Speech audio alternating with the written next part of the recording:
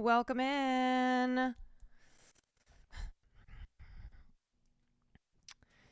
Thought it was Thursday, but it's Wednesday. So happy Wednesday. As much as I wish it was Thursday. God damn it. I'm about to go insane on this microphone and just shatter it on my desk.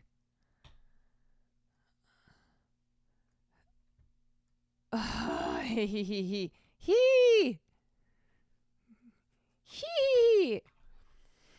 Okay. Oof. Oofda. Oofda, che caldo. I think I've said this before, but I studied Italian when I was in junior high. And I remember, like, the only thing I remember is this video we watched of an old man who was like holding a watermelon, and it's really hot out, and he goes, "Uffa, che caldo," which I think means, "Oh, it's so hot." And then "Io ho un cucumero," which means I have a watermelon. So there you go. You're welcome. There's some Italian for you. Starting off the stream with some foreign language learning. You know, this is an educational stream. You learned it from 70s and 80s Italian horror. Yeah, it's good. It's good.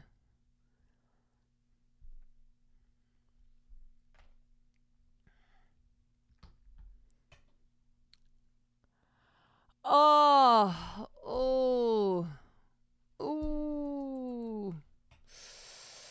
My brain feels tired.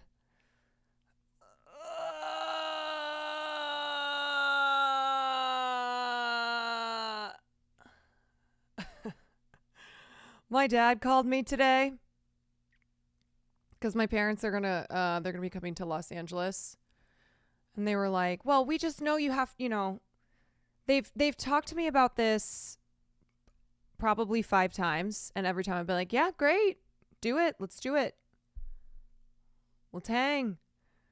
And every single time they're still like, "Well, we know you have stream," and I was like, "Yeah, I stream at night. Also, like, please still come. I have said that we will hang. We will spend time together." They're like, "Yes, but we just don't want to interrupt your stream." I was like, you guys are usually in bed by the time I start streaming anyway. But yeah, maybe my mom will make like an actual live appearance. Maybe I'll get my mom to give us like the Democratic Party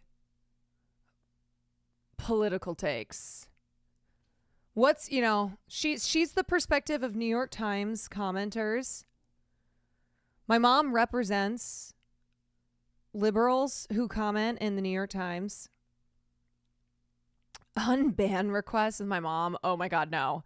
If I did unban requests with my mom, she would demand that I stop streaming.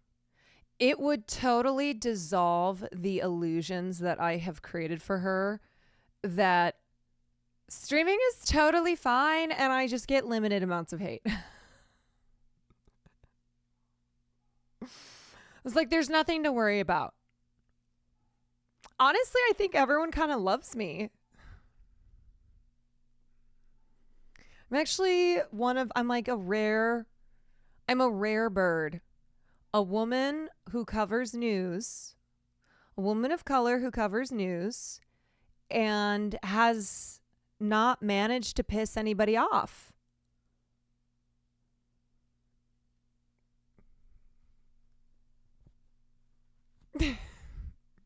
Yeah, so my mom won't be doing unban requests with me is what I'll say about that.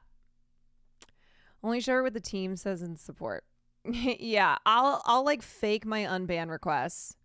I'll do fake unban requests. Be like, "Oh, Caroline, I'm sorry that I said that I thought you were too smart and cool and pretty to be to be doing this." I'll just make up some requests. Matt Evie, thank you for the 7 months. How's my neck? My neck is doing well for now. until the next time that I fuck it up, but yeah, I'm sorry I said you glamorize Hollywood. I realize that that's not what you do at all. I've realized that you're actually working to take down the structures of power that enable bad behavior.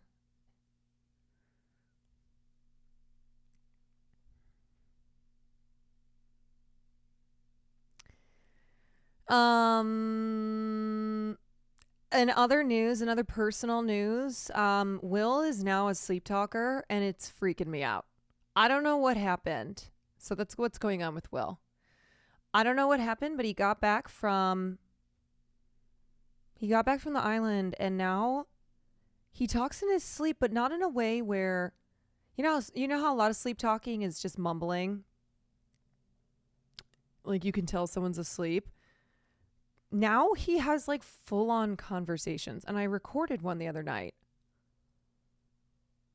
It's possession, yeah. Cuz he's on island time. So he falls asleep early and he wakes up early. So I'm usually just in bed reading. And the other night he goes, "Come to me." I was like,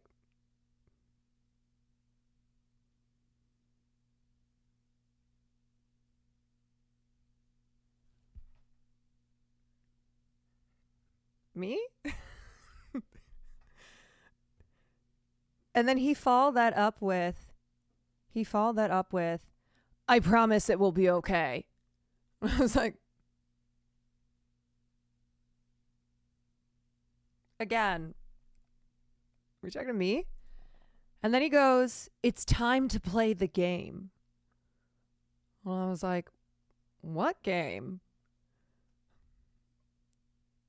And he goes, "You have to draw a card or put a card down." And I was like, okay, wait, how can you put a card down if you don't have a card? Does that mean that you've already drawn a card and then you have to put the card? Okay, no, these are dumb questions. So then I started recording him and I was like, well, what's this game?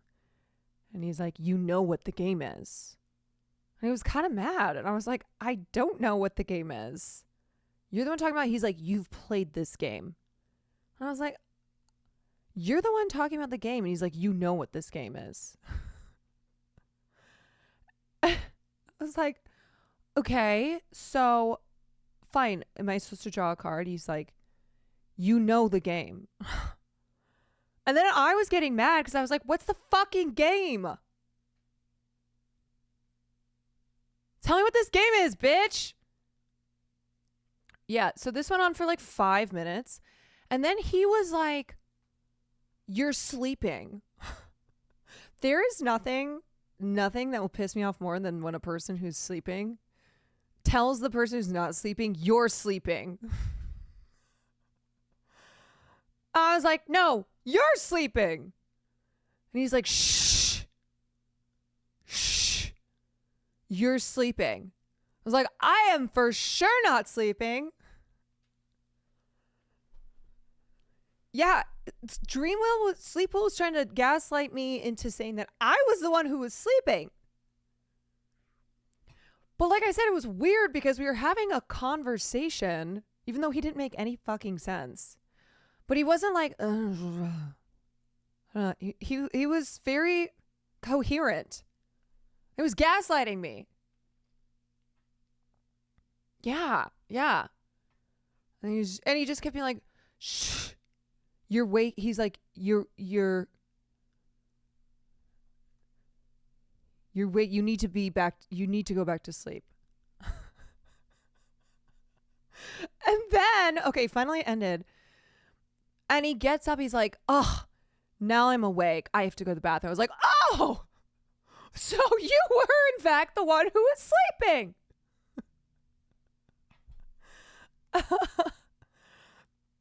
He's saying you're not woke enough. Yeah. He's like, you need to be woke. What was his reaction to the vid? The next day he tried to be like, yeah, you were sleeping. I was like, no, what are you talking about? Because he started to wake up. I've done multiple double takes. Was wondering, has that Nick Cage in the back ever freaked you out at night or anytime? Garrett Duck, thank you for the dono. So I actually just flipped it around last night. And I'm training Farley. He's come back from the island, and I think he's different too. He initially freaked out, but then we told him no. And so far, it seems to be working. I don't know. To be determined. Reminds me of my brother. He used to sleepwalk. I would talk to him sometimes. He would respond the next morning. He didn't remember anything. Well, Will started to like come to at the end of the conversation. That's why he was like, I have to use the bathroom now because you woke me up. And I was like, I was minding my own business. He always, he tried to say I was scurrying around like a rat. He said I was scurrying around like a rat. And I said, I in fact was not scurrying around like a rat. I was sitting in bed, minding my own damn business, reading quietly.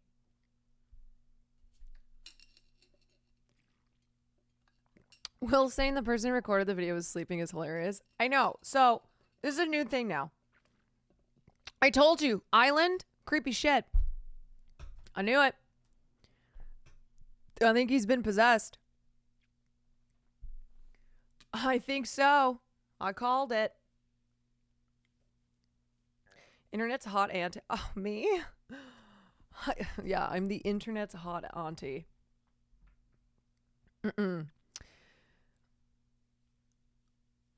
Yeah, so I don't know. To be determined what else is to come. I'm just waiting for him to do like all work and no play makes Will a good boy. All work and no play. I'm just waiting for him to go full Shining. So I'll let y'all know updates on that front. Red rum. Red rum.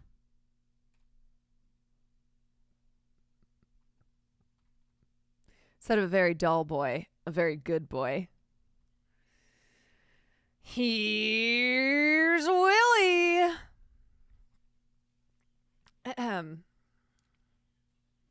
Will sits in his stream room talking to a camera monitor that's turned off. Yeah.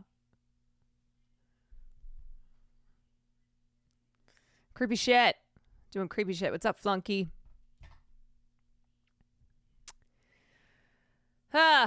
Well, that's what's exciting in my life. That's my personal news. Very exciting.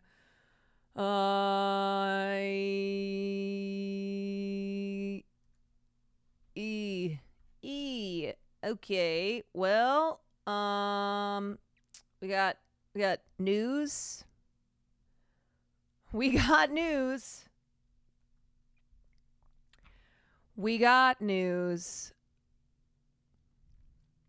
Oh yeah, so when my dad called me today, to once again say, hey, your mom and I were thinking of coming to LA. I was like, yes, I know. But if you have I was like, it's fine. And then he just goes, so the news. I was like, yeah. Yeah, the news.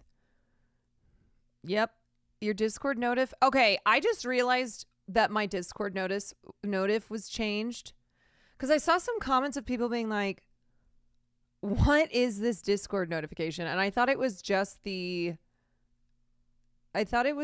GIF of like me dancing. I didn't realize what it had been changed to. This is not helping people who don't understand Twitch, who think that just every girl on Twitch is a cam girl.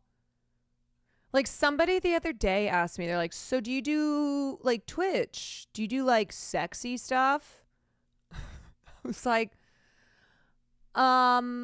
what do you mean? What do you mean by sexy stuff? And they were like, like sexy stuff. And I was like, am I taking my top off while talking about like the latest thing that Donald Trump said? Yes, I am. I wonder if that would like work. I mean, not as far as like not getting banned on Twitch, but I mean just like convincing more people of like, of what my beliefs are. I was like, hey, doing sexy stuff.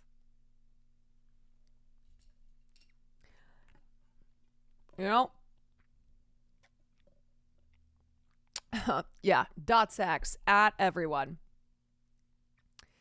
Everyone. Okay, let's start off by talking about this.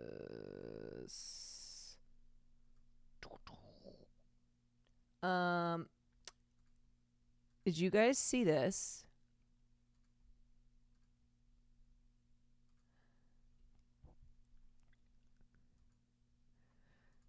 So this Twitter account, Anti-Fascist Turtle, tweeted this. New Twitter API leak reveals that there's a group of protected users that are allowed to break the terms of service without consequence, even including a list of whitelisted slurs. Now, anybody who's on Twitter has been paying attention to what's happened since Elon took over. This is not surprising at all. The fact that there's a leak confirming this, well, seemingly confirming this, and that now the account that posted about it was suspended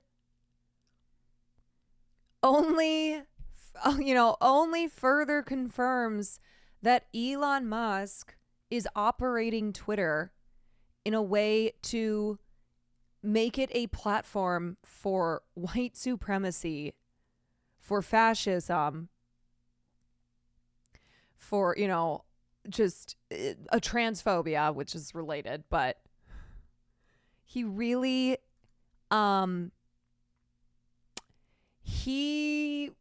probably should not have banned this account if he wanted to push back on this leak that there are protected users. And here's some of the names: End Wokeness, Clown World, Trump Daily Posts, Trump War Room, Trump, Real Donald Trump, POTUS 45, Donald J. Trump Jr., Eric Trump, Team Trump, Elon Musk AOC, Elon Musk PD, Elon Musk PDA, Doge Designer, Cobra Tate, Tate the Railsman, Libs of TikTok, Russia, MFA Russia, and there's a list of slurs that I'm not going to read. But there are slurs that have been whitelisted for these accounts. Saw a clip of Elon talking with Jordan. Yeah, we covered that yesterday. Elon, who is spending billions to combat the woke mind virus. You know where the woke mind virus is, Elon? It's in space. So you should go out there. You should go out there and spend the rest of your life working to defeat the woke mind virus in space. It's where it originates. If you want to get to the woke mind virus, you have to get to its root. I can provide coordinations, or I can provide the coordinates. It's very close by the sun. I heard it's down at the Titanic. That might be the other headquarters. Have you seen the New York Times profile on the ballerina farms? Yes, I actually have that pulled and we're going to talk about it. Time to get me whitelisted. Yeah, how do I get whitelisted? Oh, I know. I just become an account that's dedicated to fascism. That's how I can get whitelisted on Twitter.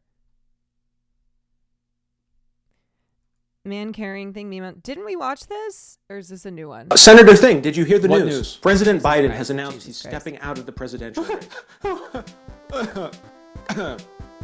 Oh, wow. Sorry, that's the one of the day. That's the one of the day. My microphone is broken and this is blasting ears. I'm surprised that they did this to him, that he did this to himself. President Biden is an amazing Oh, Biden's speech. Oh, we'll watch that too. That's like pretty short. person for putting aside his own pride for the needs of the country. He's like, I don't know, George Washington, JFK, LBJ, FDR, put together. No. What do you think JB. about Kamala Harris as the new nominee? JRB. Well, let's not get hasty, right? There might be some other thing-oriented senators with high approval ratings and loyal internet followings who could maybe fit this political moment. Because Joe Biden has officially endorsed Vice President Harris as the new nominee. Which is why I've always said put the lime in the coconut and, do you think you Wait, let me just finish this. exist not in a context of before? Did you fall out of a coconut tree? I don't know what the memes are, but, the coconut. So you endorse Vice President Harris? Is that what everyone else is doing? Yes, then yes. The crazy thing is that this is not even, like, this is satire, but it's fucking true. It is actually true. And I know because I'm inadvertently now an advisor to Democrats in Illinois. advising on what to say. Biden dropping out and Kamala Harris being the Democratic nominee.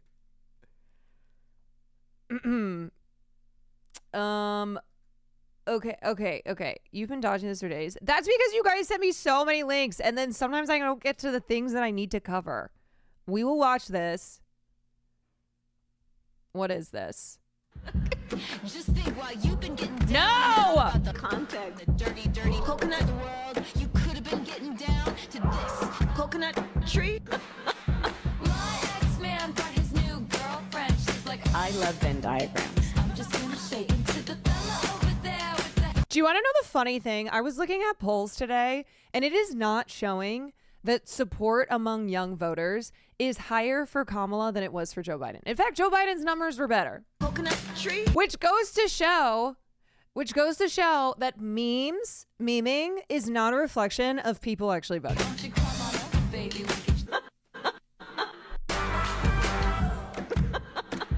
Oh my God. I can't.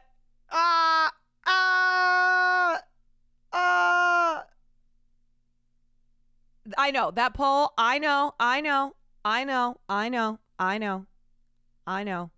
I'm just saying though. It's important to remember that what happens on the internet, even though it can absolutely affect like decision making, and how campaigns are run, it is not a direct correlation to actual voters. And that goes for everything though, right? Here's the thing. Okay. I got some thoughts. If you are spending your time shitting on Palestinian accounts who are expressing their hesitancy over Kamala Biden, over Kamala Harris, or are saying that like they're just still not going to vote for her because she is an extension of Biden, that she's establishment, that she's status quo. If you're spending your time shitting on those accounts, you're not doing any actual good work. All right. You're not moving things one way or another. You just come across looking like an insensitive asshole. And yet I keep seeing tweets that are directed at Palestinians who have made it very clear that they're not making a decision on Kamala until they actually see movement on or like see like what her policies will be regarding the American-Israel relations. And Like, so that's group A who are like, we're wait and see. We're wait and see. And then you have group B who are like, I know how Kamala is going to be. Look at her record. She is part of the establishment, blah, blah, blah. And so Kamala doesn't have my vote, okay? And it's just driving me nuts. It's driving me nuts how many snarky tweets that are going viral, even though Twitter doesn't represent real life. Like, a tweet going viral doesn't mean that that is like a one-to-one reflection of the real world. But what are you, that's your argument? It's not illegal? What the fuck are you talking about? What is not illegal? I don't, you're like seemingly having an argument with yourself. I don't know what you're talking about.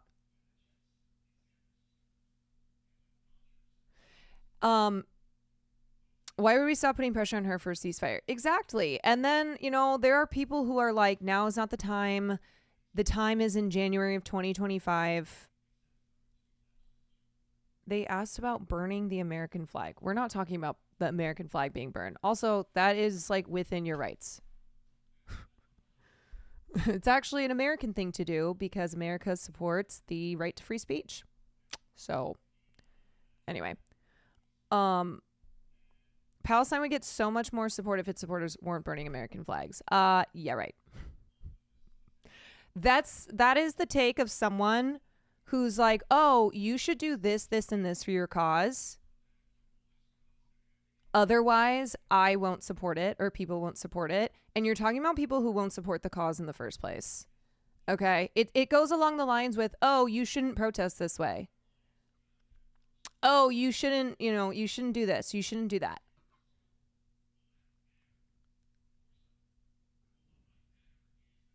Like, you're worried about like optics. You're worried about like things that are not what needs to be, not what like the center of this issue is. Right, like what's holding back global support for Palestine is not flag burning. In fact, there is global support for Palestine. What's holding back support for Palestine is the US Congress. Now, half of Democrats in the Senate and half of them in the House didn't show up today to Congress to support Benjamin Netanyahu's speech, which is good. Like, that's a good sign, but there is still staunch support there.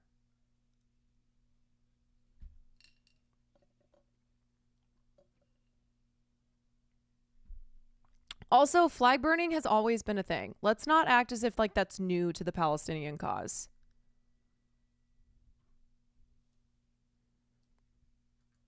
I like that a lot of people are forgetting that things like protests, flag burning, etc., is not new. It's not something that started or ended with support for Palestinian liberation. All right. So anyway, what were we talking about? We were talking about people online. Yes. Yeah. Like, there's a lot of stuff like this. This is how y'all sound. On the left, Kamala. Palestinian genocide. Pro-police. I don't want to vote for someone as awful as her. On the right, Donald Trump. Palestinian genocide, pro-police, ban gay marriage, ban trans healthcare, ban abortion and birth control, mass deportation and welfare, and anti-discrimination laws, dictator, rapist, pedophile. And this is someone who has a watermelon in their profile name here. Very striking how quickly this stuff went from being widely mocked when Biden was the nominee to going mega viral now that it's Kamala. Absolutely no difference whatsoever other than the identity of the candidate. And I honestly think it's because Kamala has a chance against Donald Trump versus Joe Biden. So it was easier to be like, fuck Joe Biden.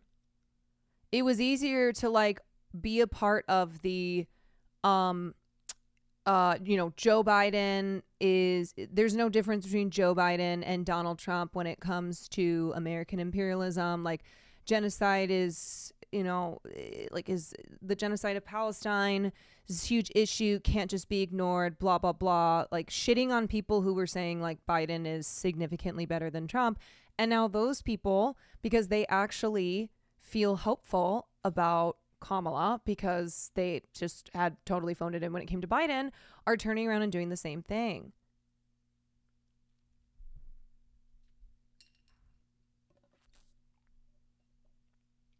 And like all I will say is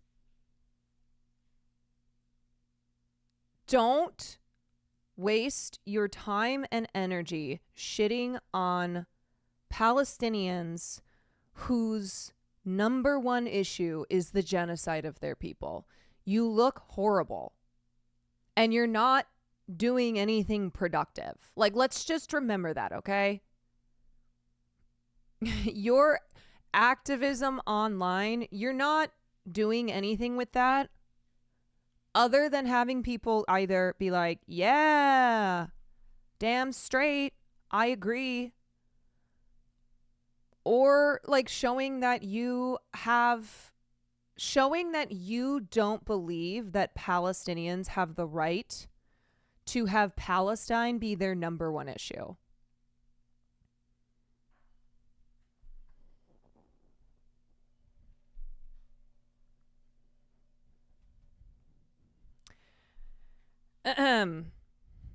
Like I've seen so many leftists with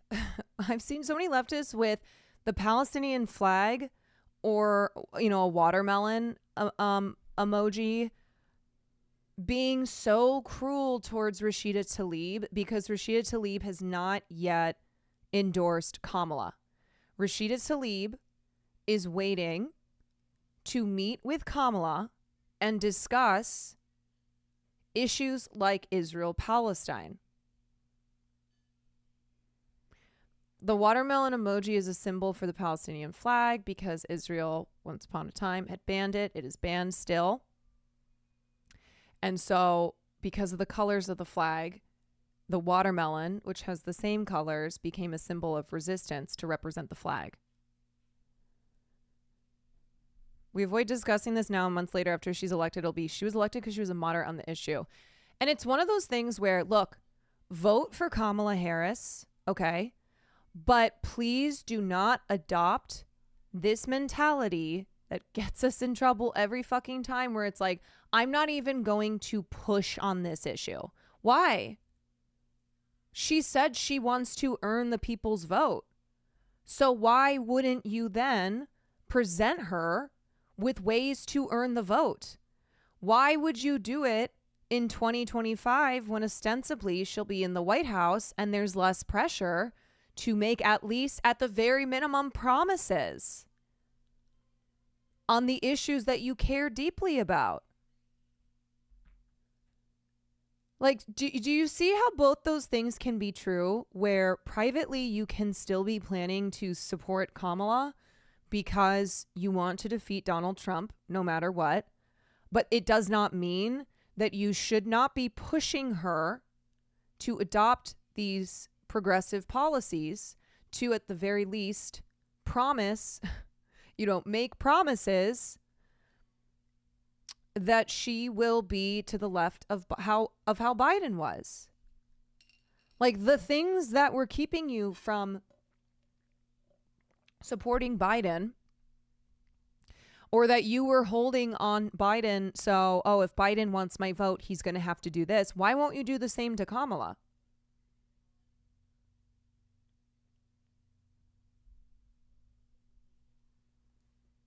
That's what I have to say on that. I really don't understand the mentality of shh. No. We can't even mention it right now. We can't even mention it. And people who are shitting on Rashida Tlaib, the only Palestinian congressperson who was brave enough to go to Congress today and have to listen to hundreds of her colleagues clapping for a man who is genociding her people. Like, this is very, very real for her. And so her waiting to endorse Kamala, knowing that she is from a very important state, a state the Democrats need, and that is pressure for Kamala to approach what is happening in Palestine with far more care than Biden has.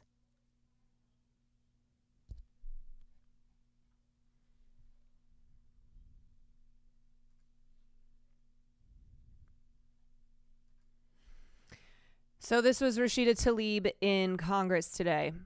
So a lot of Democrats in the House and Senate, about half in each, decided not to show up. But Rashida decided to show up and stand there and stare down Benjamin Netanyahu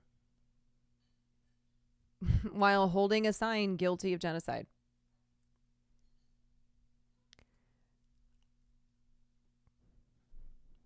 Can you believe that, where is it? This piece of shit who has made it one of his things that he does not wear suits, wears a fucking suit for Benjamin Netanyahu in Congress. Benjamin Netanyahu, who is a war criminal.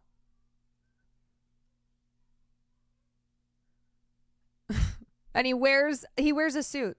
That is how much he dick rides Benjamin Netanyahu and Israel. This is so, like,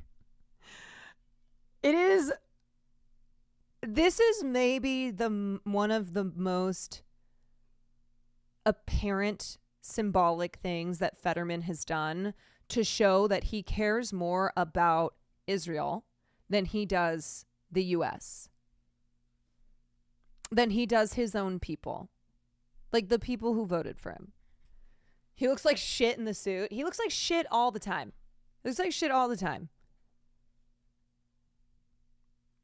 And look who he's standing next to. I know. These three, if I were stuck in a room with them, I would have to redact myself. Yeah, these two fashionistas here. Fetterman and Cinema. The fashion of Fetterman and Cinema.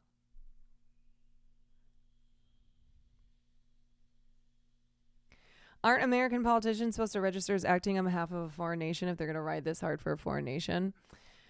Yeah, the dick riding is so powerful. I've not seen dick riding like this before. Ruby, thank you so much for the 11 months. The dick riding is powerful with this one. God, could he at least get a nice suit? You know, if you're gonna wear a fucking suit, if you're gonna wear a suit and show what a bitch you are for Netanyahu, could at least be a nice suit.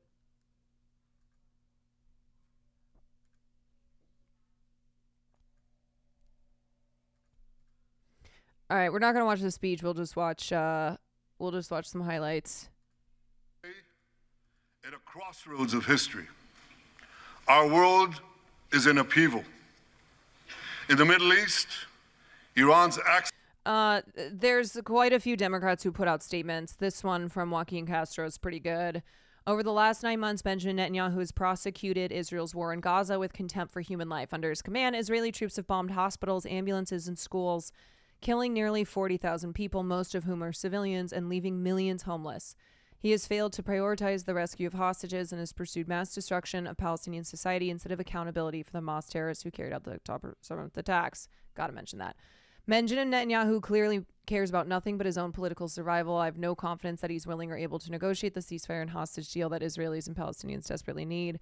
The opportunity to address a joint session is an honor that should be reserved for the most distinguished world leaders. Netanyahu should be standing in front of a criminal tribunal, not the U.S. Congress. Yeah, I mean, today, the press, who were just reporting on the protests outside of Congress, were tear gassed and maced by the Capitol Police. They were not acting on orders, apparently. They just, like, I guess that's just par for the course now. Oh, there's a protest. There's a peaceful protest. There's press reporting on it. Yeah, now it's just a guarantee that we will tear gas and mace you. If you don't know who Talia Jane is, Talia Jane is an indie reporter. She covers a lot. She covers a lot of this stuff. She was the one who broke the news on Aaron Bushnell. This is my 4K footage of how the violence outside the United States Capitol began today. You can see the first mace deployed over the heads of officers towards the activists, which angers the pro-Palestine crowd who begin throwing water bottles as officers continue using mace. Once again, who's instigating the violence here? The police. A little over a minute into the clip is a flash grenade, one of only a couple I saw used today. My understanding is this occurred after Netanyahu arrived, but before he spoke to Congress. So part of who was protesting Netanyahu, obviously we have a coalition of anti-Zionist Jews. They have been very outspoken and leading the charge against Israel's crimes. You also had the families of Israeli hostages who are still hostage, who have not been prioritized by the Israeli government because that was never the priority, who are like fed up, who can clearly see that Netanyahu doesn't care about the hostages. And they were arrested today too. Like, how can oh my God. The picture of Benjamin Netanyahu speaking to Congress, of which there are plenty of non-Jewish members who are Zionists.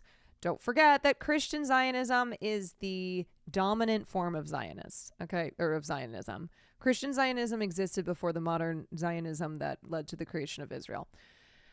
Them like cheering these false lies about how they're protecting Jews, about how they're protecting Israel.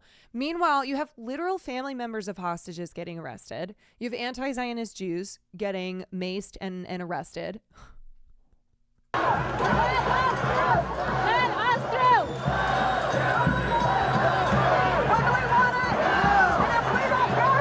Did you see Sana Saeed's brief interview with Eugene Puryear from Breakthrough News after he was pepper sprayed? Oh, I did not. You can link that. Satan, thank you for the gifted. Like, this is just, oh yeah. Like I said, par for the course. This is not like spraying water. This is fucking pepper spray. This is mace. These are chemicals. This is chemical warfare that they just, without hesitation, will spray into a crowd of protesters. This is fucking fascism, man.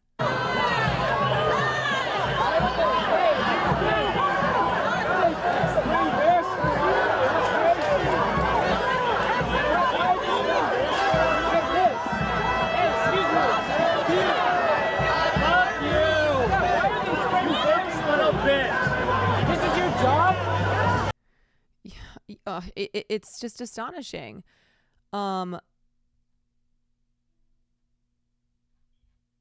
Anyway, Talia does a lot of reporting on stuff like this. Sana asking what happened to Eugene. Oh my God.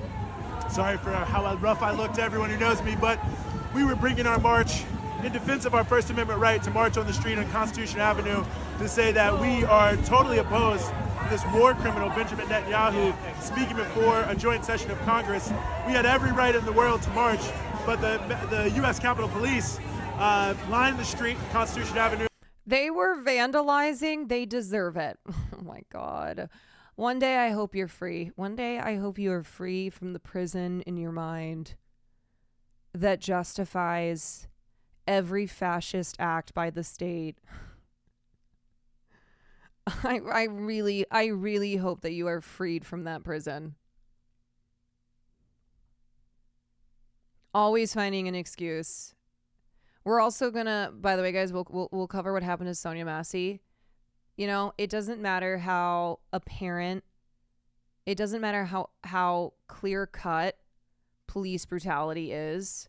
There will be people always who will find a way to defend because they have to. Because the alternative is something that they cannot reckon with.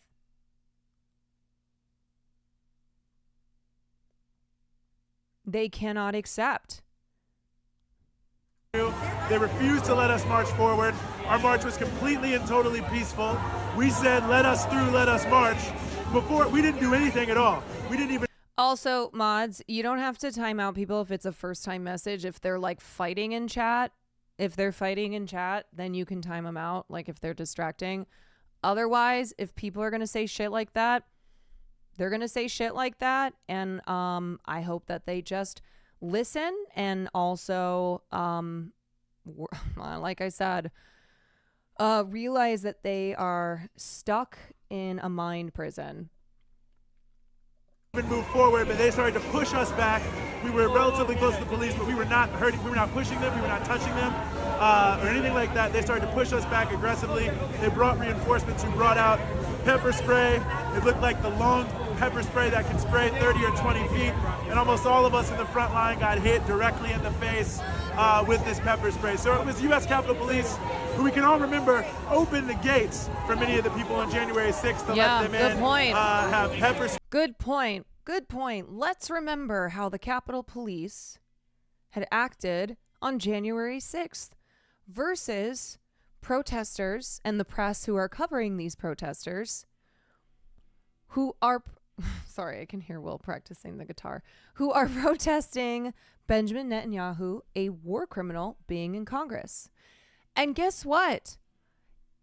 A lot of Democrats also did not show up today for the same reasons, being that they're protesting Benjamin Netanyahu being in Congress because he is a war criminal.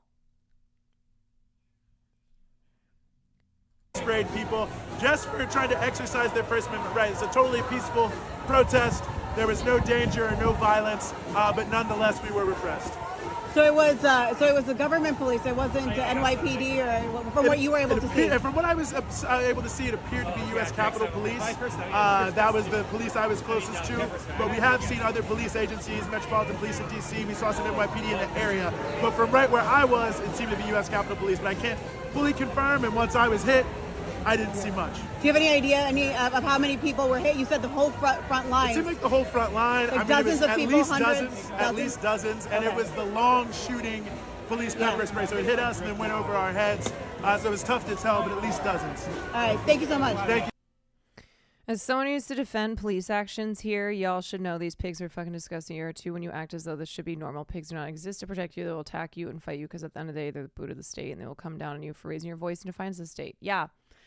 The thing is that sometimes it takes personal experience to recognize that.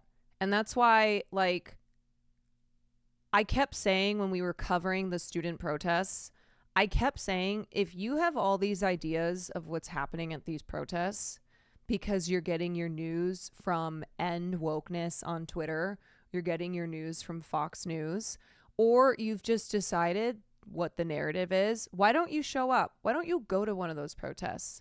Because what you will see is that every single time the instigators of violence are the police forces.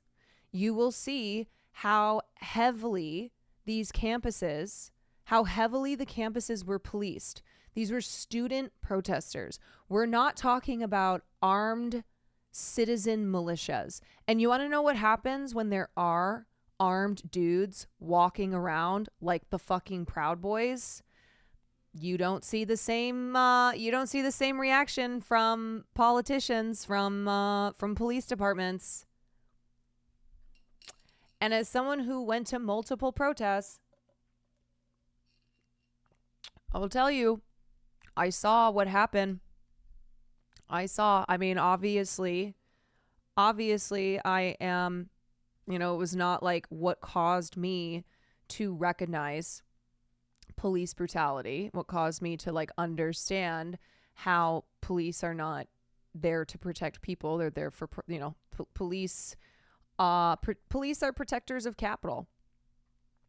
But it was just a way for me to have my own personal experience with the student protests to see where the violence was coming from, to see like what the temperature was and how the temperature always skyrocketed when multiple different police factions were brought in and started using unnecessary force, pepper spraying, arresting students, etc. One of the most disgusting things that happened today was letting Bibi publicly scold U.S. citizens and their right to protest. Oh yeah, I think I have that clip. There were a lot of shameful things. There were a lot of shameful moments from today. I mean, the entire speech was. It was disgraceful. It was disgusting, and it's not something that I have to replay because if you've watched any.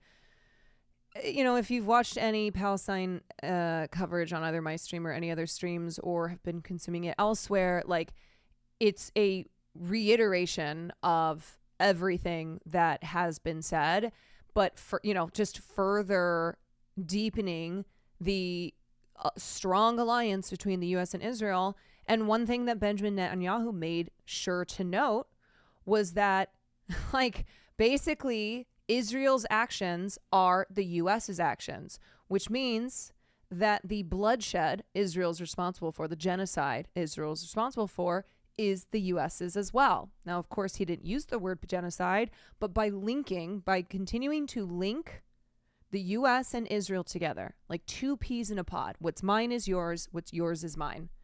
That is what that does. Replay K, thank you for the gifted. So this is the moment when he's talking about student protesters. Many anti-Israel protesters, many choose to stand with evil. They stand with Hamas. They stand with rapists and murderers. They stand with people who came into the kibbutzim, into a home. The parents hid the children, the two babies, in the attic, in a secret attic. This is a lie. They murder the families, the parents. They find the secret latch to the hidden attic, and then they murder the babies. These protesters stand with them. They should be ashamed of themselves. Like Haaretz themselves said that is not true. All of that debunked. Doesn't matter. You know what? You know why it doesn't matter? Benjamin Netanyahu can say whatever the fuck he wants to say because Joe Biden does. Joe Biden in one of his recent interviews was like bringing up the beheaded babies again. Joe Biden also reiterates these lies that have been debunked. So Benjamin Netanyahu, of course, is going to say whatever he wants to.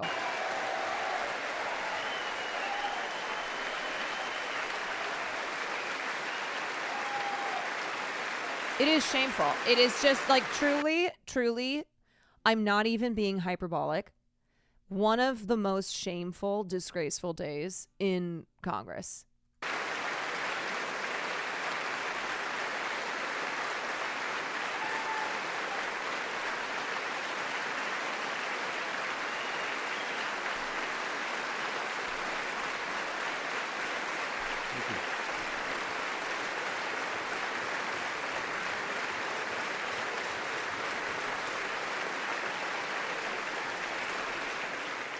They refuse to make the simple distinction between those who target terrorists and those who target civilians.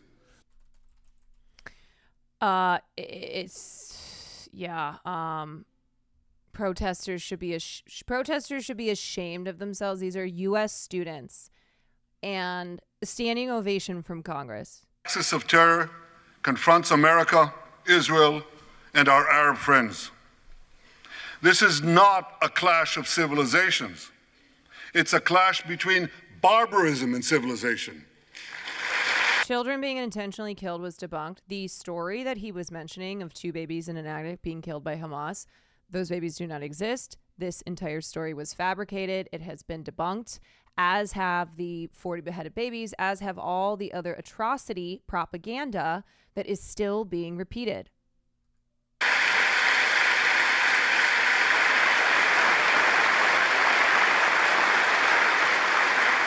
It's a clash between those who glorify death and those who sanctify life.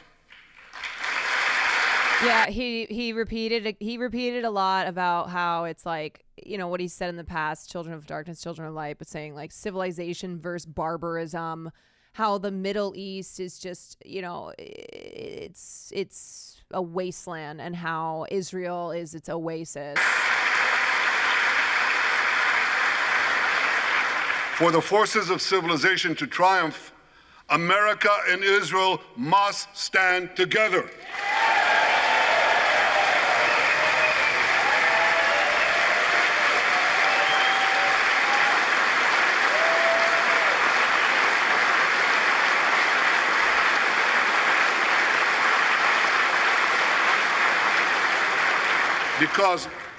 Because when we stand together, something very simple happens.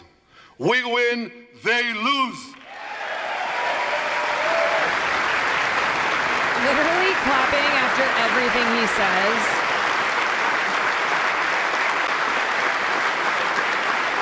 And my friends, I came to assure you today of one thing: we will win. I thank President Biden for his heartfelt support for Israel after the savage attack on October 7th. He rightly called Hamas welcome, Jack. sheer evil. He dispatched 2 aircraft carriers to the Middle East to deter a wider war. And he came to Israel to stand with us during our darkest hour, a visit that will never... You know what's funny? Isn't Benjamin Netanyahu's son in the U.S.? Like a lot of his family is. He himself, who grew up in Pennsylvania, in Philly. If Israel is the only safe place for Jews in the world, like, why is his son not there? He said gays for Palestine was like chicken for KFC. Yeah, there's also, he was talking about Iran being anti-gay. And it's like, okay, a horrible argument. But also, gay marriage is not legal in Israel. Like, let's remember that. Forgotten.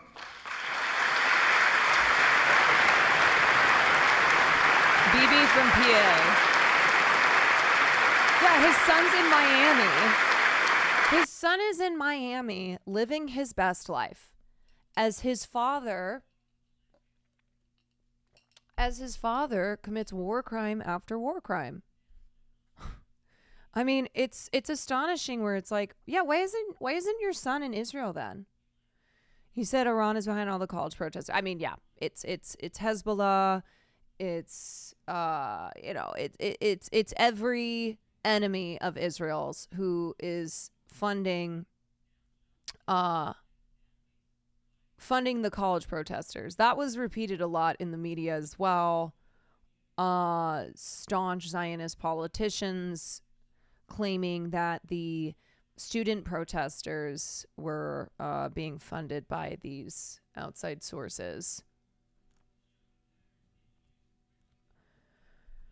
Bibi is headed to Mar-a-Lago next. I know he's supposed to meet with Trump. Yes. So they're meeting Friday at Mar-a-Lago. War. So I'm listening to the tone of Netanyahu today to see what that indicates about his direction in the war, Diane. And Mark, Vice President Harris is the president of the Senate. She won't be in attendance today. God, media people love. I'm looking at his tone. You know, Trump's tone is very presidential today. But we have learned that she'll meet with Netanyahu tomorrow. What do you make of that? Indicating that he's Well, I think that's really important. Biden becomes a lame duck president. In not running again, he does not have as much power legislatively. He doesn't have as much power with foreign leaders who are looking to the next leader, the next occupant of the White House. You're going to see both Donald Trump and Kamala Harris reaching out to Netanyahu to engender a relationship with him if they don't already have one. Again, that policy is very delicate. It always has been, and it particularly is now with the war in Gaza. So it'll be, I'm not sure we will know the substance of that closed-door session, but it will be vital if Kamala Harris is to continue on as president. succeeding Joe Biden in the White House. When is the arrest warrant dropping? It should be. I think it's going to be pretty soon. Let's see. I'm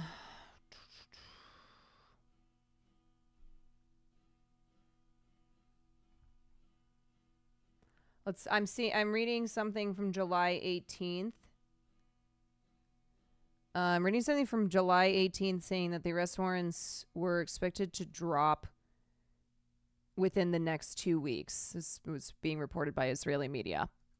All right, Jay O'Brien, Mark Updegrove, thank you both. We meet today at a cross. All right. War. So I'm listening to the tone.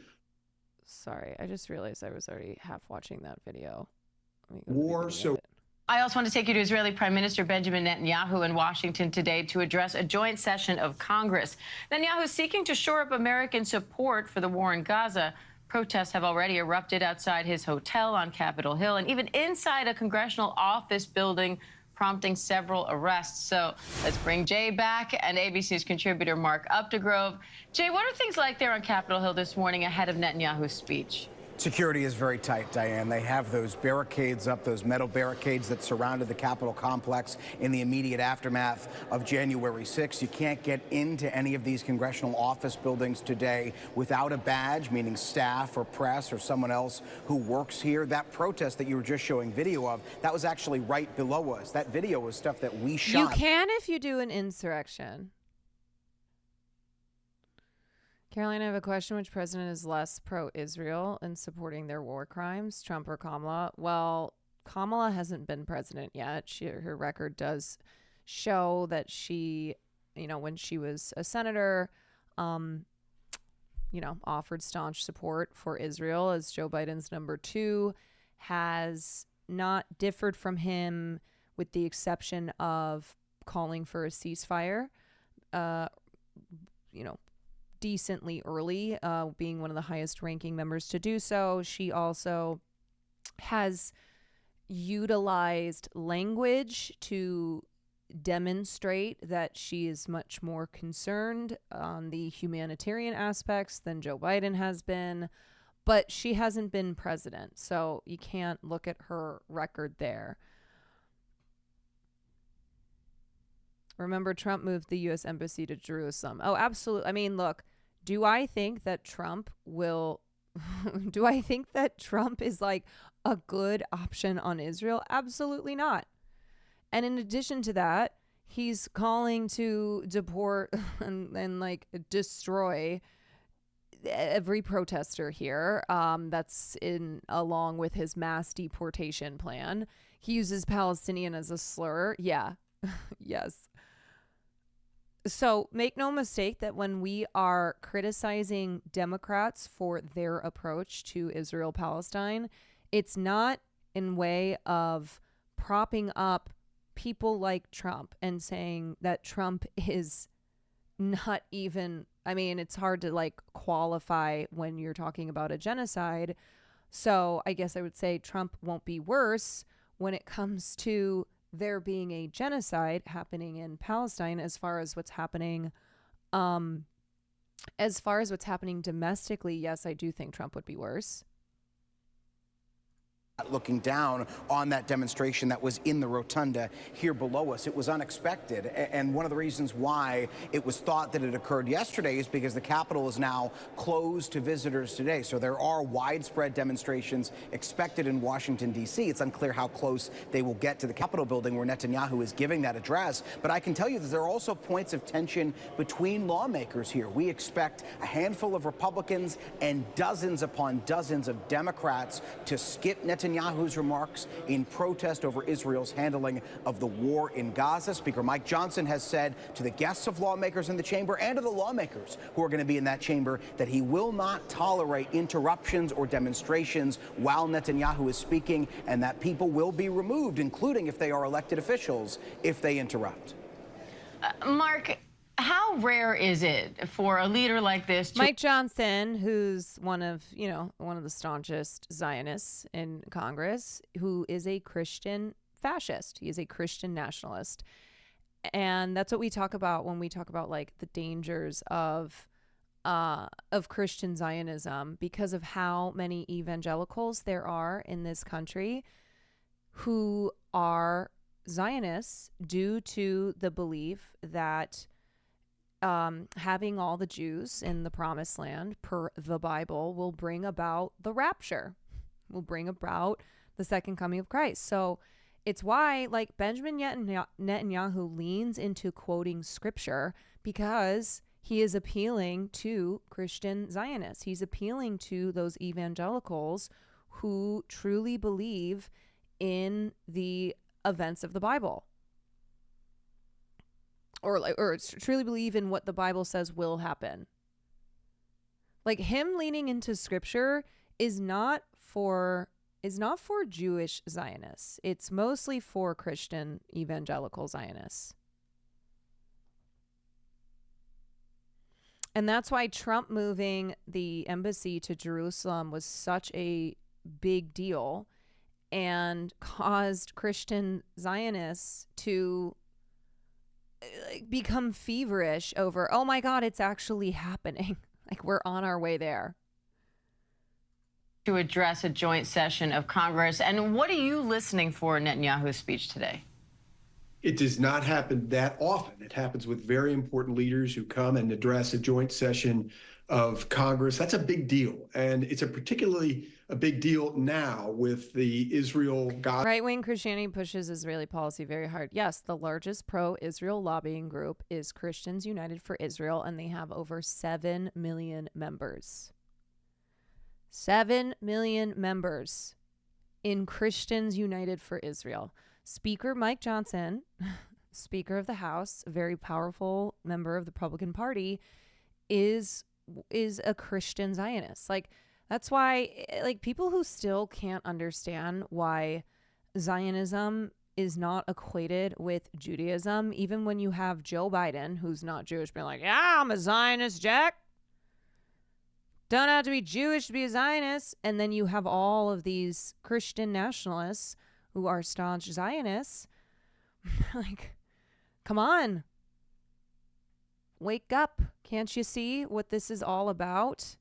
And that you are being tricked to believing that if you are against, like, if you are against the tenets of modern Zionism, if you think that, like, oh, you know, kind of crazy that Christians support Israel because they think it'll bring about the rapture, which means that has nothing to do with being Jewish.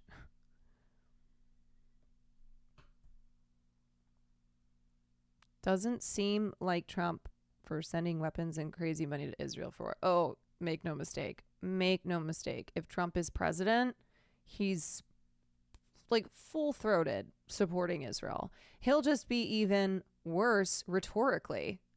And domestically, he'll crack down on Muslims, not even just specifically Palestinians, as well as student protesters. He'll go balls deep for Israel, yeah. And he won't give a shit what he says. Not like Biden has been great on the matter. Biden has certainly used language that has, you know, that has really shown his lack of empathy for Palestinians. But Trump is still Trump. Trump wields the word Palestinian like it's a slur.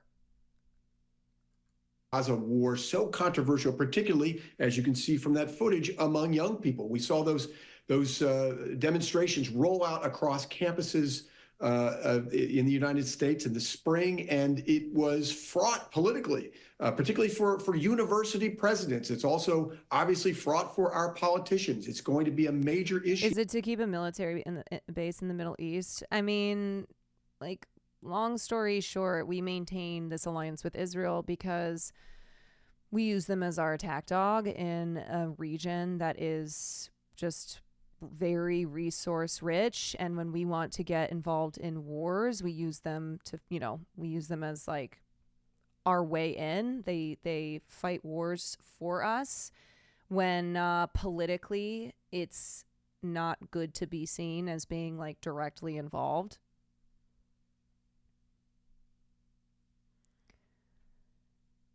And then there's also like reasons that I just talked about where Christian nationalists, who are a huge driving force in our politics and our political system, like want there to be an Israel that all Jews gather in for their like religious beliefs, for Christian beliefs.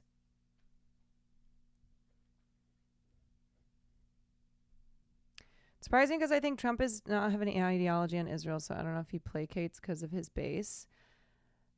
Trump is a guy who loves bullies because he is one. He will always take the side of whoever is stronger, whoever is the bigger bully. Like that's in a nutshell how Trump views people, views the world. In the presidential race later this year, in order to galvanize, in order to motivate the youth vote, our politicians are going to have to, our candidates are going to have to do some calculus about what the best stance is relating to Israel and Gaza. So I am listening for how obstinate Netanyahu is. He has been characteristically All right, we already watched this part.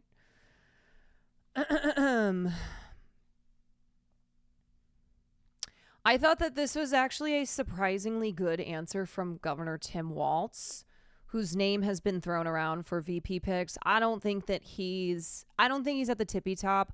I'm genuinely concerned that Josh Shapiro is going to be the VP pick, which will absolutely wipe out any goodwill that the Democrats have gotten from making Biden step down.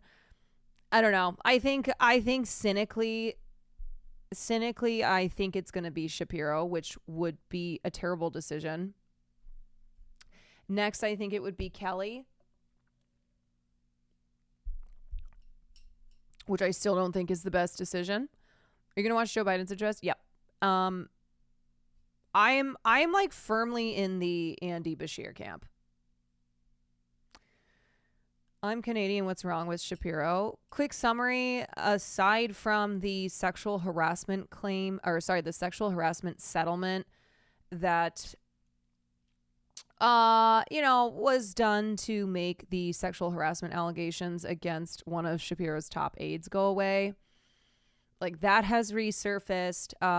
But policy wise, Shapiro's been really bad on school choice. He supported a $100 million Republican bill that would give school vouchers to for private and religious schools. He has tried to since walk it back because it caused so many problems with public school advocates, and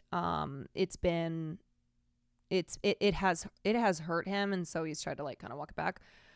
But mostly I would say the reason Shapiro is a terrible choice is because of the way that he has handled Israel and Palestine.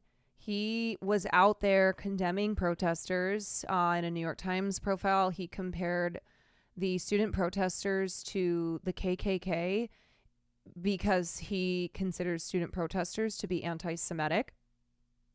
He has religious ties to Israel. He is very, very pro-Israel. This has always been something that this isn't new for Shapiro, but his handling of Liz McGill, who was the president of UPenn, student protesters, I think he just recently condemned Netanyahu, but he's a liberal Zionist in that he'll condemn Netanyahu, but is for what is happening to Palestinians, as is not somebody who will ever advocate for Palestinians. And so Michigan, which is a really important state in play, it's not as important as Pennsylvania, which he's the governor of, which is why he's at the top of the list right now. But Michigan is a very important state. Michigan has a massive Arab American population, and there were like 100,000 of them that voted uncommitted during the primary to send the message to Joe Biden that we're not going to support you as long as you're sanctioning a genocide. And Joe Biden is no longer the candidate, but like Rashida Tlaib, who's a representative from Michigan, represents a communities that have high Arab American populations, is withholding her vote right now from Kamala until she talks to her. Well, if I keep wanting to say Ben Shapiro, if Josh Shapiro is the VP pick, that sends a very strong message to those Arab American voters whose number one issue is Palestine. If you're going to choose a guy who, make no mistake, is staunchly pro-Israel, has been really egregiously bad on the matter of student protests, then you're not sending the sign that, oh, you're going to be better than Joe Biden was on Israel and Palestine. It's just going to be more of the same. I'm still on the Andy Bashir train. I'm firmly on the Andy Bashir train. Neo Zerk, thank you for the 11 months. So is my mom, by the way. Shiro probably loses Michigan, most likely, and it's also not a guarantee for Pennsylvania. I did see that he's polling higher than any of the other VP hopefuls. You see Nina Turner's post? No, I didn't. On what? But anyway, yeah, my mom is like, she's riding on the Andy Bashir train for VP. Do you think naming Bashir would turn Kentucky? No, I don't. But I think he has wide appeal. I think that he is the best contrast to JD Vance. It would be fucking hilarious if they dropped JD Vance. If JD Vance was a VP nominee for 2 seconds. Bashir, Waltz, and Pritzker would all be better than... I agree. Anyway, this was Waltz today talking on those uncommitted voters who voted uncommitted during the primary. Uncommitted to actually seeking a meeting with Harris for all our delegates. We're optimistic. We held a large presser today prepared to offer our votes to support a candidate who commits to securing an immediate ceasefire through an arms embargo to Israel. That's our ask. Yes! And I don't think Dan was here earlier, but this is what I was talking about when I firmly disagree with people who are shitting on Palestinians who are expressing just that like they are going to push Kamala Harris on the issue of Palestine. And you have leftists with watermelon and Palestinian flags in their bios and in their Twitter names who are like, we can't do this now. We have to wait until January. You have no leverage in January. Your leverage is right now. If these are things that you actually care about, you need to utilize the moment. You need to use the leverage that you have right now. 40,000 votes right now, 20% of the vote going to uncommitted. And we've seen that already in this primary in Michigan. What message are voters in your state trying to send to President Biden? And what do you want to see President Biden do in response? Yeah, look, they're engaged. We're really proud in Minnesota. Civic responsibility. We have some of the highest voter turnouts. These are voters that are deeply concerned, as we all are. The situation in Gaza is intolerable. And I think... Like, it's so simple. But what a refreshing response. Where he's not shitting on these uncommitted voters. He's saying, like, yeah, this is a serious situation. Trying to find a solution, a lasting two-state solution. Certainly the president's move towards humanitarian aid and asking us to get to a ceasefire. That's what they're asking to be heard. And that's what they should be doing.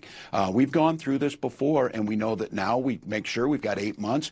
We start bringing these folks back in. We listen to what they're saying. That's a healthy thing that's happening here. But I would note that that the former president lost twice as many votes here in Minnesota to Nikki Haley.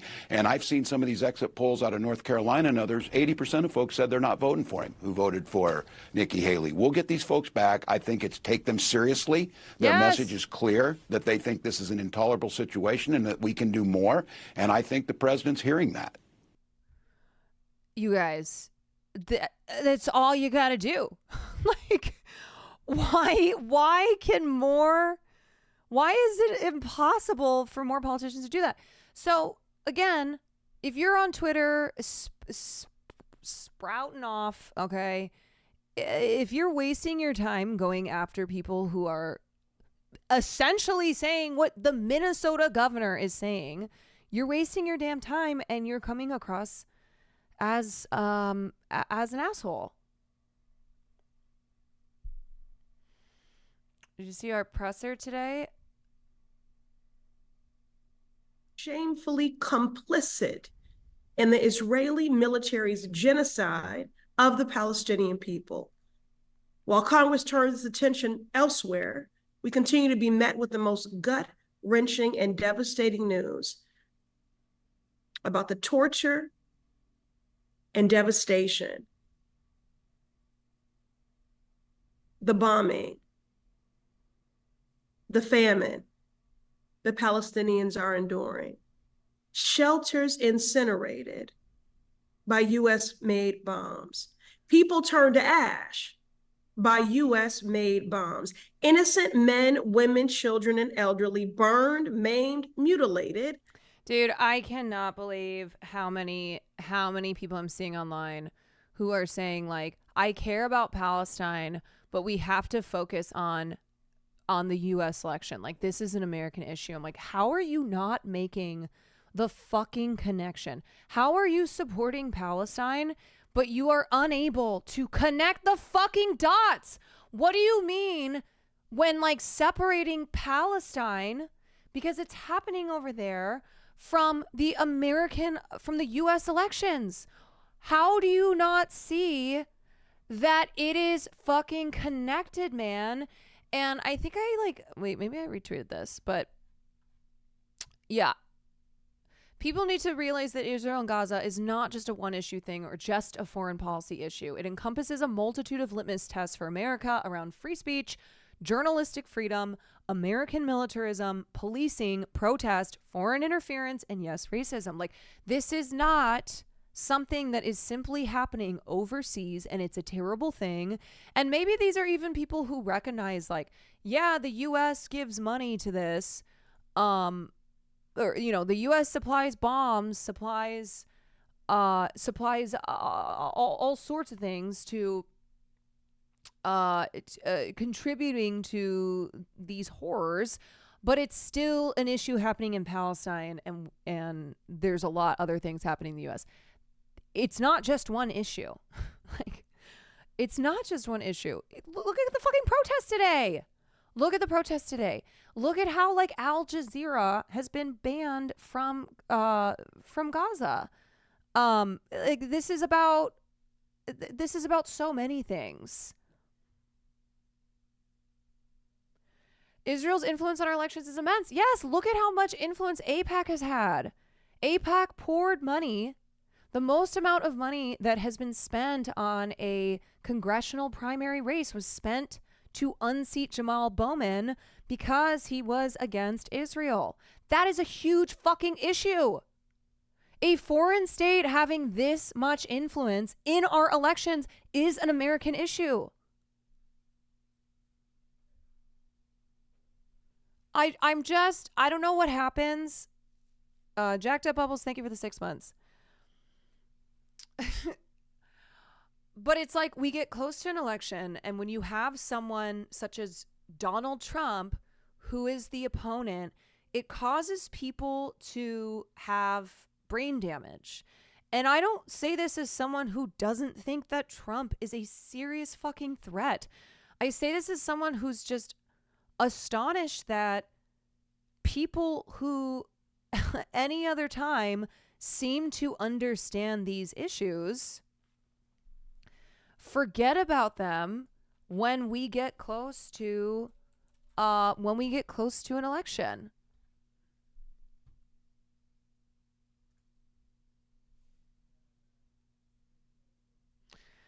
I'm new to politics. What is AIPAC? AIPAC is the American Israel Public Affairs Committee. It is a pro-Israel lobbying group, and they have pledged lots and lots and lots of money to unseat progressive congressional candidates, namely the Squad, who have been outspoken against Israel.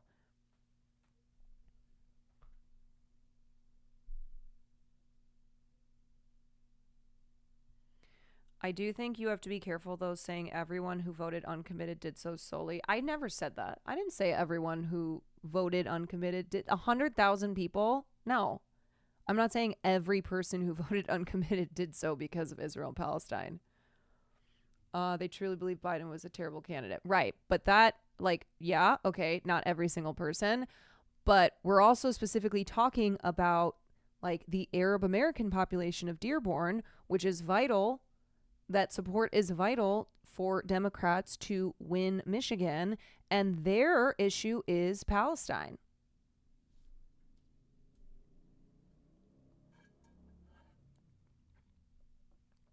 All right. Let's look at Eddie. Soft.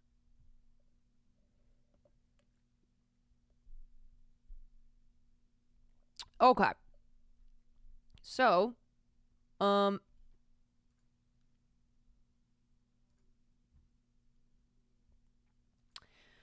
So Republicans are, they're having problems. They're having issues because they can't stop themselves from being very racist. And so now you have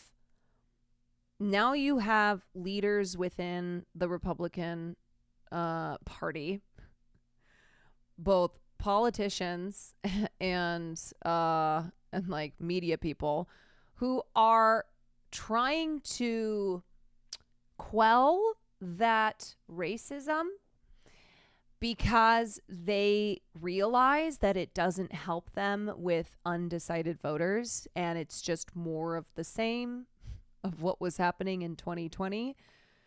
So specifically Mike Johnson is saying that people got to stop making comments about race. Wait, let me find the.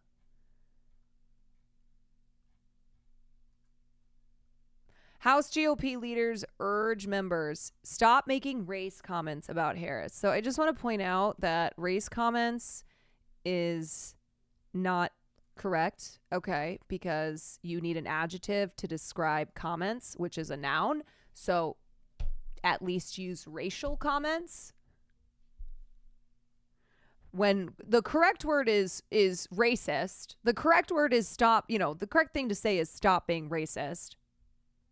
But anyway, House Republican leaders are like, we got to stop with the race comments because it's not working for us. And the edges is something that Hillary Clinton knows something about. Whatever the research shows, we know what that is. Also, the Speaker of the House, Mike Johnson, says, this just came out, he talked to members. He thinks they understand this ought to be an election about the comparison of policies, not personalities. He was asked specifically about the DEI comments, and he says this is not about personalities. Not exactly a denunciation. No, and Speaker Johnson can't put that genie back in the bottle. That toothpaste is out of the tube. And what do I mean by that? The MAGA movement. That guy had those sayings ready to go. He's got 10 more too. Has had at its core, at its root, a kind of grievance, a sense that the browning of the nation has thrown everyone into kind of a panic about, is this the America that they themselves know? And so Donald Trump... No, I just can't stop laughing, you guys. I can't stop laughing because Donald Trump got shot and people have moved past it. Besides his most faithful soldiers, Donald Trump got shot a week ago, and And everyone has moved past it. It's literally what is happening in politics right now. And I was saying this to my dad today because I was like, I'm kind of in a weird place because I'm not someone whose content is purely politics. I like to do a variety of news. I say this all the time. But what's happening in politics is so insane and unprecedented. And it feels like a season of scandal. Like one thing after the other. The worst debate performance in our lifetime, in our parents' lifetimes. Donald Trump getting shot. Joe Biden, people calling on Joe Biden to step down. Joe Biden actually stepping down. Everything that has happened since. It is astonishing the clip with how the clip at which we're moving. Like it is such a fast pace. And so when I'm like looking at all the news that's happening, it's just American politics is dominating. It's dominating what's happening in the news because so much crazy shit is happening. The way interest in Trump getting shot was immediately eclipsed by Kamala's candidacy must wreak havoc in his mind. Oh, he's going crazy. Are you kidding? He's losing his fucking mind. He's dying. He's absolutely dying. And the thing is like after Trump got shot,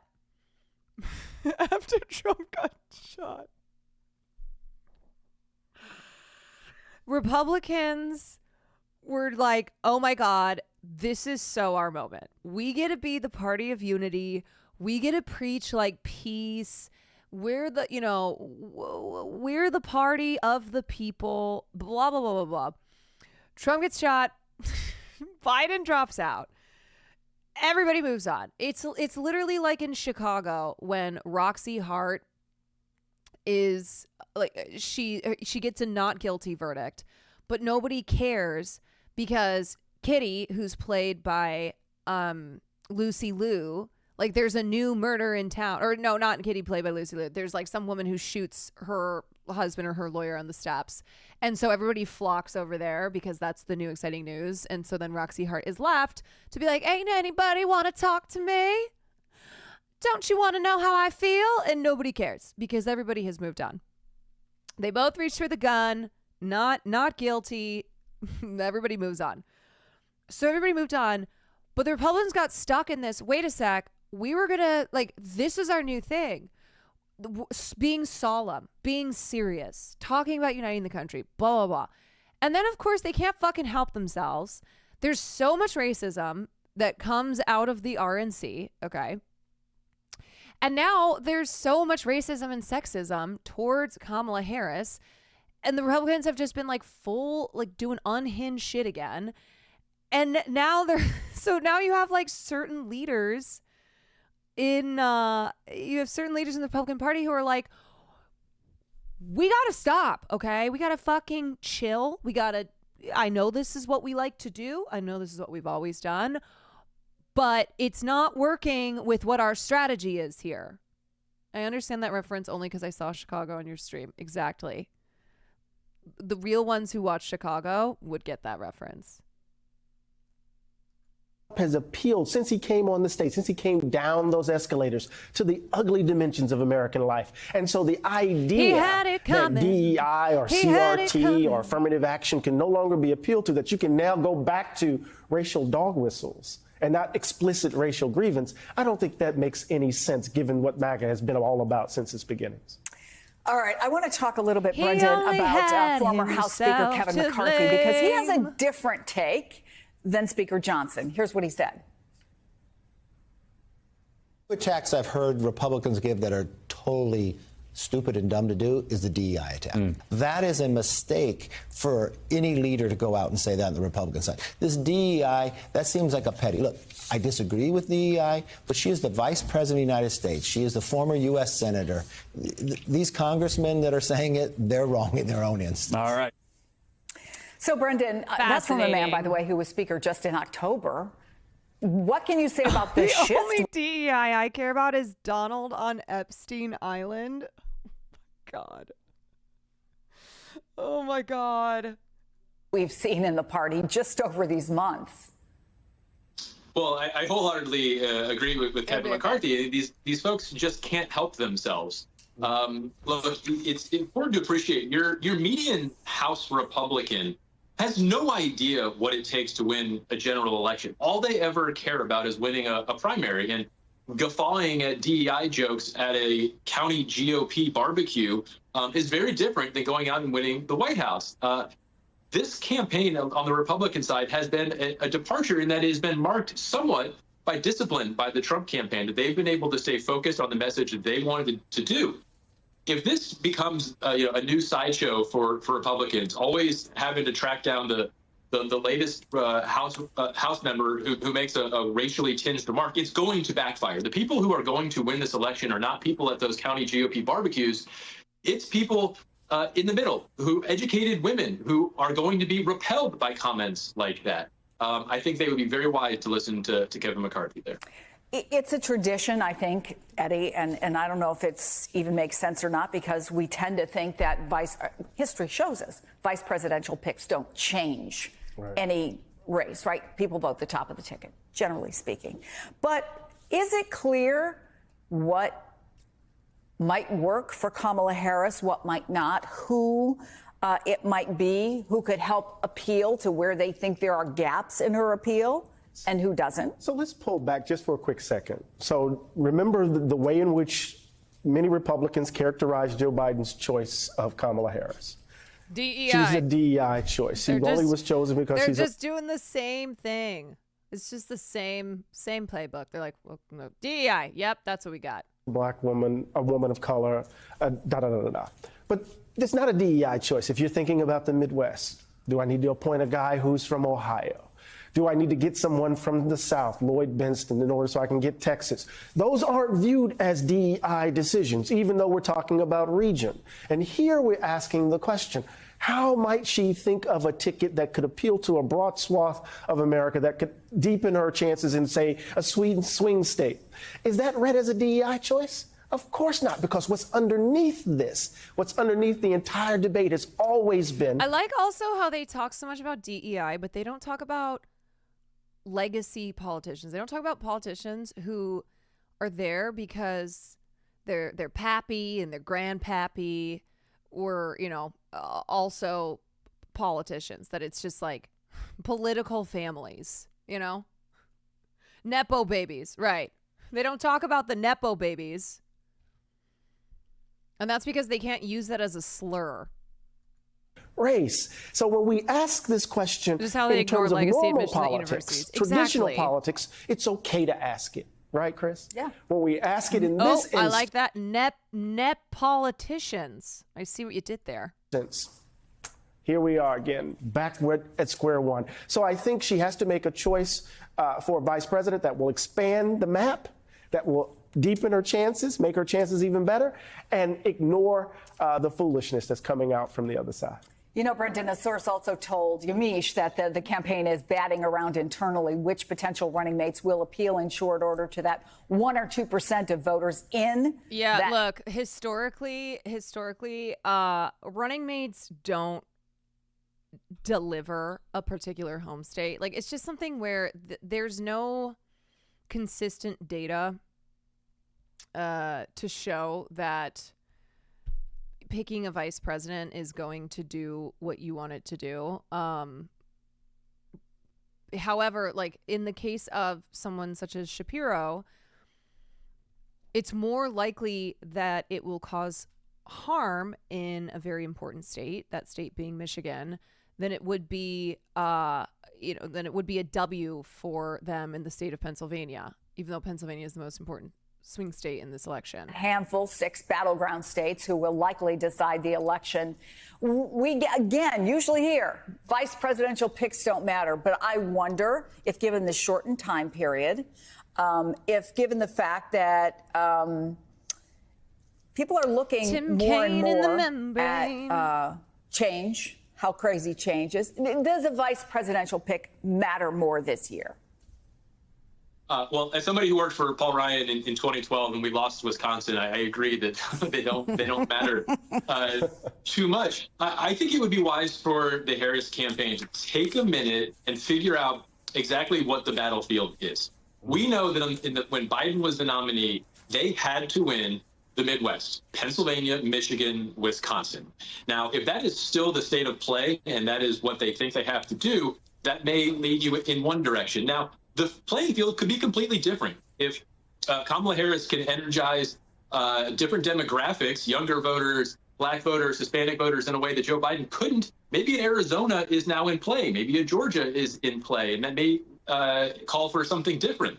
The other question is, do you want to lean into the change? Do you want to maybe put a Gretchen Whitmer and say, we're going to have 2 women on this ticket? Or do you want to do something that says, we're going to play it safe, we're going to hedge a little? I don't think they know enough yet. I'm sure they're doing all kinds of surveys and polling right now to figure that out. But those are the questions I think they need to answer before they make any decisions. Eddie, let's talk about President Biden tonight. He's going to talk about his decision to drop out of the race, but also what he can do in the final 6 months. Our NBC colleague Jenna Bush, after he dropped out of the race, daughter and granddaughter of presidents, right, spoke emotionally about when her own grandfather lost his reelection bid and said, we have to remember, politicians are actually human. Right. Their families are actually human. And it made me think about when he called they're in all AI. to headquarters. Betting markets Kamala still Harris. favor Kelly for He spoke VP, briefly. way down from yesterday. He spoke incredibly supportively.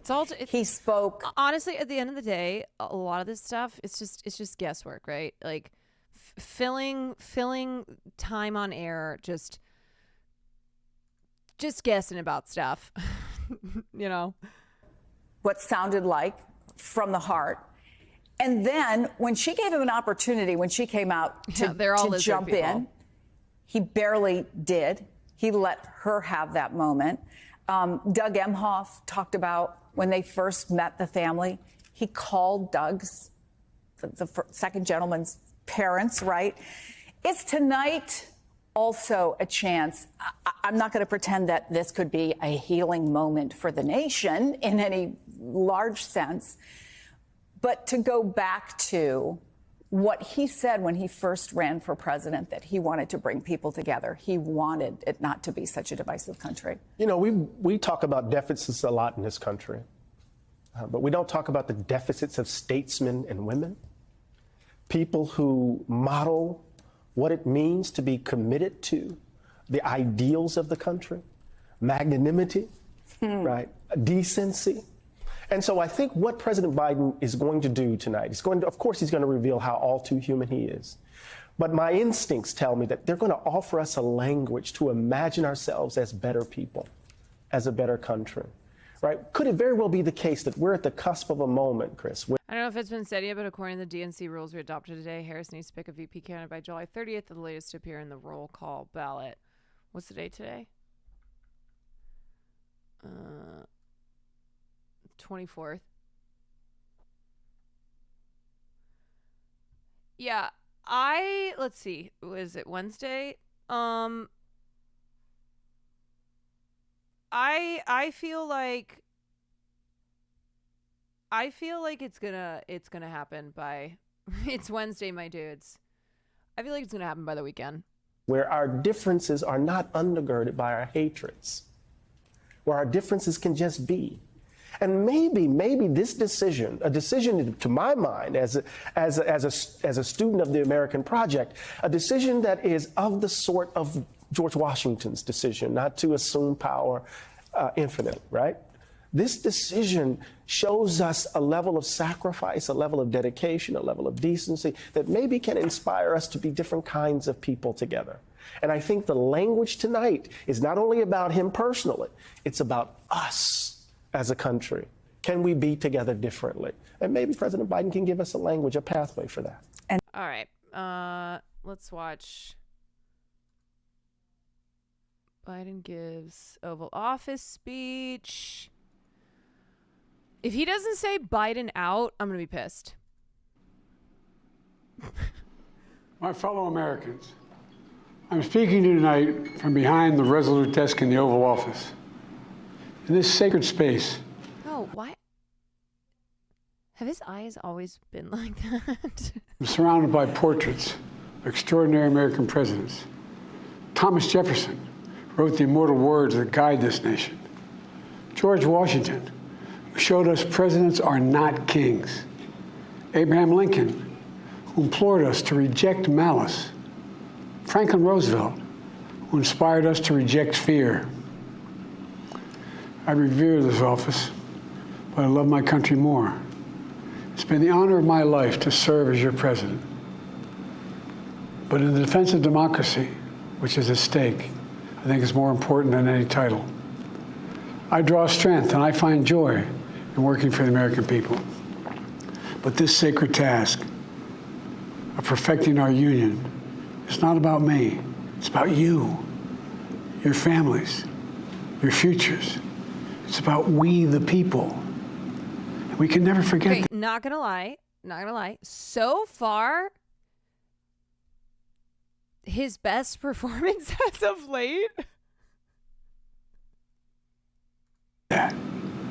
And I never have. I've made it clear that I believe America is at an inflection point. One of those rare moments in history when the decisions we make now will determine our fate of our nation and the world for decades to come. America's going to have to choose between moving forward or backward, between hope and hate, between unity and division. We have to decide, do we still believe in honesty, decency, respect, freedom, justice, and democracy? He does not blink. In this moment, He literally does we can not see blink. those we disagree with not as enemies, but as fellow Americans. Okay, Can there we do we go. that? Does character in public life still... Okay, he only blinks when he breaks from when he breaks from being able to like get the words out.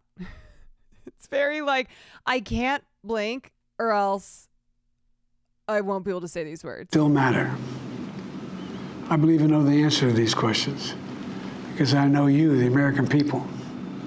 And I know this.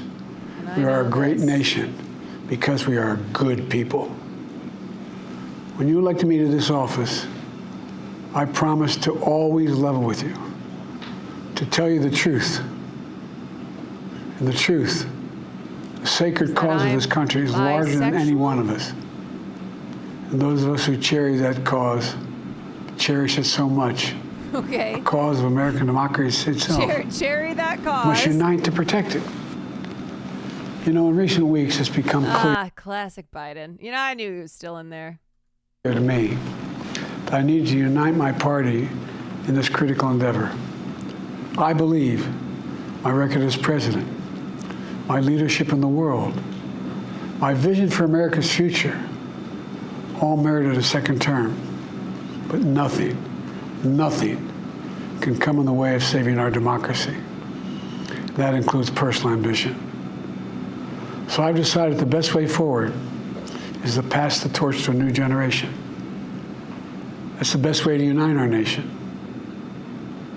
You know, there is a time and a place for long years of experience in public life.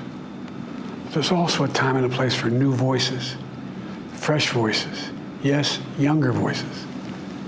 And that time and place is now. Over the next 6 months, I'll be focused on doing my job as president. That means I'll continue to lower costs for hardworking families, grow our economy. I'll keep defending our personal freedoms and our civil rights, from the right to vote to the right to choose. I'll keep calling out hate and extremism. Make it clear there is no place in America where political violence, or any violence ever, period. I'm going to keep speaking out to protect our kids from gun Chloe, violence. thank you for the 10 months. Our planet from climate crisis is an existential threat. And I will keep fighting for my cancer moonshot so we can end cancer as we know it, because we can do it. And I'm going to call for Supreme Court reform. How is he talking so fast? I turned it up to 1.25. He just did the cocaine just hit. The meth hit. Because this is critical to our democracy, Supreme Court reform. You know, I will keep working to ensure America remains strong, secure, and the leader of the free world. I'm the first president in this century to report to the American people Cancer moonshine, that no the United cancer States is not at war moonshot. anywhere in the world. We'll keep rallying a coalition of proud nations to stop Putin from taking over Ukraine and doing more damage. We'll keep NATO stronger, and I'll make it more powerful and more united than any time in all of our history. I'll keep doing the same for our allies in the Pacific. You know, Honestly, when you turn it up to 1.25, he sounds pretty good. came to office, the conventional wisdom was that China would inevitably surpass the United States. That's not the case anymore. And I'm going to keep working to end the war in Gaza, bring home all the hostages, and bring peace and security to the Middle East and end this war. We're also working around the clock to bring home Americans being unjustly detained all around the world. You know, we've come so far since my inauguration. On that day, I told you, as I stood in that winter, we stood in a winter of peril and a winter of possibilities. Peril and possibilities. What? We were in the grip of the worst pandemic in a century. The worst economic crisis since the Great Depression. The worst attack on our democracy since the Civil War. We came together as Americans. And we got through it. We emerged stronger, more prosperous, and more secure. Today we have the strongest economy in the world, creating nearly 16 million new jobs a record. Wages are up. Inflation continues to come down. The racial wealth gap is the lowest it's been in 20 years. We're literally rebuilding our entire nation, urban, suburban, rural, and tribal communities. Manufacturing has come back to America. We're leading the world again in chips and science and innovation. We finally beat Big Pharma after all these years to lower the cost of prescription drugs for seniors. And I'm going to keep fighting to make sure we lower the cost for everyone, not just seniors. More people have health care today in America than ever before. And I signed one of those significant laws helping millions of veterans and their families Just who are like we exposed to beat toxic Medicare materials. or Medicaid. You know, most significant climate law ever in the history of the world. The first major gun safety law in 30 years. And today, the violent crime rate is at a 50-year low. We're also securing our border. Border crossings are lower today than when the previous administration left office. I've kept my commitment to appoint the first black woman to the Supreme Court of the United States of America. I also kept my commitment to have an administration that looks like America and be a president for all Americans. That's what I've done. I ran for president 4 years ago. Yeah, border crossings are down. Also, last year was the deadliest year for migrant deaths. Because I believed and still do that the soul of America was at stake. The very nature of who we are was at stake. And that's still the case. America's an idea. An idea is stronger than any army, bigger than any ocean, more powerful than any dictator or tyrant. It's the most powerful idea in the history of the world. That idea is that we hold these truths to be self-evident. We're all created equal, endowed by our Creator with certain inalienable rights: life, liberty, pursuit of happiness. We've never fully lived up to this sacred idea, but we've never walked away from it either. And I do not believe the American people will walk away from it now. In just a few months, the American people will choose the course of America's future. I made my choice. I made my views known. I would like to thank our great Vice President Kamala Harris. She's experienced, she's tough, she's capable. She's been an incredible partner to me and a leader for our country. Now the choice is up to you, the American people. When you make that choice, remember the words of Benjamin Franklin hanging on my wall here in the Oval Office, alongside the busts of Dr. King and Rosa Parks and Cesar Chavez. When Ben Franklin was asked, as he emerged from the convention. What are these gulps? He's doing ASMR. Come on, guys. Why not? Whether the founders have given America a monarchy or a republic, Franklin's response was, the republic, if you can keep it. The republic, if you can keep it. Whether we keep our republic is now in your hands. My fellow Americans, it's been the privilege of my life to serve this nation for over 50 years.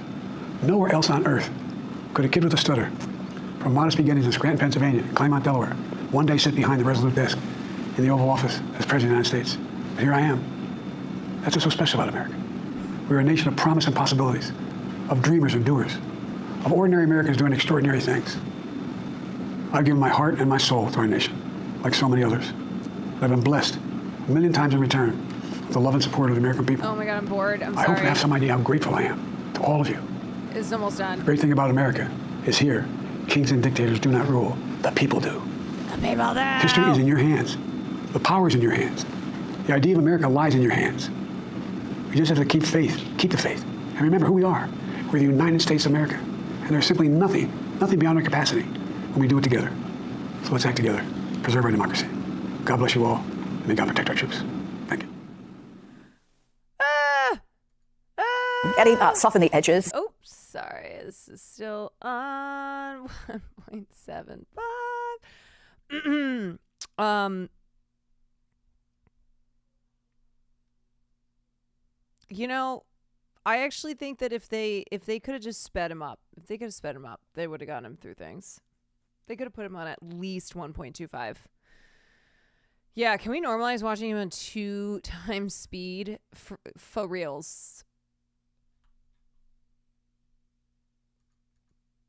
It's much more tolerable. It's much more tolerable at that speed.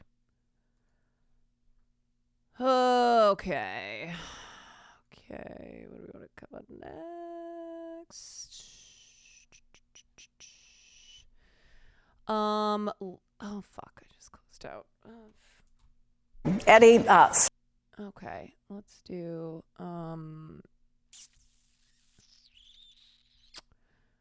let's cover. This is Okay, we're going to talk about Sonya Massey. Which, you know, when just a horrific murder like this happens, this is one of those where you never want to check comments on Twitter. Never want to check comments because you know what it's going to be. It's going to be the worst, most foul fucking people who will still find a way to justify what happened to Sonya. It's horrible. It's horrible. If you have, by the way, I think this includes the footage. If you haven't seen this yet, this happened in Illinois, and this was a couple days ago.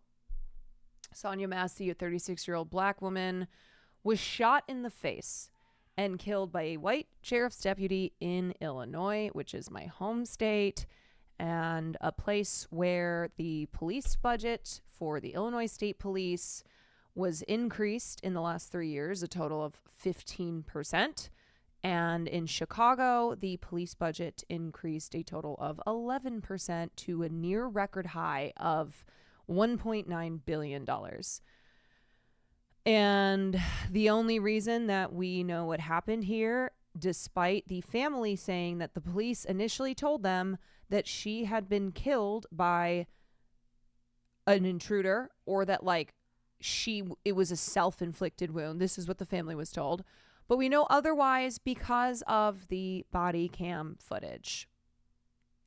And it was only after a doctor said that Massey's death was a homicide did law enforcement finally classify it as a police killing. He had his camera off, but the partner had it on. Yes, there were two cops that were there. One had the camera off, one had it on. So let's talk about this. This footage is like this footage is it's awful. democracynow.org. I'm Amy Goodman with Juan Gonzalez. A warning to our listeners and viewers, we're about to discuss graphic details of police violence. The family of Sonya Massey. And this is something where I'm always sensitive to the fact that we shouldn't have to show the footage of yet another instance of police brutality, of police murder, of cops killing people, for people in this country to realize that we need serious change.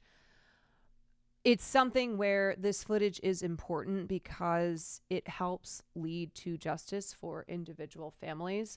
But it's like how Palestinians feel about why should you have to see our corpses in order to fight for our right to live? You know, why should our dead bodies be what are used to try and inspire people to care? Yeah, it's awful. I don't know. It's fucking awful. And it's like how many times will footage of a black person being murdered by the cops go viral? Everybody's talking about it. and because like examples like this are so egregiously bad, there's like, even though you'll have individuals who will still find excuses, a lot of people will condemn it. Like, there's just no way you can't condemn it. But a lot of people will condemn it, but then they still support this idea that police are heroes, that police, the role of police are as saviors, are as like community, community safety, which it's not the case, but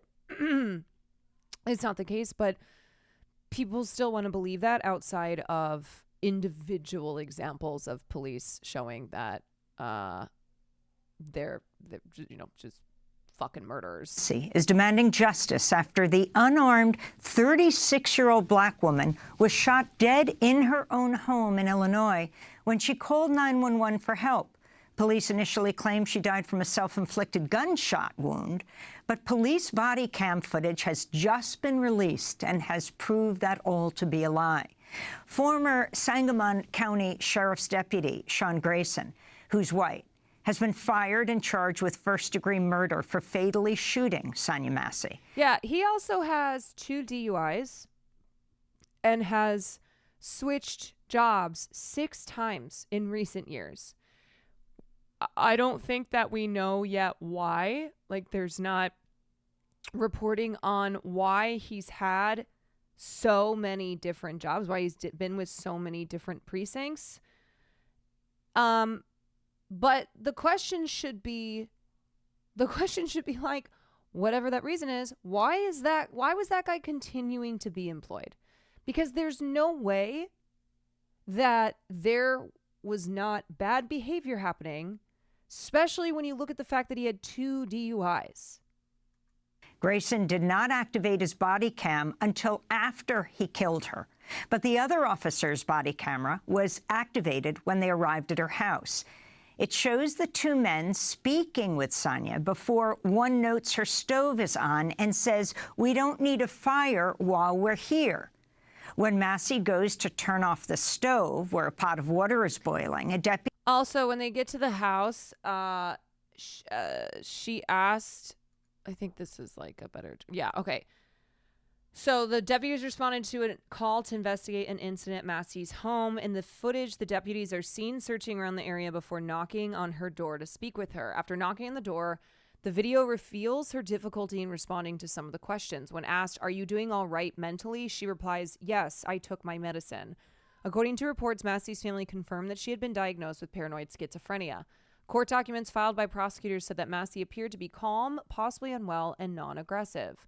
While one deputy continued searching outside her home, Deputy Sean Grayson entered her home, followed shortly by the other officer. In the footage, both officers can be observed talking with Massey inside her home. For a while, they interrogate her and ask for her ID. They notice a pot of boiling water on the stove, prompting Massey to stand and move to the kitchen to turn off the heat. Deputy tells her to step away from your hot steaming water. Massey can be heard saying, "I rebuke you in the name of Jesus," and Grayson takes his gun out and responds, quote, "You better effing not, or I swear to God I'll effing shoot you in the effing face." She was not threatening with this pot of boiling water. Okay, this was not like even holding it towards them. Regardless, if they truly felt like their lives were at risk because this woman had a pot of water, which they told her to go get, they clearly don't make any moves to mitigate that danger. Yeah, they don't even back away from her. As Sonya Massey appears to duck and twice says, "I'm sorry," the video shows Grayson moving toward her and fire 3 shots, ultimately shooting her in the face. This is a clip of the exchange leading up to the shooting. What is your last name? Shouldn't have to think about your last name. Okay. You're not in trouble. I just need to attach. Massey. Huh? Massey. Yeah. You have an ID? That'd make things so much easier. I just need just a driver's license will do, and then I'll get out of your hair. I want to show y'all my paperwork. I will get your paperwork. What paperwork? Okay. I got some paperwork. Well, just get your ID. Well, let's get your ID first, and then one task at a time here. Okay. Let me here, grab your ID for me. Okay. Your ID. One task at a time. So let's do an ID, And then you can dig around for your paperwork. I don't know where my ID is. You just got that stack right there, maybe? Okay. 1 second. Check on her. Let me get this. No, we don't need a fire while we're here. Right. Okay. Let me see. Okay. All right. Where you going? Huh? Where you going? Away from your hot steaming water. Away from my hot steaming water? Yeah. Oh, I would rebuke you in the name of Jesus. Like, I rebuke you in the name of Jesus. No, that's where I got. I'll shoot you right in your face. You can hear how she says, she's like, Stephen Water, I rebuke you in the name of Jesus. Like, my goodness. And they immediately go, you better not, but I'll fucking shoot you in the head. So after that, Sean Grayson shoots Sonya Massey. Body cam footage later records him telling his partner not to render aid to her. Records show Grayson has worked at 6 different law enforcement agencies in Illinois since 2020. All of this comes as Massey's family says police first... 6 different agencies in the last 4 years. 6 agencies in the last 4 years. The guy who did not hesitate at all to shoot a woman in the head in her own fucking home. Tried to cover up her killing. The Guardian newspaper obtained audio of a call from the scene in which a deputy told a dispatcher Massey's wound was self-inflicted. The family said it was also given misleading information given by police that she was shot by a neighbor. This is Massey's father, James Wilburn, at a news conference. I was under the impression that a prowler had broke in and killed my baby. He was also discharged from the Army for misconduct. Yeah, so here's the thing, this isn't just an individual who's a bad guy. This is a system that allows psychopaths like this to abuse their power. Previously discharged from the Army for serious misconduct, 2 DUIs, 6 different police departments in 4 years. Did they say there was a deputy-involved shooting until my brother read it on the internet? He shared with me. That is horrible. He said, brother, what was Sonya's address?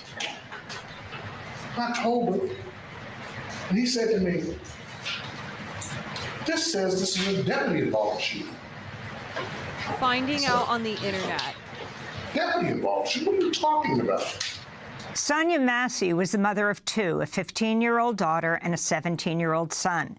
Her killing by police has prompted protests, and both President Biden and Democratic presidential candidate Kamala Harris issued statements saying Massey's family deserves justice. Vice President Harris said, quote, Sonya Massey deserved to be safe. Doug and I send strength and prayers to Sonya's family and friends. We join them in grieving her senseless death, unquote. Harris also called for Congress to pass the George Floyd Justice and Policing Act. For more, we're joined by Ben Crump. See, the problem is that it's always sympathy for individual, individual examples of just egregious police brutality like this, the way that it was for George Floyd, but it's not an actual shift, and certainly not in policy per our political leaders against the against the conditions, against the institutions that produce this, that produce this violence. Civil rights attorney representing the family of Sonya Massey.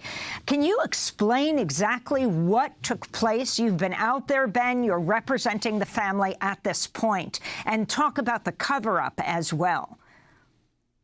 Well, obviously, it's a tragic beyond proportions, Amy. This is the worst police shooting video that I've seen. I mean, it is so senseless. And the video is disturbing, but the audio is equally disturbing. When you look at that video and you see him move around the counter, even though he's trying to allege the reason he shot her was because he feared that she was going to throw hot water in his face from the pot, the very pot that he sent her to get. And then he moves around the counter, I think from an objective observation, looks like to get a better shot. And then he has no remorse whatsoever. When his partner says, I'm going to go get my CPR kit, he says, now it's a headshot. Don't worry about that. It's not going to make a difference. She's gone. And then at one point in the video, he says, just let her effing, and he doesn't finish his statement, but a logical comparison can conclude he's saying just let her die. And so it's troubling on every level. She was still breathing. She needed a helping hand. She was then finally taken to the hospital where she died. And Amy, she did not need a bullet to the face. And Ben, Trump, equally disturbing is the fact that the authorities at first even withheld the actual information of what happened here. Could you talk about that and how you were able to uncover what really occurred? Well, the family said when they initially got to her home, like he said Ben they Trump. kept asking what happened, who did this, and they asked questions saying, well, did she have a history with the neighbor? We're trying to find out. Is what the family say they told them. It's under investigation. Never told them that it was a police-involved shooting. In fact, one of the relatives said that a nurse at the hospital was saying, they said this was self-inflicted. We saw some radio scanner back and forth where they talked about whether it was self-inflicted or not. So we don't know what the narrative was initially, but we've asked for a thorough investigation of that as well. What led up to the killing itself, and then the aftermath of the killing with the sheriff's department, because we don't believe Deputy Grayson should have never been hired. Yo, it's been 4 years since George Floyd, and they haven't even been able to pass the George Floyd like Policing Reform Act, the George Floyd Justice and Policing Act. In the first place, he was convicted of 2 DUIs. We understand that he was discharged from the Army, and he had 6 jobs in 4-year span, different law enforcement agencies.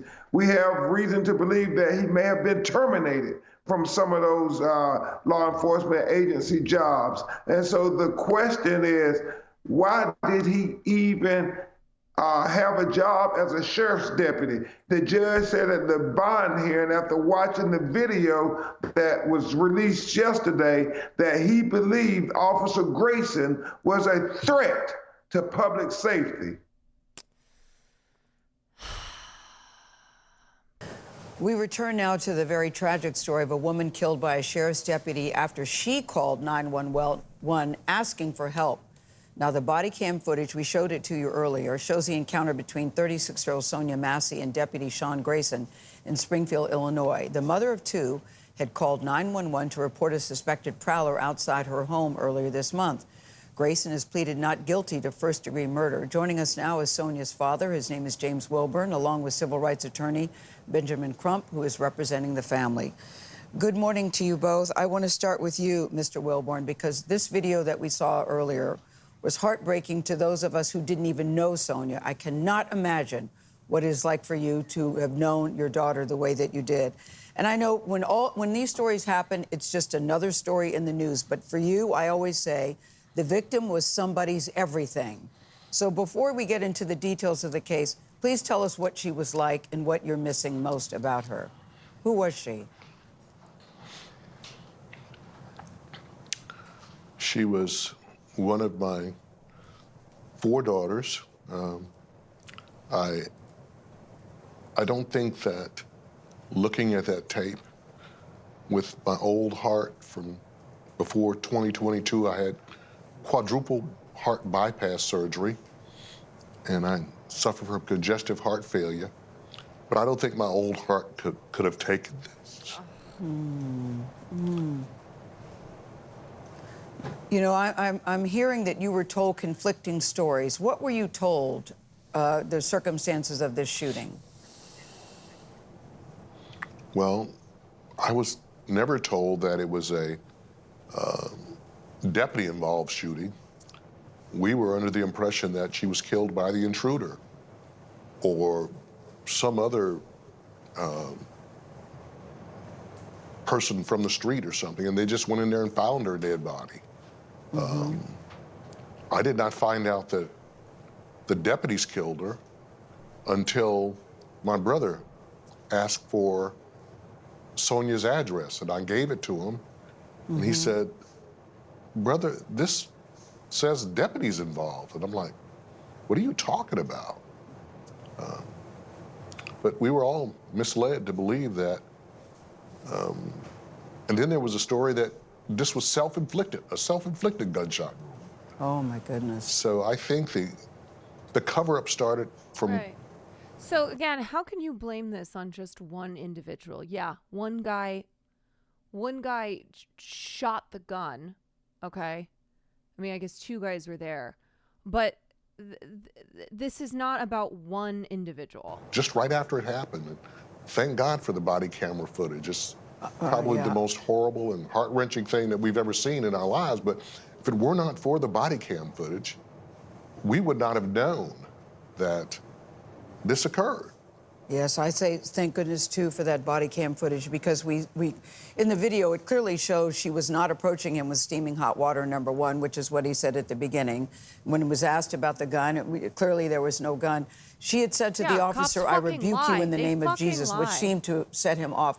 What do you think she meant? What does that mean? What was going on that you think that she would say those words to him? I think that she feared for her life. There was some premonition that she had. And it seems like he was just an emissary of Satan. And that's what caused him to do what he did. It's just unexplainable. Yeah. Attorney Crump, it's Vlad here. I want to ask you about the reports that Officer Grayson was now working at his 6th police department in just under 4 years. What have you learned her last words were, about "I'm that? sorry, and I'm to the sorry." point that Mr. Wilburn is making and that Gail was just talking about, what is... Because she knew he was going to shoot her, man. And that's why she tried to duck. And she said, "I'm sorry," because she knew he was going to kill her. What does it say to you that the first thing that we hear Officer Grayson say after he has killed Sonya is, "She was coming at me with boiling water"? You know, it's just no justification, no matter what he tries to say. We see this video with our own eyes. And Vlad, this is one of the worst videos of a police shooting ever. I mean, he did not have to shoot her.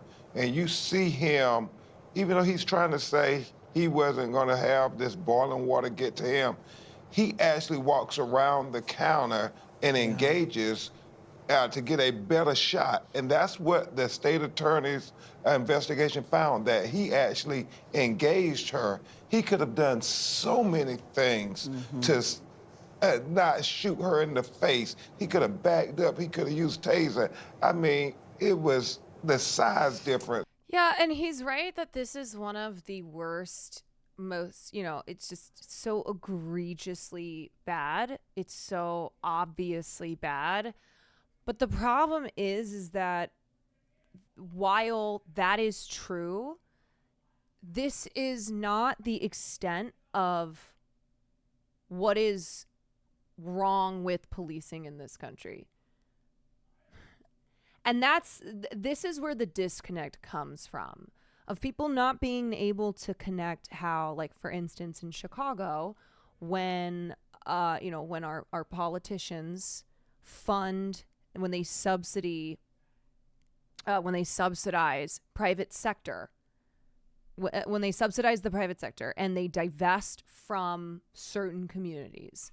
And so, you know, worsening the income inequality, which then leads to people in those communities, in those already low income communities, going to areas such as downtown and causing problems and being met with violence, and how income inequality leads to violence, and then violence worsens income inequality. Like, all of this being connected, all of this being under the same umbrella. But you'll have, you know, most people, the way that they view policing and the way that they view like incarceration and the criminal justice system is that they'll understand why this is bad. Like, they'll see this video and they'll look at this as an individual example of an individual cop who's bad, but they won't be able to see how the whole system is designed to protect capital at the expense of you know, low income people in this country.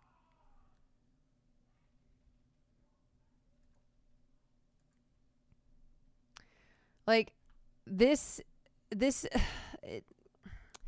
policing is a tool of social control.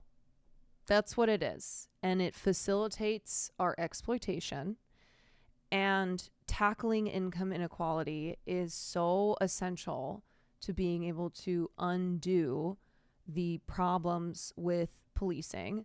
But that is something that most people who, like I said, will recognize that this is bad, don't understand.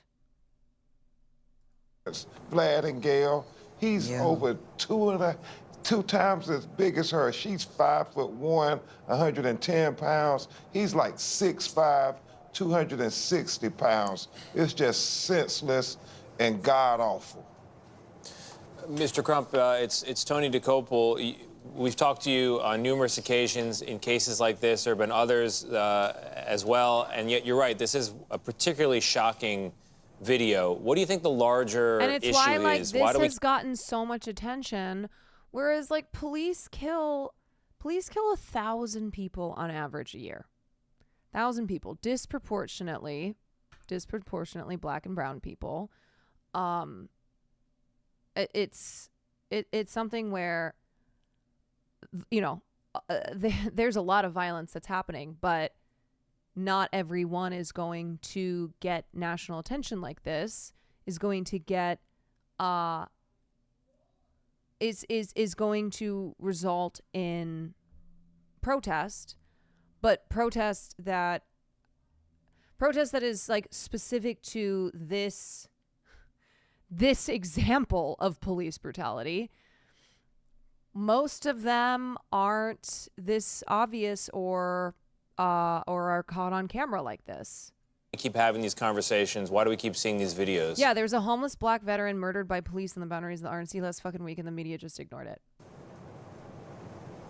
We certainly think it's the implicit bias that permeates in American society now. And when we think about what's going on with the presidential politics in 2020, it was the George Floyd torture video that galvanized people in our community to act. In 2024, I believe it's going to be the Sonya Massey shooting video that galvanizes people in our community to act, because, as Mr. James said, this so-called police officer should have never been on the sheriff's force. He had 2 DUIs, and he had went from multiple police departments, like Vlad said, and that is a question. Why was he even on the force? We agree with the judge at the bond hearing. He is a threat to public safety. Ben, there are so many questions here. Looking at this video, I'm telling you, this one hit different for a lot of people. None of them are good, but this one in particular hit different because she clearly, from what we could see, hadn't done anything to harm this officer or threaten this officer. Mr. Wilburn, I know that your daughter was 36 years old, had 2 children. How old are your grandchildren, and how are they processing this? My oldest is Malachi, he's 17, and Summer, Jeanette, she's 15. And we're taking it day to day.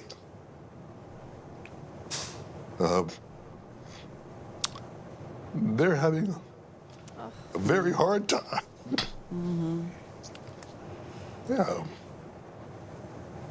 They're doing as best they can. That was their mama. I mean, yeah. She needed a helping hand. She didn't need a bullet to the face, Gail.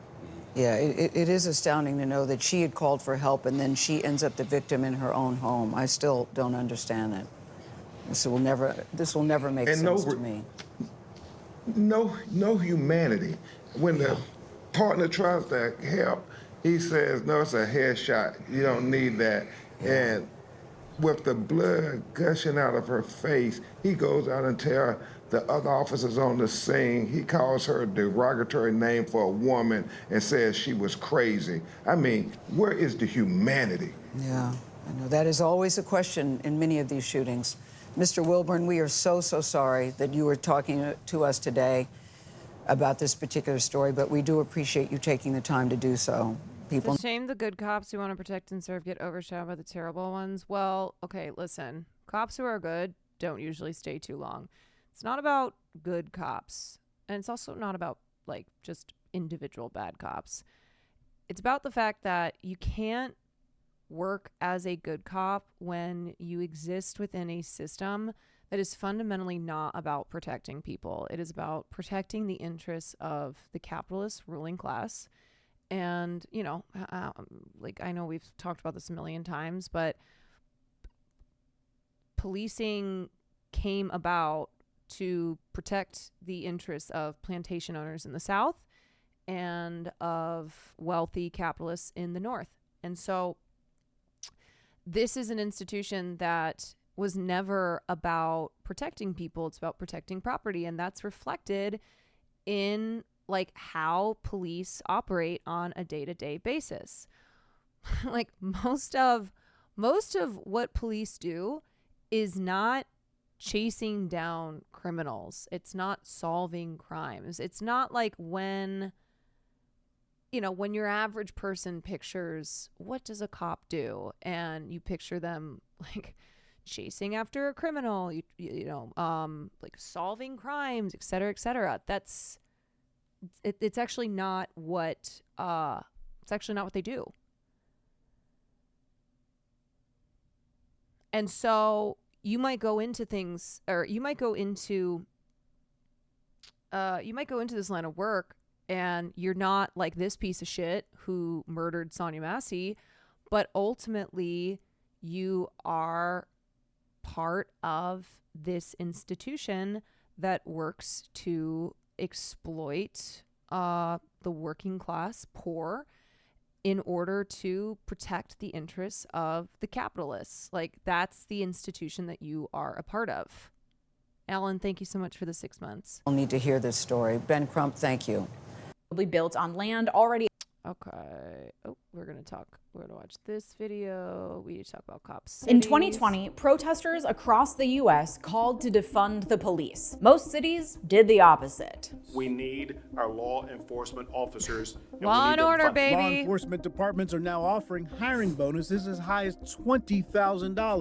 Here, since people will ask, I'm just going to link this video at the top. This is Legion Miller. Pin that. Okay. Pay increase for thousands of NYPD officers is in the works. This comes as a city. Defund the police didn't happen. Okay. And in the cities where it did happen, it's important to understand that it was in the context of those cities had police budgets that had increased like 3 times over, or not 3 times. What's the way I'm trying to say it? I'm sorry. I'm like having a brain fart. Not increased 3 times. They're 3 times the size. Sorry. 3 times tripled the budget. Sorry. That's such a stupid moment. Their budgets had tripled in like the last 10 years. So meth, baby.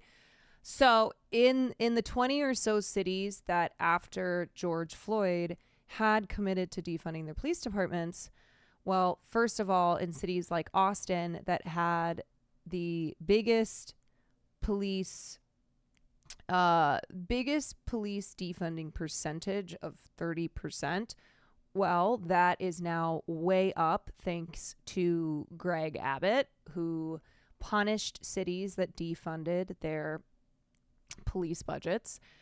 And then in the ones that, like otherwise in the ones that had defunded that are now back up, they had defunded in the context of those budgets were already sky high what they had been in the past. But otherwise, major cities, like the ones that always catch a lot of flack, such as Los Angeles and Chicago, from Fox News and from Republicans as being like crime-ridden blue cities that have no more police, have like all these problems. But no, they did not. No, they did not defund their police budgets. In Chicago, like I said, they're at an almost all-time high of the police budget being $1.9 billion, which is an 11% increase from 2020. And then federally, Joe Biden said, nope, the thing to do is not to defund, but to fund the police. So Joe Biden gave even more money federally to the police. Because he was like, defund the police, Jack. Oh, no. We got to fund the police. Like the police already hadn't been funded immensely. Is slashing budgets in other places. Police budgets are 50 to 70% of most city budgets. Yeah. And then Biden also was like, he also directed cities to use their COVID funds for the police. City council leaders voted against defunding the police and in favor of increasing spending on law enforcement officials. Last year, state and local governments spent an estimated $129 billion on police, despite a falling crime rate, public outcry, and the fact that it's been shown that police don't actually do much to prevent crime. These investments are the latest in a police don't do much to prevent crime, okay? And also, there is no data supporting a correlation between more police spending and reduced crime rates. So this idea that, more police, more money for police, more police on the streets means crime rates will go down. There's no correlation to that. Decades-long trend. And so one of the things that Republicans and then Democrats leaned into was when police budgets were defunded, which a lot of them were not in 2020, that is what led to a crime spike. Well, they're not considering that there were other factors at play there. Same with how, like, when crime is reduced or the crime rate going down, like there's so many factors, and crime reporting in the first place, data on crime reporting is, there's just a lot of variables that make it not like super secure or super like legitimate. That's not the right word. There's so many things, so many problems with reporting crime data that make it hard to like draw concrete analyses, is what I'm trying to say. Trend towards militarizing our police and integrating police into every institution we have. But I'm particularly interested in one specific type of investment. So-called cop cities purport to split the difference between bolstering police morale and heeding public feedback that police need better de-escalation and mental health training. But as usual, the money tells a different story, and the consequences of further militarization of our police forces will be devastating for already over-policed communities. This is how cop cities are ruining democracy. Roll the intro. Nearly 24 people are charged with domestic terrorism after a violent protest at a police training center in Atlanta. It doesn't take a rocket scientist or an attorney to tell you that breaking windows and setting fires is not protest. That is terrorism. As you'll see in this video, coverage of cop cities and what even counts as a cop city is varied and has Which a is wild tendency because to I be think a most little people believe police sensationalized. prevent It's an important crime topic, and and defund the emotions police tend is to a run scary idea wild for when it them. comes to the cops Yeah, and whether or not to most people defund do them. believe Because that. of this, bias can cloud our judgment on who to believe and can even affect news sources and how they report on the issue. I rely on some important tools to help cut through the bias and the murkiness in today's media reporting landscape, including my partner on today's video, Straight Arrow News. Straight Arrow News is on a mission to raise the bar Straight on Arrow journalism in a time of News. media bias and mistrust. They do I this can't via believe the Americans think fact-based it's totally reporting normal and for them hearing to from have both cops in sides with a school. focus on uncovering the truth. Yeah, I Truly, mean, reading other their countries articles look is a at breath the of fresh U.S. air with and very little cannot spin, believe just how lots of militarized our factual police statements. force Tell me the facts, is. okay? Straight Arrow News is a website, Like, but also it's a news not app where you can normal get straight down for the middle reporting by a it's news not organization normal focused on that keeping pretty bias much out of the every news as major much as city possible. has its In their own opinion section, SWAT they offer a team. well-balanced array of opinions from all points on the political spectrum. And their Media Miss tool allows you to That see our stories police underreported force on both is like sides of the more political spectrum, so you can militarized get all in the facts way and that form your they own treat opinions. civilians Go to than the military is. san.com/Legia to check out Straight Arrow News. You can subscribe through my link in the description. When you subscribe, you not only support me, you're also supporting a group of journalists that are raising the bar. And on armed news security and police does focusing on dick all to serving stop you the mess. truth. Well, you know, Thanks, it's Straight Arrow like, News. Cop City okay. is the nickname activists gave to the 85 So if larger police forces make us safe, by that logic, the U.S. would be the safest society in the world. We spend, what, $120 billion a year on policing? Our budget is larger. You guys, our budget is larger than any other country's military budget besides China. And yet, we're not the safest society in the world. We also have the highest incarceration rates per capita. At any given point, 2 million adults are locked up. And yet again, not the safest society in the world.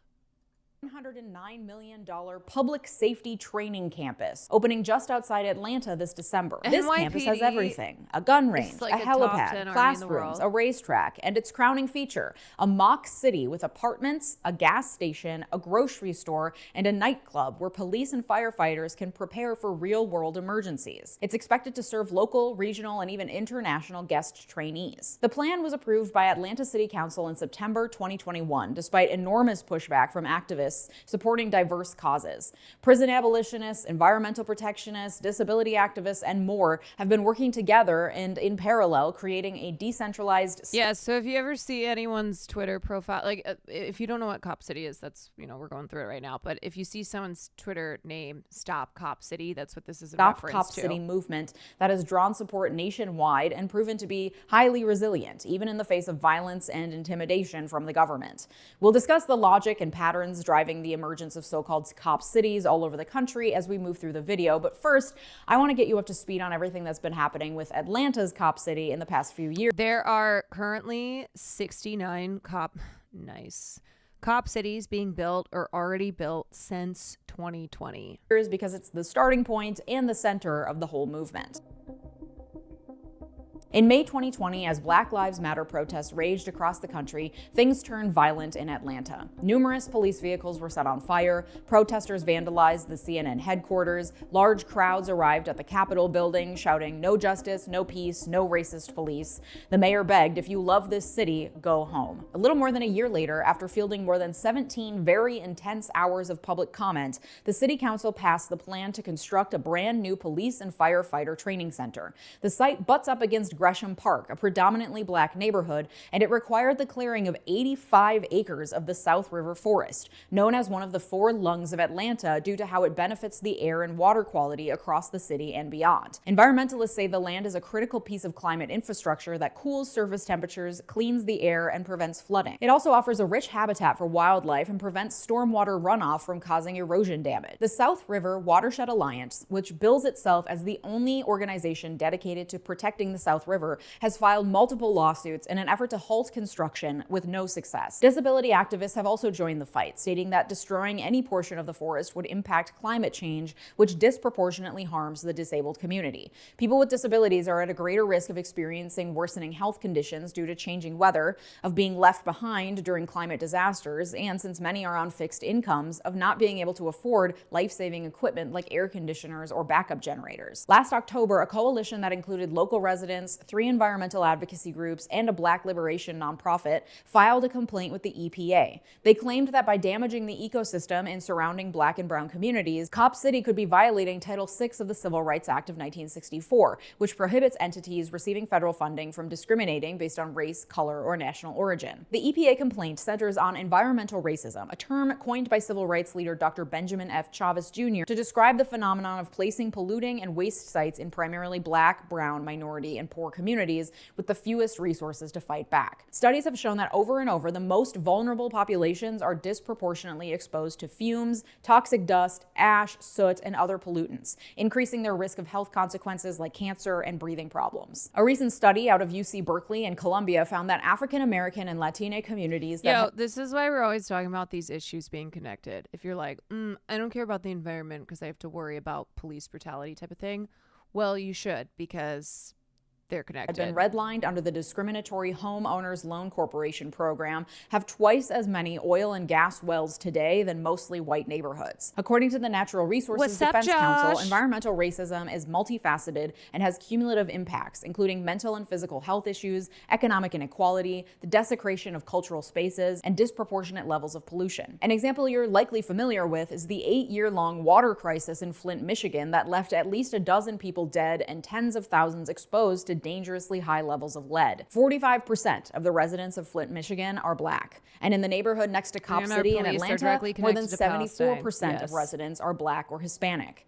Meanwhile, when affluent majority white neighborhoods pick a not in my backyard or NIMBY cause, for instance, fighting against a new homeless shelter or high-rise condo in their cozy suburban neighborhood, they often get their way. According to Shelter Force, which reports on affordable housing, NIMBYism is often driven more or less openly by racism and classism. But the concerns more commonly voiced are about increased crime, traffic congestion, strain on sewers, overcrowded schools, and lowered property values and quality of life. Yet when Black and brown residents say, "Don't pollute my neighborhood," those calls are often ignored. Though the EPA acknowledged receiving the complaint that environmental activists filed against Cop City in Atlanta, it has not responded, opened an investigation, or provided a timeline for next steps. Of course, environmental racism is just one shade in a vibrant rainbow of racisms. Perhaps one of the most well-known forms is carceral racism, which has seen Black and brown people disproportionately surveilled, brutalized, policed, and incarcerated. If you're interested in a deep dive on the history of why U.S. police are so corrupt, I made a video about that. You can check it out after this. For now, suffice it to say that modern policing is the great-grandchild of slave catching, and that rotten core is the reason a lot of folks don't believe police reform is possible. So with all of the training... Yeah, and again, it wasn't just slave catching. It wasn't just protecting the interests of slave owners in the South. Modern metropolitan police groups were forming in the North because there was a huge explosion after urbanization. Like, rapid urbanization led to overcrowding of cities. And, at this time, we've got like labor organizing, blah, blah, blah. And so the police were being, these police forces were being created in the North to protect the interests of like landowners in the North and corporate overlords. So it wasn't just to catch slaves in the South. It was also to protect the interests of capital owners in the North. That they've been getting for decades upon decades, they are still disproportionately killing Black people. So I don't know that it's really an issue of the training.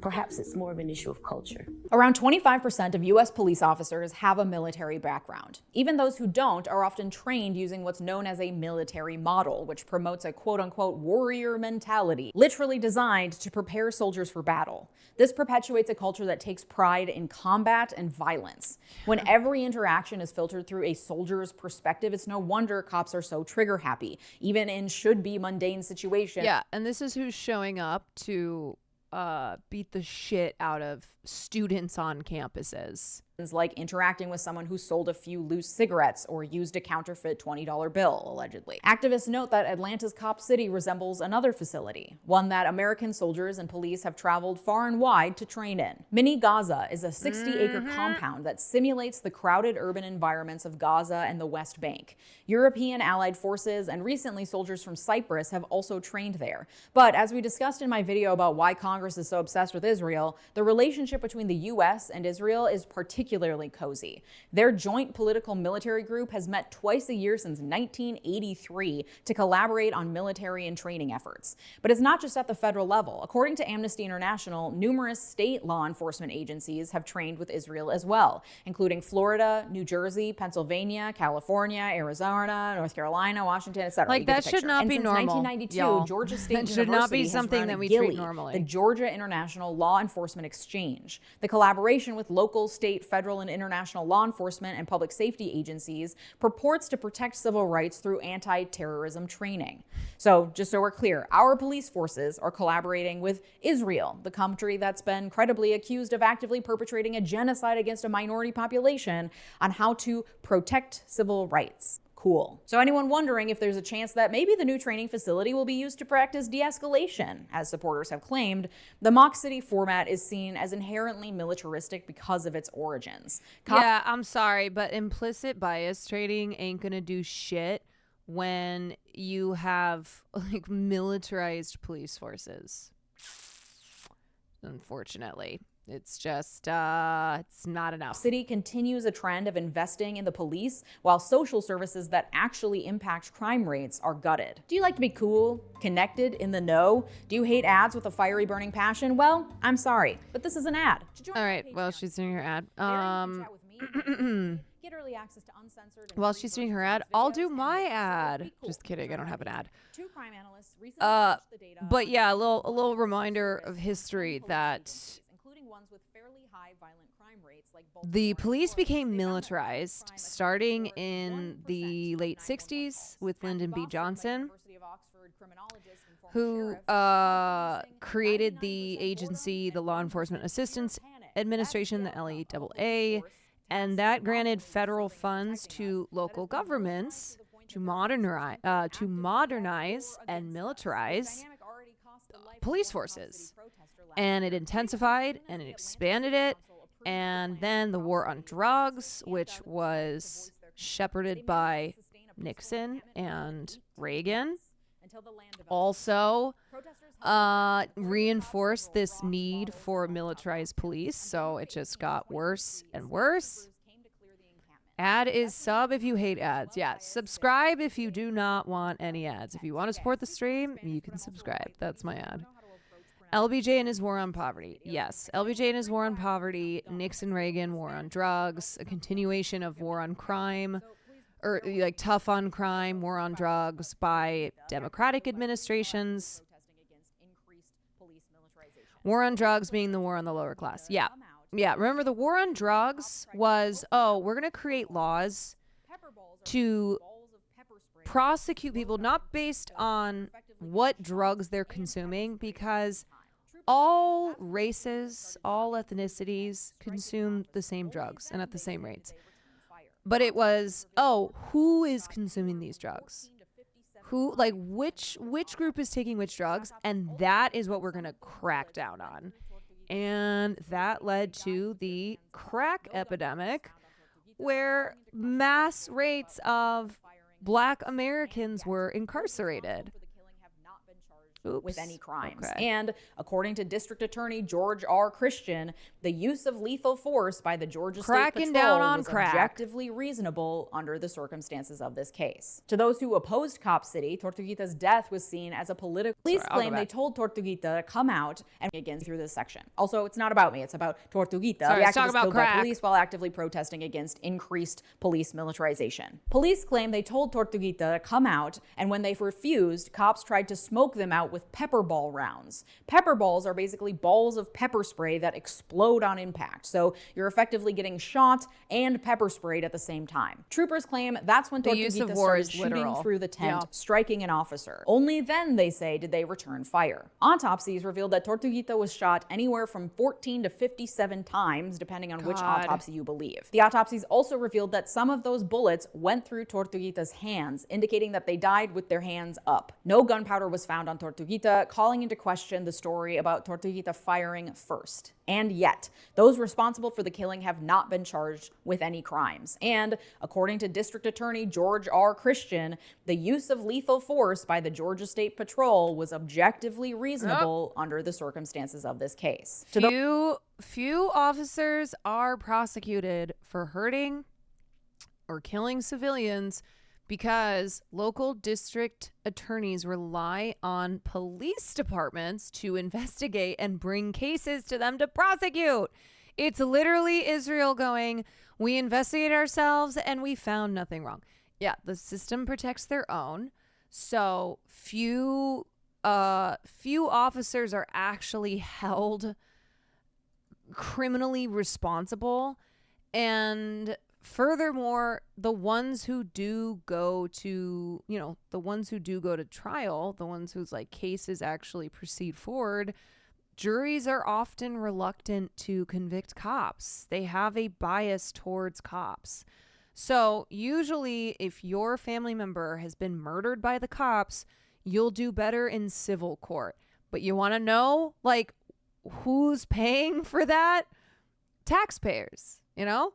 So it's something where, like, every time a cop murders a civilian, it falls on the taxpayers. Like, we are paying for cops to be murderers. Those who opposed Cop City, Tortuguita's death was seen as a political assassination, and the backlash was fierce and swift. Some activists attacked businesses and organizations affiliated with the Cop City plan, broke the windows of the Atlanta Police Foundation's headquarters, shot off fireworks, and even torched a cop car.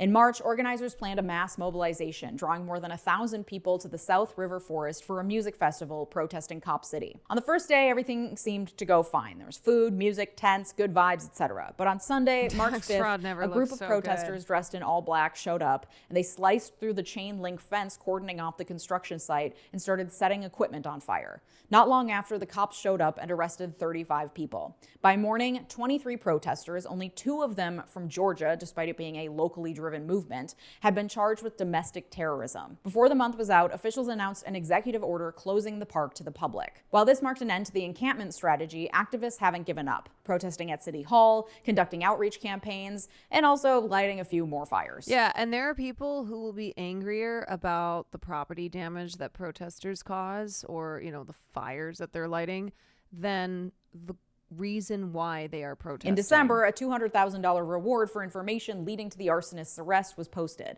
But in January this year, more fires popped up tied to Cop City protesters. Police are now working on a billboard propaganda campaign to curb public support for the protesters. However, Stop Cop City is not a unified movement. It's easy for the government to treat disparate groups protesting against the same thing as one scary, dangerous monolith. However, the reality is that the actions of some are not indicative of the values of everyone protesting the issue. However, the interference by activists has been successful to a certain extent. It caused construction of Cop City to be delayed, but according to city officials, protesters are also to blame for an additional $19 million needed to complete the project. Originally, taxpayers were supposed to be on the hook for a third of the proposed $90 million price tag for the Atlanta Cop City, but that figure has since doubled.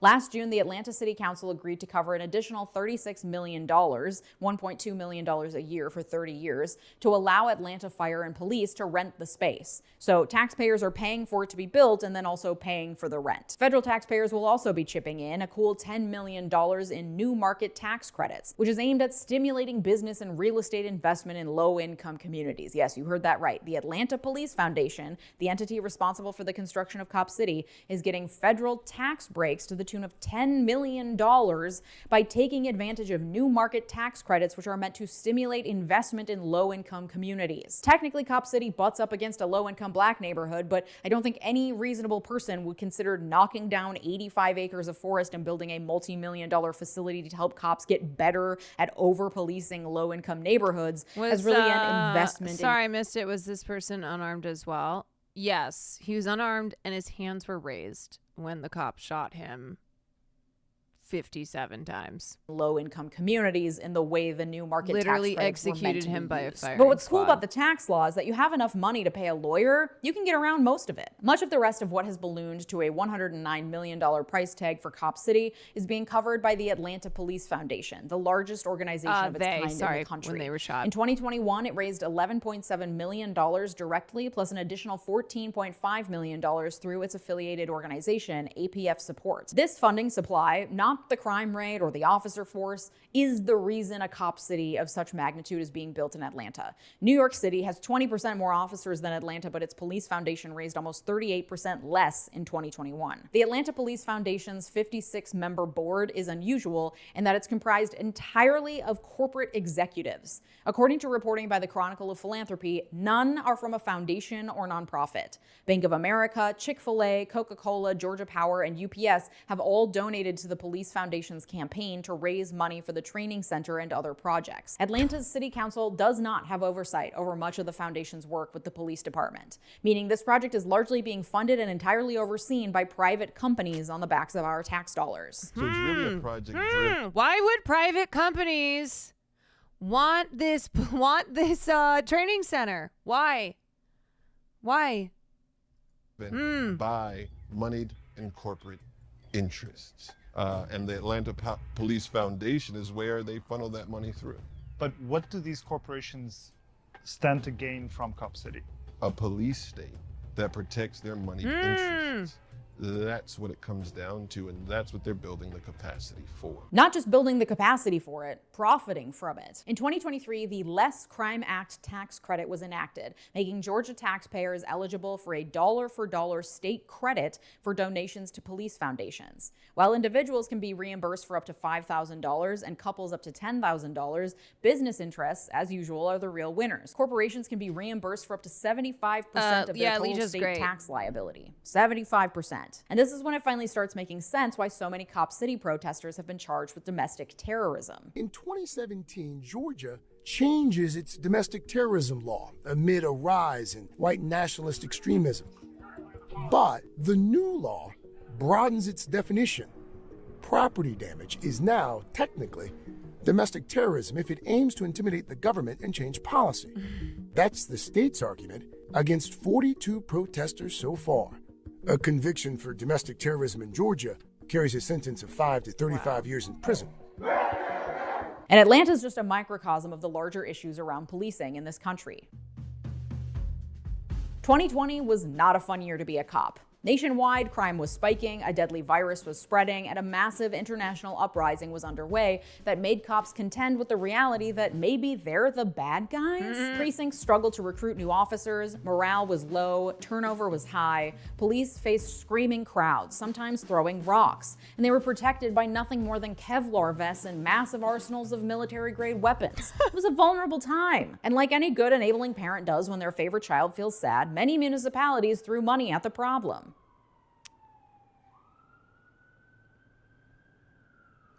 Don't defund. You may have seen this Jack. map, which purports to reflect all the so-called cop cities that have been built, planned, started, or opened since 2020.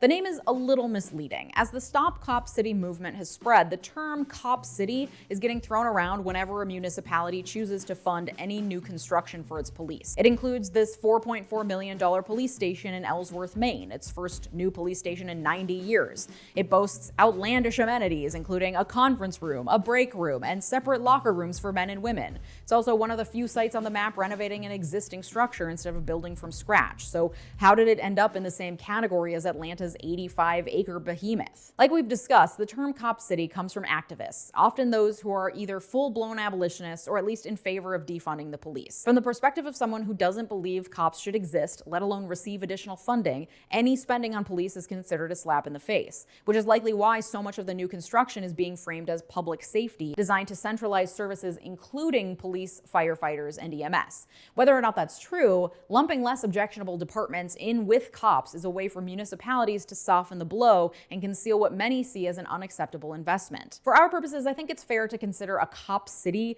any new police training facility with a mock city. So not the $108 million Brockton, Massachusetts is spending to replace its police and fire stations with a public safety complex whose biggest bragging point is a parking garage that can hold up to 300 vehicles. On the other hand, the $300 million state-of-the-art police academy being built in Hershey, Pennsylvania, the $170 million training campus that recently opened in Chicago, and the small California city of San Pablo's $44 million police station and training facility definitely do qualify. While I do think it's important to make the distinction, I don't want to dismiss the timing. A lot of police supporting infrastructure projects were approved in the wake of the 2020 Black Lives Matter protests. The people who believe cops keep them safe were terrified, and as they always do, felt inclined to double down in the face of opposition.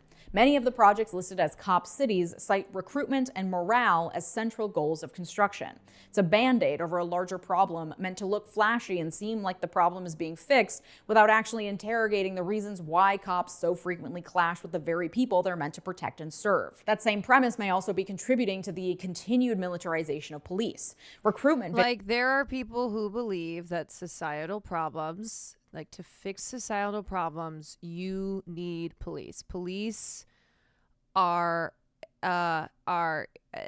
you know, very fabric of society, the ones who can keep everything together, even though we've had enough time to see that that's not the case, that you don't address underlying issues in society, of which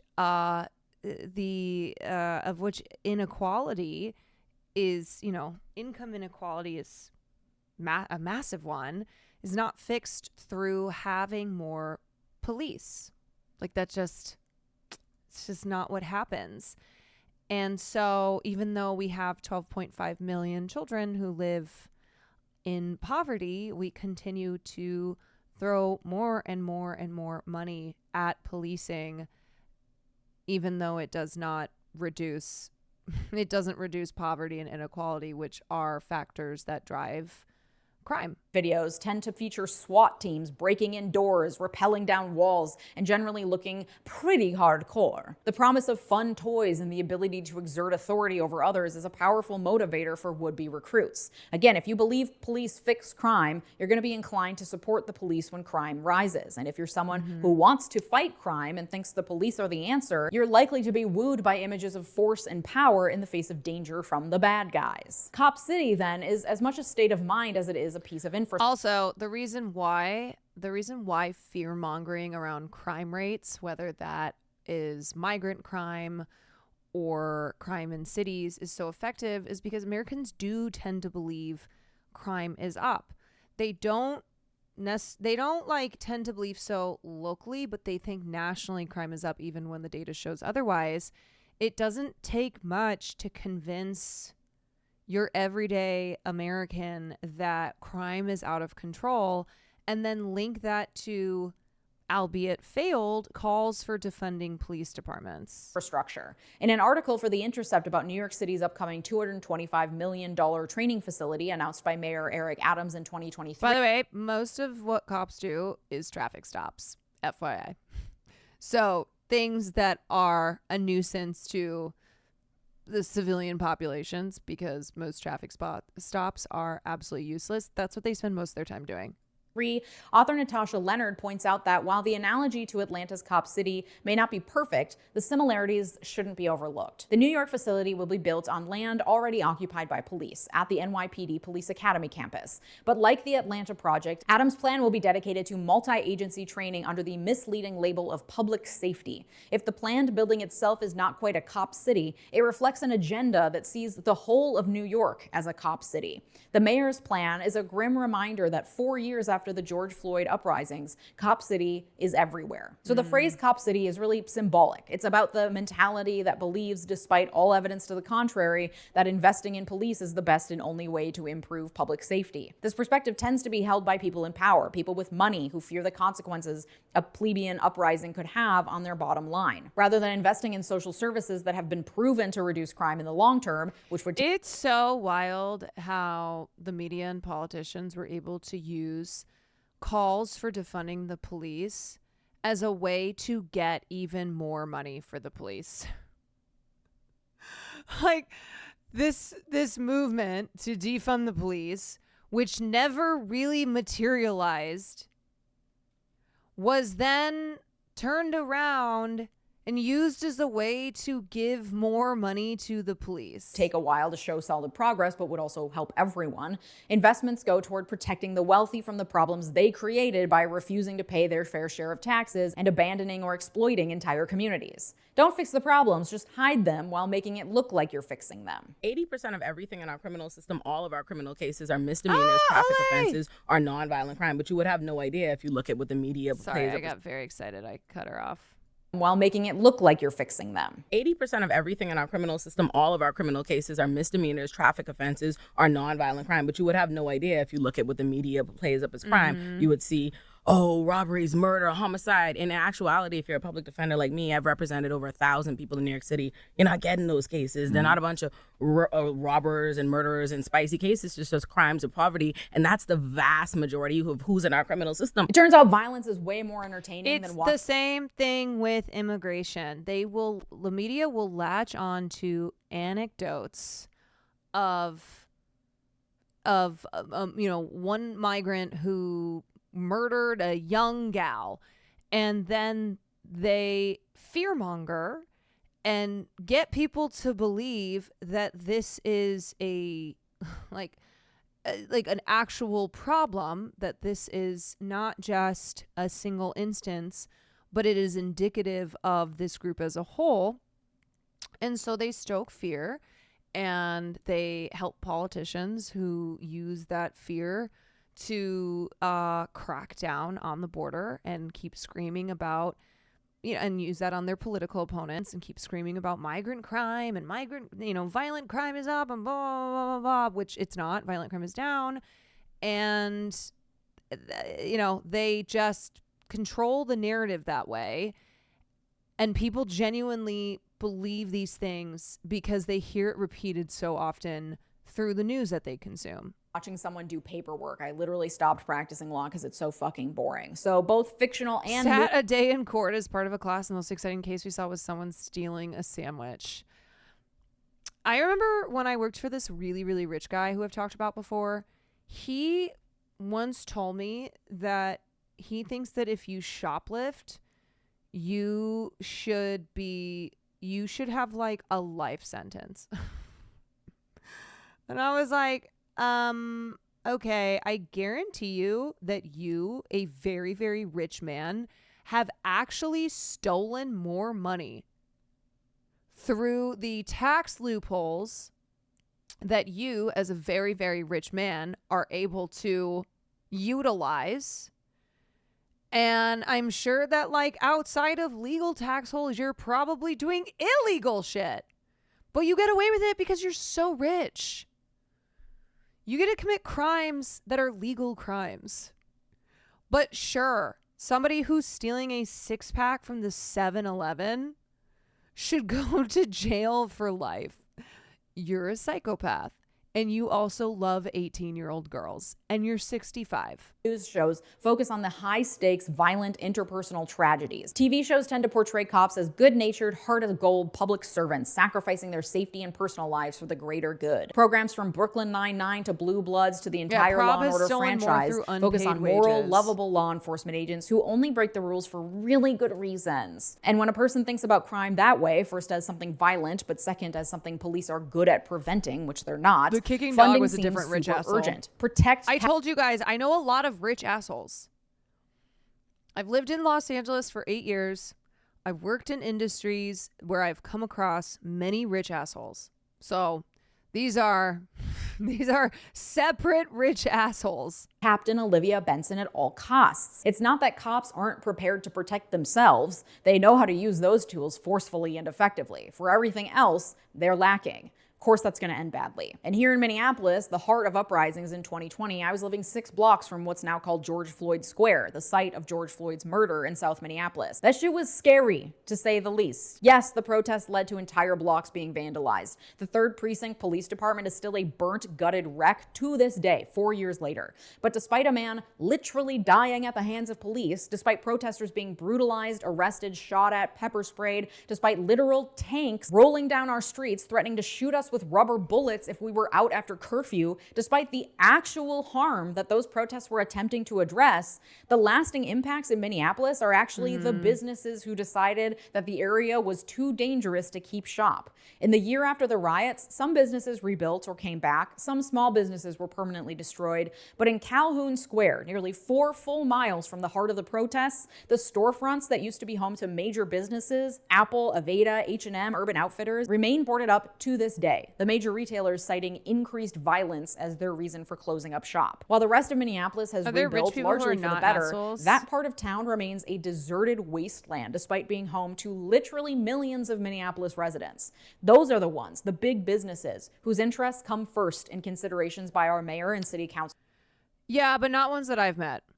Those are the ones who matter in the calculations for how much money should be given to the police. And those are the ones pushing for greater militarization of our police forces, because that is who our forces really protect and serve. That is who our domestic terrorism laws protect. Not us. Never us. And yet we continue to foot the bill not only for the increased police presence, but also for the fuck-ups of our overly militarized police forces. Since the death of George Floyd, Minneapolis has created a behavioral crisis response unit, an unarmed unit that is trained to respond to people experiencing mental health crises. And it's been touted as a major success, and I've anecdotally heard good reports about it. The recent city budget allocated $2.9 million to that unit, which is great, but it pales in comparison to the $16 million in taxpayer money that was allocated in that same budget to the consent decree and state settlement agreements with the federal and state governments, penalties against the police force for their role in the death of George Floyd, which we now have to pay as taxpayers. And on top of that, we have suburbanites crying out in Shakopee or Coon Rapids or wherever the fuck, calling us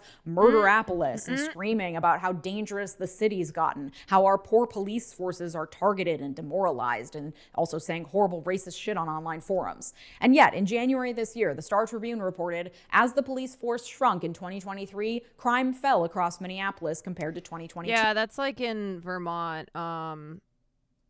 Vermont reduced their police budget and incident reports dropped like 11%. With murders declining 8%, robberies dropping 20%, shootings down by 25%, and carjacking reports cut nearly in half. The pandemic absolutely exacerbated crime rates here and across the country, but to say that it's because we don't have enough police, the ones who are actively killing our residents too, is ignorant and ill-informed. But it's easier to point to the boogeyman of black men in hoodies and African immigrants and say they're the problem than to stop. Why does for LA 5 need fucking 600 seconds, rub snow 2 brain cells parkas? together, Because and realize they're the problem is cool. so much bigger than a couple extra cops on city blocks. And throwing money at the police has never and will never be the solution. So that's why people are so heated about cop cities. The good news is, though 26 major cities increased their police budgets in the wake of calls to defund the police in 2020, advocacy groups won more than $840 million in direct cuts from U.S. police departments and at least $160 million in investments for community services.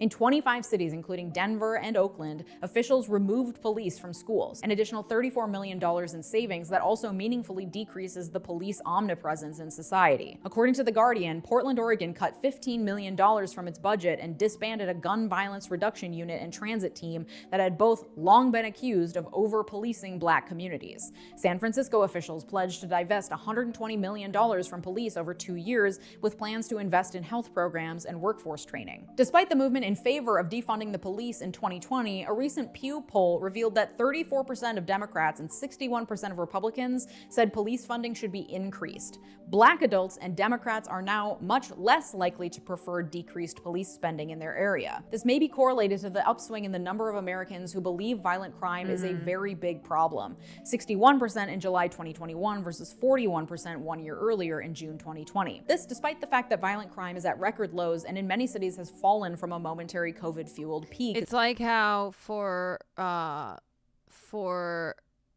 a lot of voters in this country, for the first time, immigration and the border is a bigger issue than the economy. And that is fear-mongering, y'all.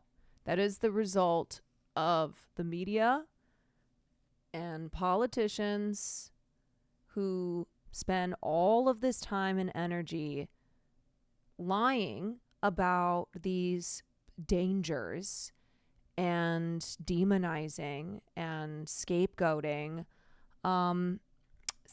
people like migrants. A couple years ago. While we work to dismantle the system that doesn't serve us, I highly recommend contributing to local bail funds, which provide the money activists need to bond out of jail after being arrested for protesting. Earlier this year, the Georgia Senate passed a bill expanding cash bail requirements to 30 additional crimes, including minor offenses like failure to appear in court for a traffic citation. The bill also limits organizations and individuals from posting more than 3 cash bonds in a year unless they're an official bail bond company. This has caused the National Bail Fund to exit Georgia and increases the need for citizens to be even more engaged in supporting diverse bail funds. The Community Justice Exchange has a directory you can use to find bail funds supporting people near you. I'll leave the link in the description. Shout out to my newest supporters on Patreon, as well as supporters in my royal tiers, and a very special shout out to my multi-platinum supporters, T, Latranger Lucas.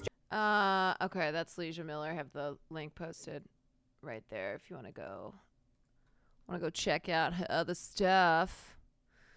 Okay, let's get to talking about the queen of the trad wives. There's a spike in Minneapolis a few years ago, but crime is way since down. Okay. Alrighty. Let me go grab some water. We'll cover this next thing. I love how when I talk about rich assholes, a lot of you in chat, even though you're joking around, you'll be like, "Oh, Austin's rich. He's nice though." Like Hassan, you guys, that's not the kind of rich that I'm talking about. I'm talking like $100 million and up.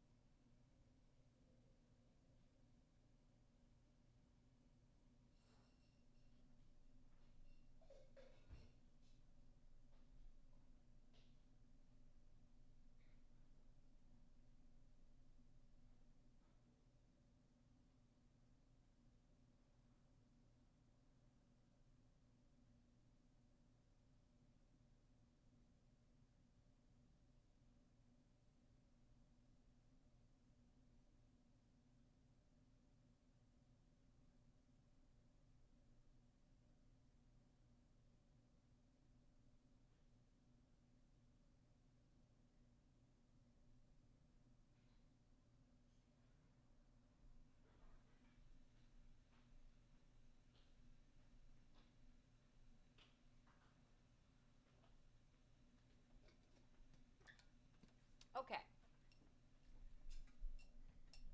So, yeah, people like me, $100 million and up.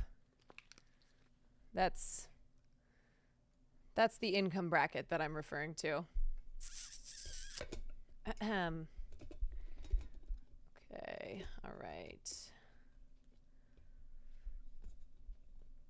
Okay, Hogan, you really want me to play this TikTok? So, you guys know I can't just click on links with TikTok. Hold on, I have to open this fucking thing. This better be good.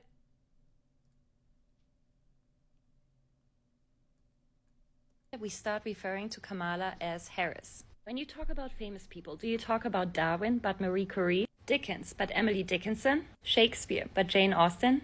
Yeah, a lot of people do. Psychologists have found very interesting things about this. That people are, on average, twice as likely to call male professionals, even fictional ones, by their last name, compared to equivalent female professionals. Now about politics. For context, I did my PhD in political psychology. Throughout the 2008 Democratic primary, news people referred to Clinton, Hillary, because of Bill Clinton. Because of Bill Clinton.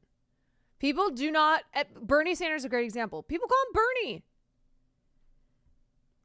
Than her this male is ridiculous. No, this is so from stupid. the gender of the broadcaster, such that men were particularly more likely to refer to Clinton as Hillary. Clinton was referred to by her first name 4 times more often than Obama was. And male senators in the competition race were never referred to by their first names. And while we know these things, I think it's important to discuss them in the context of implicit biases. Otterdy, thank you for we all this have 6 explicit months. biases. I love Taylor Swift. I like coffee. I hate the Boston Celtics. I hate but this. we also have implicit biases, which can impact our behavior, including how we talk, in ways that are very, very subtle. Also, Kamala. Yeah, you're going to call Kamala Kamala because it's a more unique name.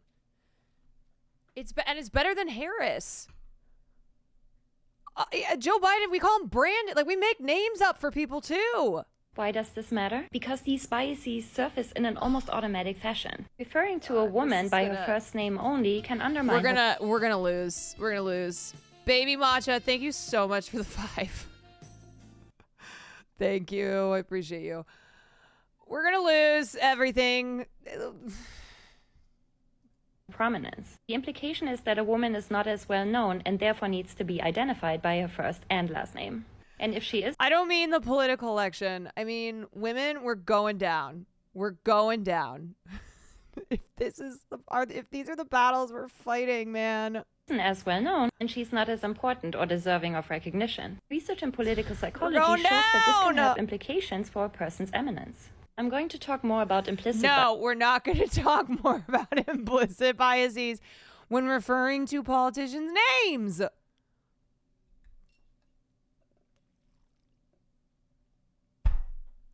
Oh my God. And also, you know what?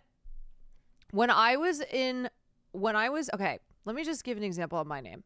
So in high school, I was Sequan. I don't know. Sequani. In college, I was only Quan.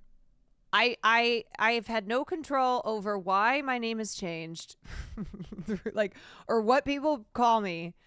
In college, I was literally only called Quan. And so, like, when their friends would introduce me to their parents, be like, this is Quan, and their parents would think I didn't speak English. And then after college, when I started working, when I was in the professional world, people called me Caroline.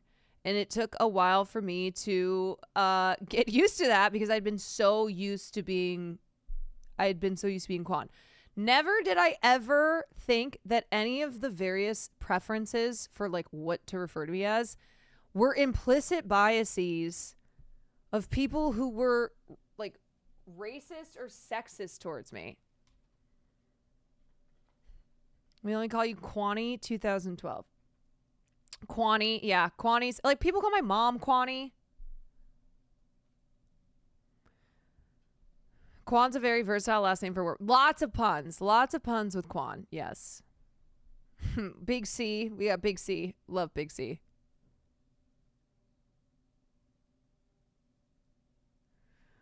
I can't believe. Please tell me. Oh my God. Thousands of comments. How many of these are like, yes, this is valid discourse. This is so valid. Oh, goodness. Yeah.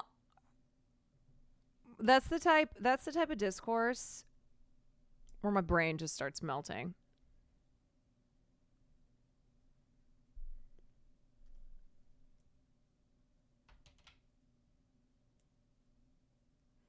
Depends on the name. We don't say Amy when we're talking about Klobuchar. Yeah, I know. It does depend on the name.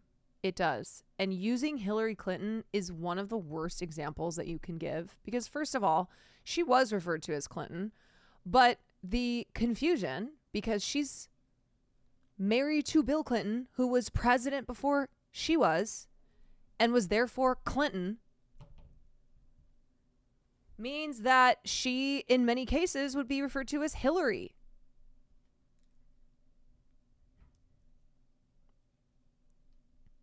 We referred to George W. Bush as friggin' W. Yeah, literally W. W. I mean, people can't even pronounce Pete Buttigieg's name. G-Dub. G-Dub. Yeah, no, sorry, it's W. It's W. Yeah, but so he's Mayor Pete. Exactly. Mayo Pete. Oh, I hate when somebody uses that soft, pseudo-intellectual voice with like, yes, so now we're going to talk about implicit biases and here's blah, blah, blah. And the reality of what they're saying is just really dumb. Just because you use a certain tone of voice doesn't mean that what you're saying is not stupid. Okay, let's talk about the queen of the tradwives. So, tradwives, baby, they're thriving.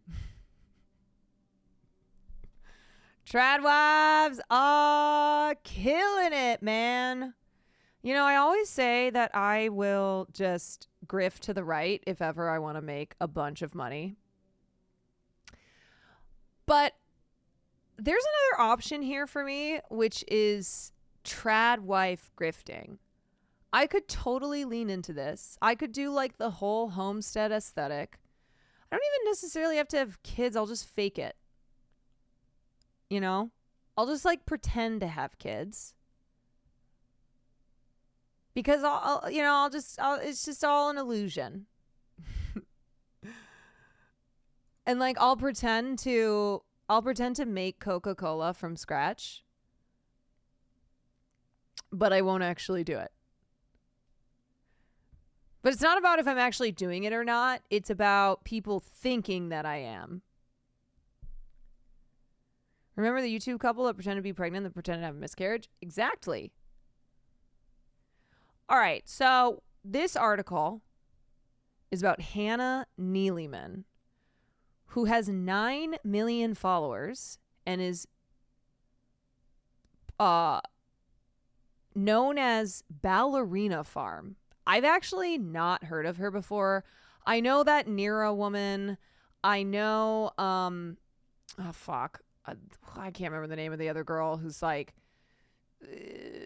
looks like a grown-up Shirley Temple. I don't know. There's too many tradwives now, but yeah, and then Cutie Cinderella, which is the one that whispers. That's Nara Smith. Yeah.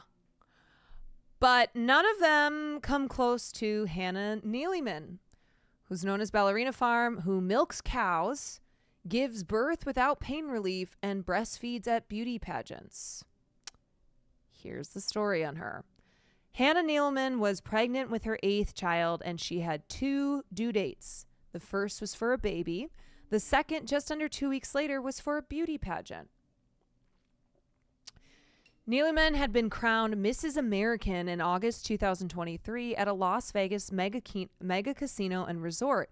So she was invited back to the city to compete in Mrs. World, parading around the stage in a swimsuit and 5-inch heels, shoulders back, and hip popped, spray tan, glistening, and 12 days postpartum, obviously. I had known it was coming, said Neelyman, 34, sitting in her kitchen in rural Utah, 2 of her children literally swinging off her long golden hair. So I had prepared.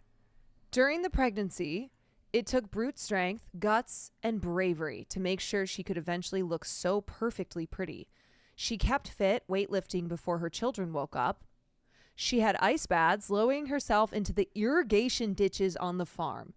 And she took iron supplements to speed up the healing. My fucking God. I can't even go on the treadmill for 15 minutes. On January 2nd this year, Flora was born in the upstairs bedroom without pain relief. A one-push baby, Nealman said on Instagram. In the first days, she laid low, not leaving the house. On the 5th day, she says, I looked at Daniel, her husband, and I said, I don't know if I'm going to be able to go. This is a lot. I was bleeding and swollen, and milk was coming in. On the seventh day, God created man.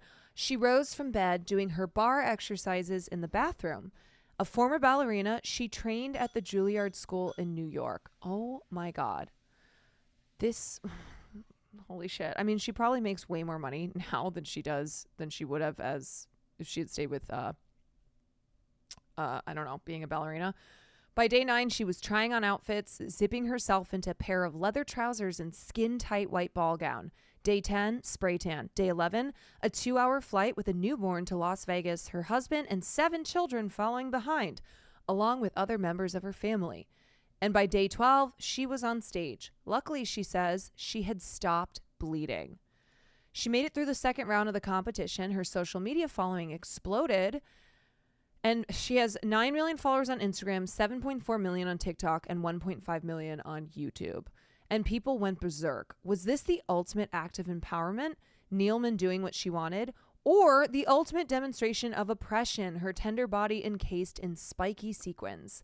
Nealman, whether she liked it or not, was declared leader of a new and controversial group of the internet, the Trad Wives. Throughout the maelstrom that she has remained, publicly at least, steadfast. She never explained. She never complained. A silence I had interpreted as defiance. But is it?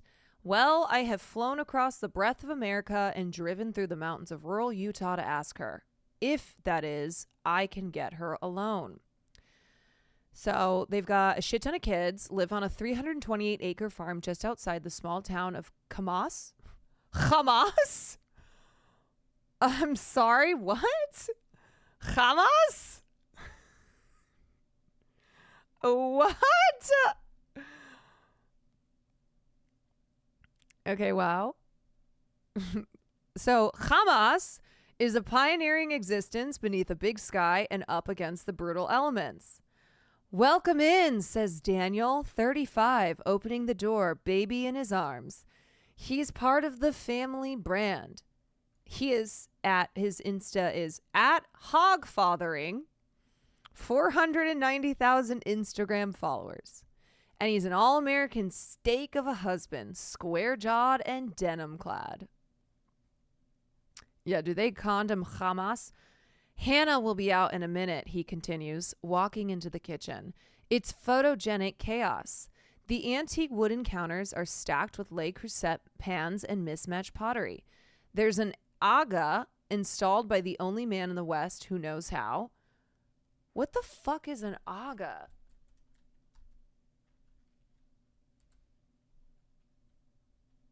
An aga cooker? It's a stove thingy. It's a Swedish range cooker. Okay. So it's like this. Oh no. One of these things.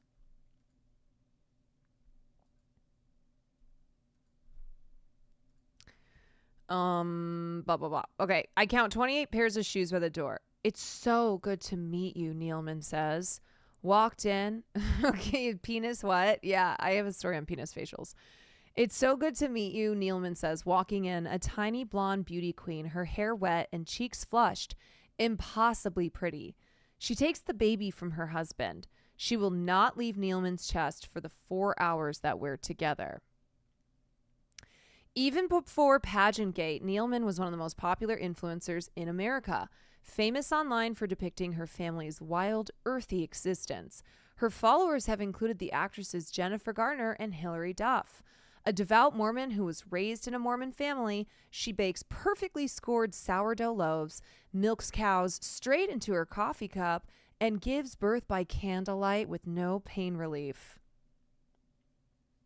Gosh, save some woman for the rest of us. Sheesh. Lovely Angelique, thank you for the 12 months. Living out here, it must be hard to envision all the millions of eyes watching them. I feel like we're doing what God wants, Neilman says. We're on his errand a little bit, Daniel adds. We're on his errand a little bit, she repeats. What? How does she respond to the social media storms? There was one after she said at another pageant that she feels most empowered after she has a baby. There were others when she encouraged the use of natural remedies over traditional medicine. And another when she said Daniel had drop-kicked a cockerel across the yard after it attacked one of their children. Daniel is so good about that, she says, looking to her husband. He says you can't lean into what people are saying or the titles that people are putting on you. Yeah, I'm sure Daniel does say that. I'm sure Daniel is like, hey, pay no attention to the heathens, to the spinsters who say that this is dangerous for women when our rights are already very precarious. Pay no attention to those witches. They're just jealous. You just have to live your life and shut that out, because if not, it will overtake you. It doesn't have an impact on her at all. I mean, it does. I'll hear things. It's no fun. Like, she pauses, looks up at Daniel, who's now standing behind her. What do you think upsets us the most? She asks him. For whatever reason, I'm kind of numb to it, he says. I'm sure you are, Daniel. Trad wives are an internet phenomenon. Women who have rejected modern gender roles for more traditional existence of wife, mother, and homemaker, and who then promote that life online, some to millions of followers. Their lifestyle is often, though not always, bound to Christianity. They film themselves cooking mad things from scratch, like chewing gum from corn syrup, waffles from a sourdough starter, their faces glowing in beams of sunlight, their voices soft and breathy, their children free range. In order to explain trad wives and their popularity, we need to look back 15 years or so when the fourth wave of feminism was breaking. This was the girl boss era when women were told to be bolder in the workplace, to lean in further, to break glass ceilings. The poster woman for the movement at the time was the Facebook boss, Sheryl Sandberg. But as the years went on, women realized that they'd been sold a lie. This individualistic feminism didn't resolve anything unless you were a millionaire. For normal working mothers, the girl boss era achieved virtually nothing. Yeah, that's because you're still working within the confines of capitalism. Girl bosses are still working within these power structures. After years of silence, there also began a very public purging. Women talking about how mind-numbing weaning is, about the isolation of maternity leave, the challenges of everyday life with irrational toddlers. Paradoxically, this made it harder for women to be honest about any of motherhood's joys. Those who succeeded were seen as smug or saboteurs. So, one thing to keep in mind, okay? In the early days of the internet, in the early 2000s, blogging was something that was made popular by moms who usually were stay-at-home moms and felt like they had no one to connect to and felt like they couldn't talk openly about how fucking hard it was to be a mother. And so they started blogging, and they started being like very honest about the difficulties that nobody ever wants to talk about, the difficulties that come from being a mother. And those blogs became really popular. Like, people really responded to the honesty of these mommy bloggers and felt like, oh, you know what? I don't have to be a perfect mother. I can be messy. I can be imperfect. I finally, like, it was like the green light to not have to maintain this air of perfection. But then the vibe shifted around 2016. What happened in 2016? Donald Trump was elected. And it wasn't like it just happened in 2016, but that was when the vibe very much so shifted. It had been moving in that direction, but it was moving in the direction of, oh, actually, we need to promote motherhood being the ideals of life. Like motherhood being the most important thing for women, and also motherhood in a certain way. Like stay-at-home mom being what all women should be aiming for, and also a stay-at-home mom being a certain type of mom. Okay, anyway. So, as a reaction to both the girl bosses and the frazzled mothers, along came a group of women who didn't seem to care about any of that. They advocated for a life that rejected the drive of money, public power, and success, and elevated gentle domesticity and hands-on motherhood to an almost divine state. Enter the Tradwives. One of the most influential Tradwives is Nara Smith, she's 22?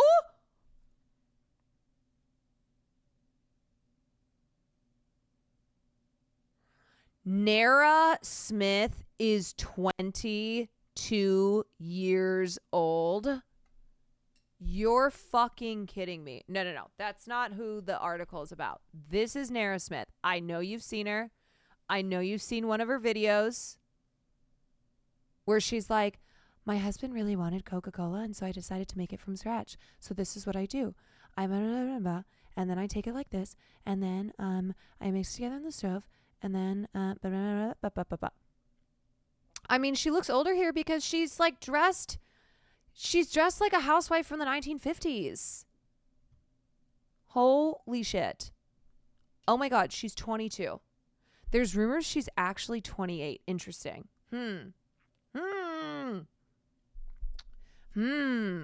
Okay, well, either way, young as hell.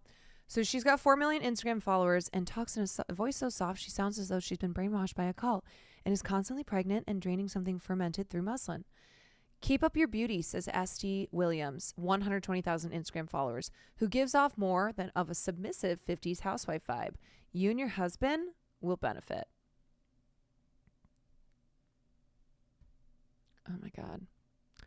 Many women I know who have and want a life that looks totally different are addicted to watching all this, though others are served it by an algorithm as if it's grooming us into submission.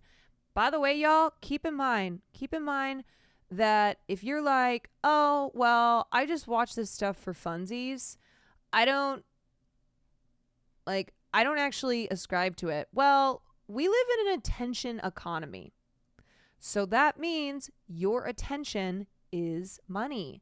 And the more attention that you give to these accounts by following them, by watching all their things, you know, it doesn't matter if like you actually are being brainwashed by this purported lifestyle or not, it's still like leading to the success of these influencers and creating more of them. Also, I am not immune to propaganda. Miss Cinderella's looks at that stuff for funsies and content. No, for sure. I'm not like, I've looked at this stuff before too. I would rather, though, my view than 2,000 separate views. You know what I mean?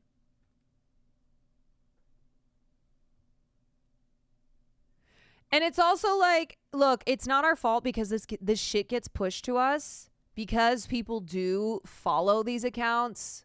Even like Jennifer Garner and Hilary Duff both follow this lady. Like these are two big celebrities who certainly aren't living this lifestyle, but who consume the content because they like it.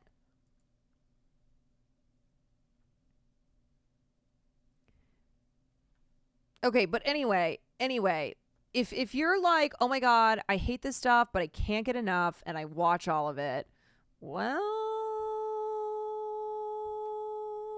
hopefully you don't get propagandized unless that's what you're looking for.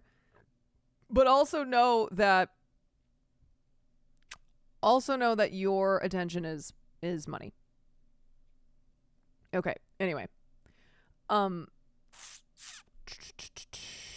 Many women I know who have and want a life that looks totally different are addicted to watching all this. But some watch it as a sort of thrilling escapism. Others simply find it soothing. And others still use it as a sort of rage bait, taking pleasure in being annoyed by it all. I gotta be honest, I hope you guys don't do this. Now, I know we do rage bait stuff on my stream. I know that. But I will tell you that most of the time, I try to avoid rage bait. And if I see something that's rage bait, I'm not going to like go further into that person's content to watch all of it. That's what I do with Jojo Siwa. Jojo Siwa is not rage bait, okay? That's real art. I avoid it unless I'm trying to understand it. Right. I mean, like, taking pleasure in being enraged. It's not a good mental place to be in. As a lesbian, I'm not immune to trad wife propaganda, but I must stay strong. Stay strong until I go down my trad wife arc. Until you see me like milking a cow right into Will's coffee cup. and then you don't have to stay strong. And then I want you to subscribe to that. Okay, trad wives are seen as a counterculture against the rot of low birth rates, says Leslie Root, a behavioral scientist at the University of Colorado. This isn't isolated. It's part of a wider political anxiety that I'm worried might ultimately end in attempts to circumscribe women's lives. Neilman is the most well-known trad wife, despite never having attached herself to the movement or even used the term. How does she feel about it? Well, we were already together doing what we were doing. Daniel replies instead. Oh, isn't that interesting? Daniel replies instead. So the question was asked to her, but Daniel replied instead. Okay, you know what, Daniel? I'm going to guess that you're a piece of shit. And then Tradwife came along. We can't help it. This is what we are. Who's this we? Are you giving birth by candlelight without pain meds? Are you milking cows? If we're trad dad, trad wife, so be it.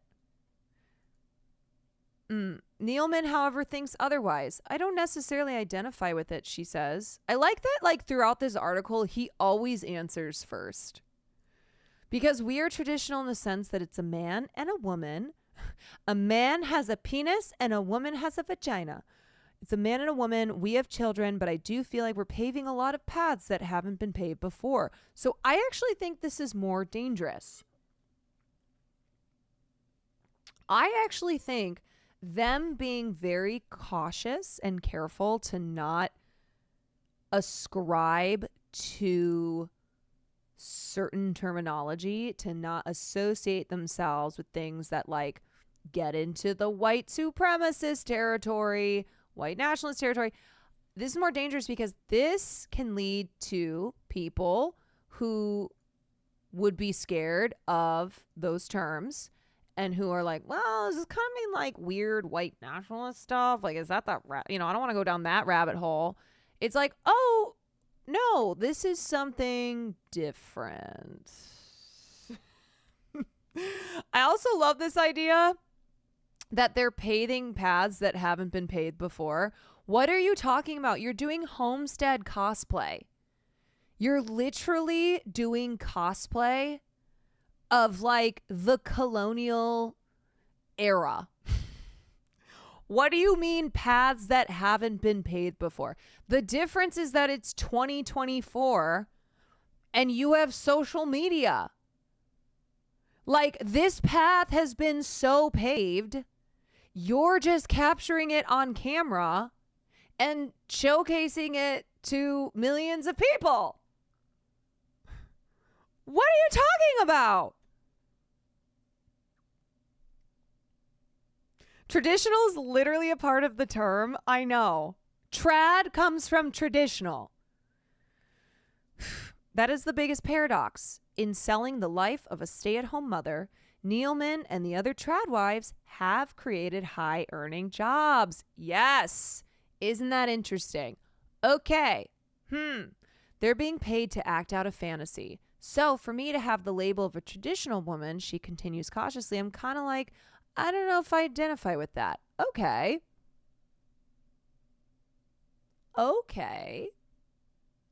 Is the husband the head of the household here? No, Daniel answers. We're co-CEOs. I hate that so much.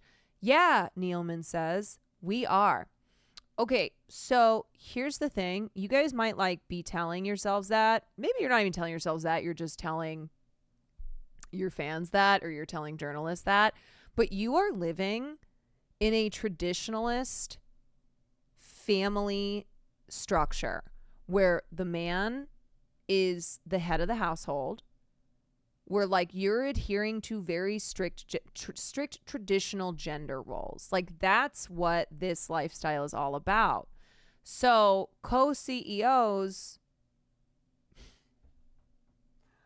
I don't know about that. And what's interesting is that she makes more money than he does. I guarantee that, because she's the one with 7 million followers on, or 9 million followers on Instagram and millions of followers across other platforms.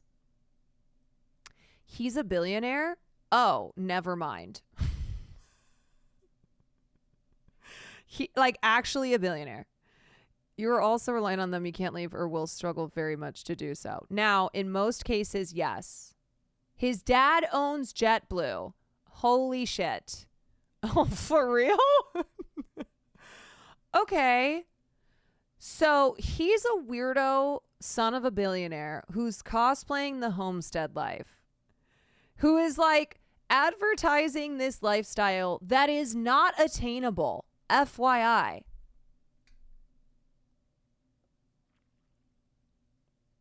That's the thing, you guys, okay? What people like Nara Smith, who they also are very wealthy outside of the social, the wealth that has come from social media. People like Nara Smith, people like Ballerina Farm. This is a fantasy. It is an aesthetic. It's like a rural colonial aesthetic, and this is not attainable. Just how like Kylie Jenner showing off her life is also not attainable. And they're all Mormon too, of course. Of course. This is why honestly, I see Cutie going down this path. I think this is her next step. This lady is Mormon, yeah. Okay. Is she a feminist? Well, I feel like I'm a She stops herself.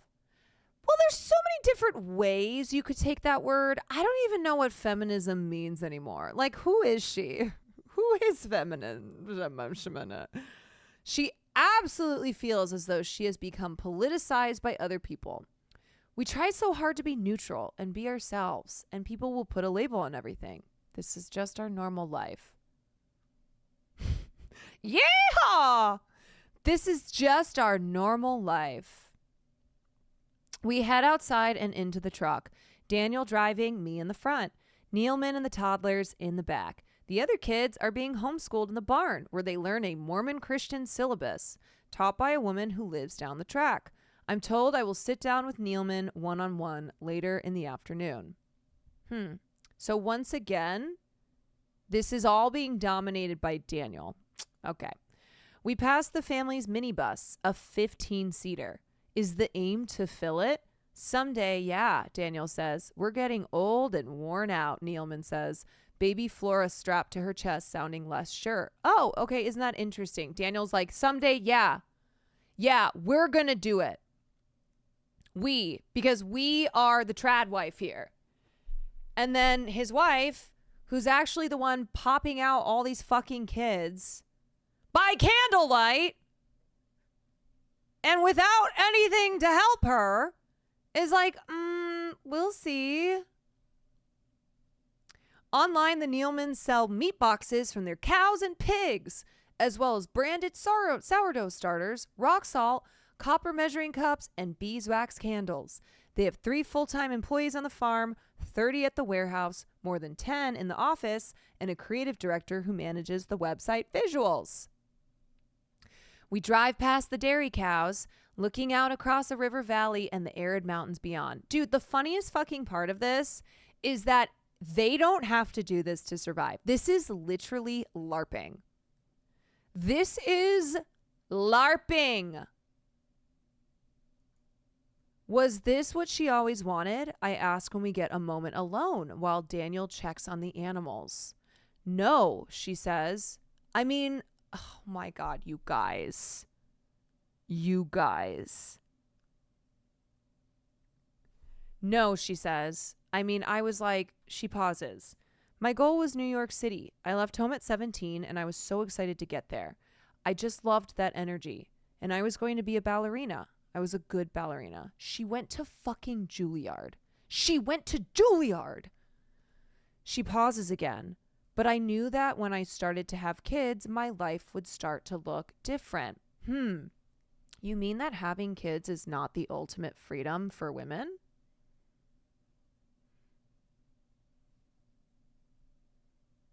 You mean that maybe there are women who have dreams other than having children? Who recognize the realities of how their lives are often burdened by being the expected caregivers to children. But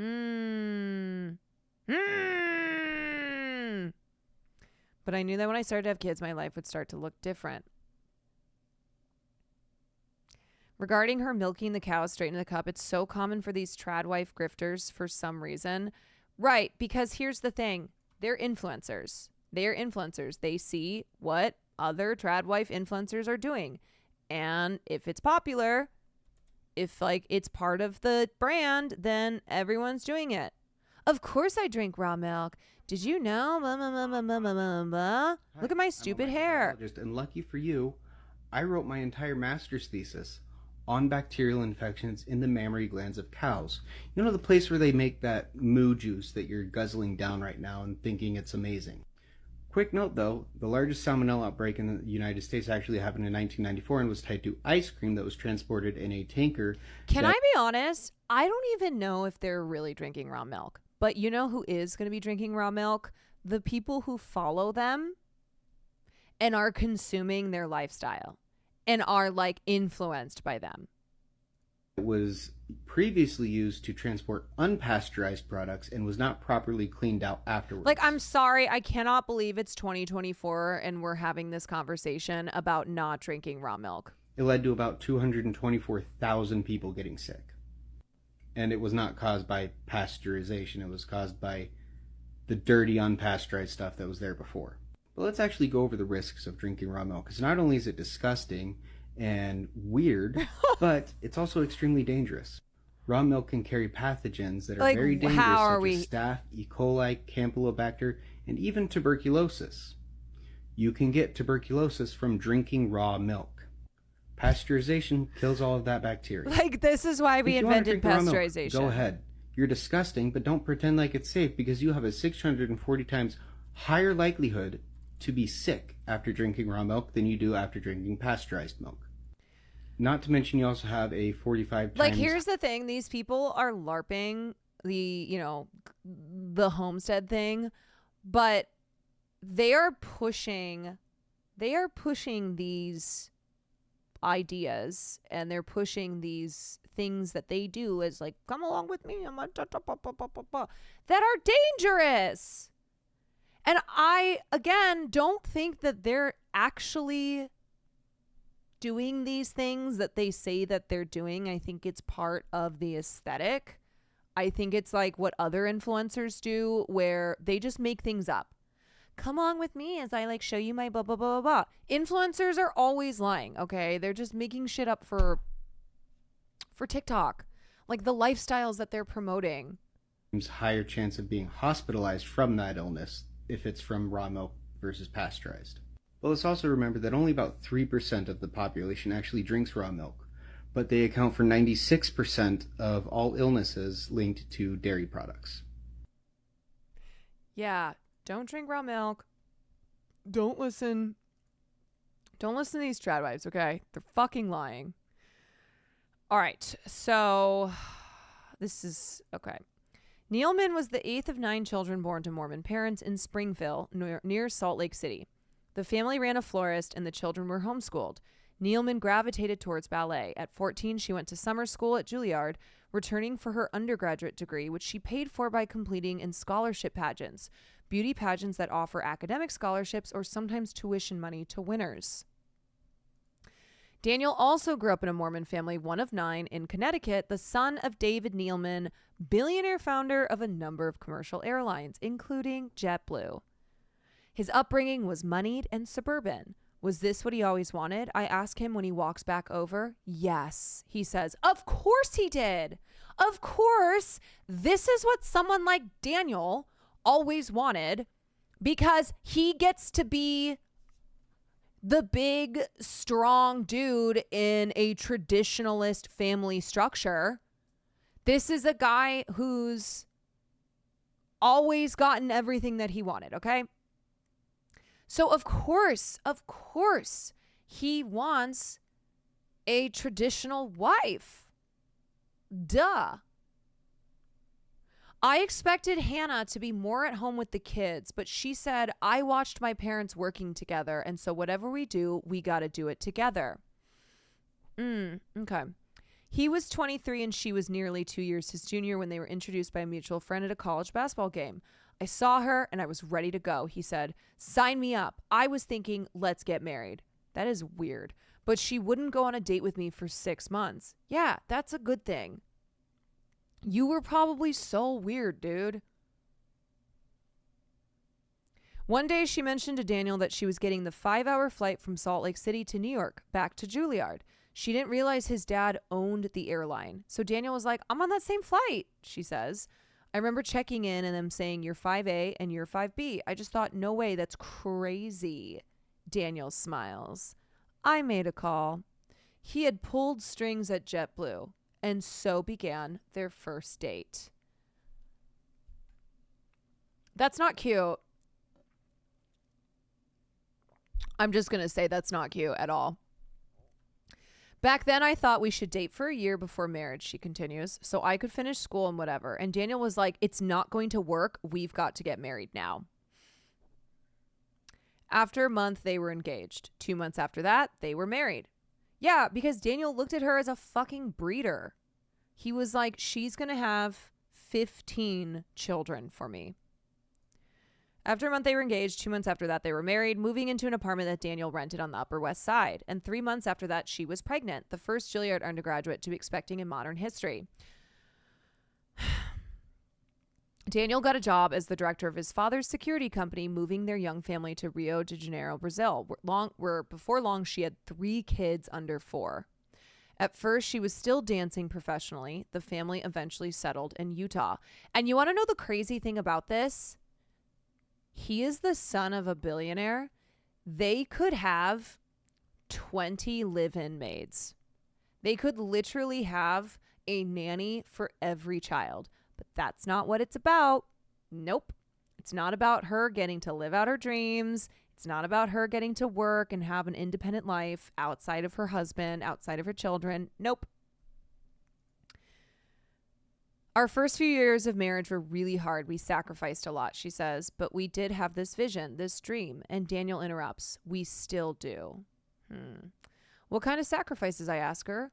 Well, I gave up dance, which was hard. You give up a piece of yourself. And Daniel gave up his career ambitions. What were his career ambitions? Like, he literally just got a job with his dad's company. Like, I don't think this was something that he had to... What was it? I look at the vastness and don't totally agree. Daniel wanted to live in the great western wilds. So they did. Yeah, so what were these career ambitions that he had to sacrifice? What's this, like, sacrifices that we had to make? He wanted to farm, so they do. He likes date nights once a week, so they go. They have a babysitter on those evenings. He didn't want nannies in the house. Shocking! Oh my God, you guys. I'm so shocked. He didn't want nannies in the house, so there aren't any. The only space earmarked to be Nealman's own, a small barn that she wanted to convert into a ballet studio, ended up becoming the kids' schoolroom. Daniel wants to take me to see the new dairy farm buildings while Nealman goes back into the house to make lunch for the kiddos. We stop at an irrigation ditch, which he explains, the offices, which he explains, the milking stations, which he explains. I check my watch, feeling edgy. I want to talk to Nealman. Yeah, bruh. She ain't here for you.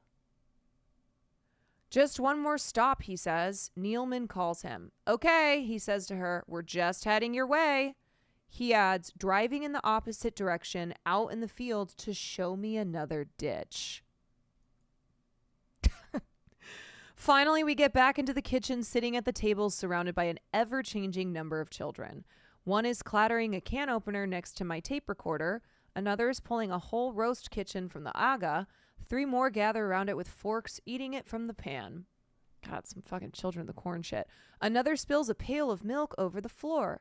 We have half an hour to talk before Nealman has to take some of them to a ballet class. I notice there's no TV. Well, we watch some stuff on the computer, one of her daughters says. YouTube videos? No, just Little House on the Prairie.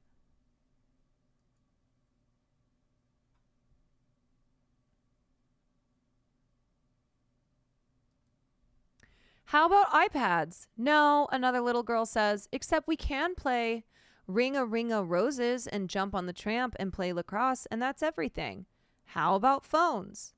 No, says 8-year-old George, one of the older kids. Sometimes if we go with our cousins and we play on a phone, then we're like addicted to them. They have a cleaner, but no childcare. Nealman does all the food shopping, kids in tow, and cooks from scratch. They don't do ready meals. Despite the more traditional aspects of their relationship, Daniel is a hands-on father, taking the kids out to the farm and doing all the laundry. Oh, what a saint. The children appear to look after each other quite well, too. There are so many that they seem to have become an almost self-sustaining entity. Still, Daniel says, Nealman sometimes gets so ill from exhaustion that she can't get out of bed for a week. Holy shit.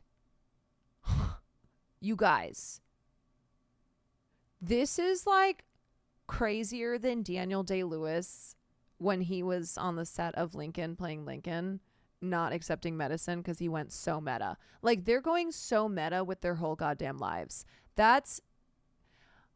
I also feel like maybe it's not just exhaustion, like physical exhaustion, but maybe it's mental exhaustion too.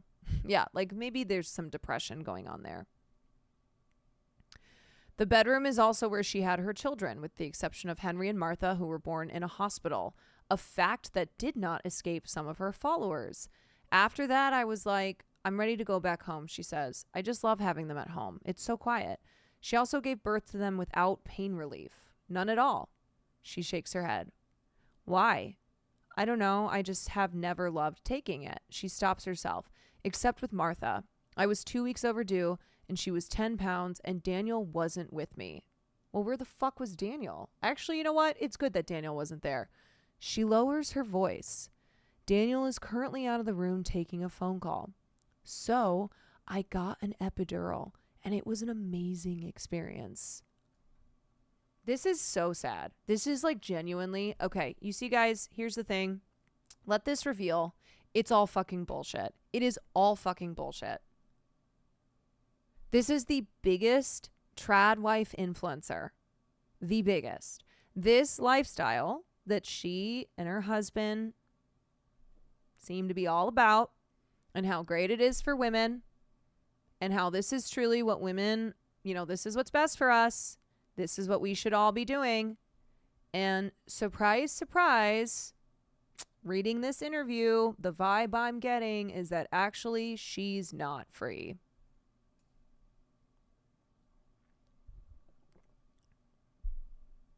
Water is wet. Where was Daniel that day? It was shipping day for the meat boxes, and he was manning the crew. Okay, so she was left to birth a child on her own. Fucking what? And she got an epidural. Good for her. But the epidural was kind of great. She pauses and smiles. It was kind of great. I want to ask her about birth control, but we're surrounded by so many of her children, and Daniel's back in the room now too. I pause and look at her fixedly. Plan pregnancies? No, Daniel says. When he says no, Neilman responds gently, it's very much a matter of prayer for me. I'm like, God, is it time to bring another one to the earth? And I've never been told no. Oh, God, I want to kick this man in the balls so hard so he can never have children again. But for whatever reason, it's exactly 9 months after a baby that she's ready for the next one, he says. Oh, for whatever reason? Really? That reason is not you? It's definitely a matter of prayer, she says. It's a matter of prayer, but somehow it's exactly 9 months, he says. The Neilmans have strongly held Mormon beliefs, which they mention far more in person than they do online. The Mormon Church emphasizes heterosexual unions and sexual purity. It opposes elective abortions, allowing for exceptions only when the pregnancy results from rape or incest, or when there's a threat of life to mother or fetus. Does Neilman agree with the stance on abortion? The church is a lot more lenient than a lot of states in the U.S., Daniel says. The church is against, I'm going to get an abortion because I'm not happy I'm pregnant. We see the joy of having kids. And the sanctity of life, Neilman says. Absolutely, he continues. And that's probably why the church tells you, don't have sexual relations, get married. Because if not, you might have a kid that you regret having, and all of a sudden you get an abortion, and that's not good. Yeah, so the worry is that you'll get an abortion, which is the regret, versus you'll be stuck in a horrible marriage and be forced to have children. And they see this as a sinful act. Yes, Daniel says, you need Jesus, Neilman adds. Mom, mom, mom, mom, mom, mom, mom, mom, a little girl cries, I want to go to ballet now. I can't, it seems, get an answer out of Neilman without her being corrected, interrupted, or answered for by either her husband or a child.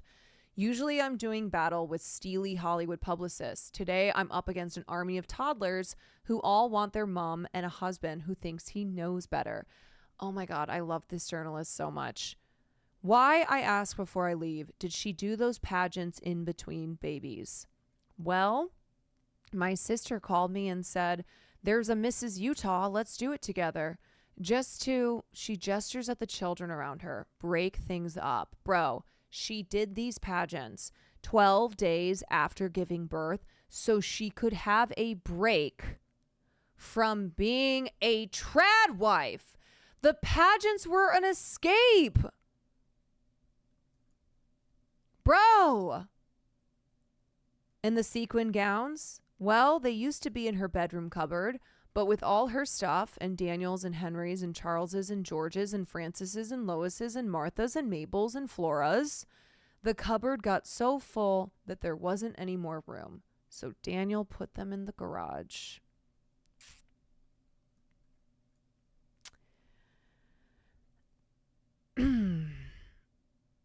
Wow. I genuinely, this is a very sad story, okay? But also, it's not surprising. Like, that's why the whole trad wife influencer shtick of women adhering to patriarchal gender roles, keeping house, raising children, and looking beautiful and perfect while doing it is not some not. What if I told? Oh my God, fucking hell, Jesus Christ. Is not something that this is the Carter says every influencer is secretly Mormon. Fuck. I'm just gonna keep my volume all the way down. Because different videos have different volumes and I keep fucking us up.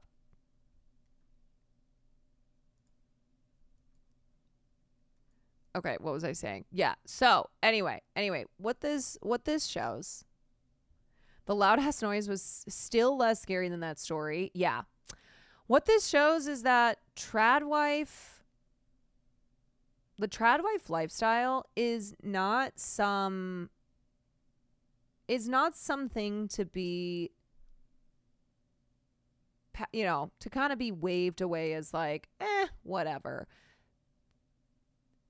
What this is promoting and how more and more young women are leaning into this trad wife lifestyle, into this aesthetic as a way to like honestly escape, like things aren't great.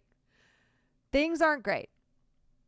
We still have not, we still are not being paid equally. We don't have resources to help with working and raising children. We are, our reproductive rights are being stripped left, right, and center. Like, it doesn't feel reassuring being a woman nowadays, right? And I get why millennial and Gen Z women are looking at this aesthetic and going, you know what? I give up and I think this actually looks nice. And most of them are just saying that, right? Some of them are just saying it out of frustration. They're like, fuck it. I'm going to be a trad wife. But there are others who are going, yeah, feminism has failed. Individuality for women has failed. Everything that we fought for, like, it was supposed to be great. It was supposed to be all this, great progress. That life was supposed to be good for us. And that's not the case. And so in reacting to these systemic failures, which are very real, very true, it seems like the answer for some people is living on the homestead. You know what? I'm just going to live out. I'm going to live out on the land. I'm going to have a beautiful life. It's going to be easy. It's going to be simple. And it's like, okay, first and foremost, please, please, please remember, these are influencers. And what do influencers do? They make their lives look... They make their lives look, A, attainable, and B, something that they actually are not. They create this fantasy for you. And this, first of all, is not what it is, okay? Second of all, you don't want this unless you genuinely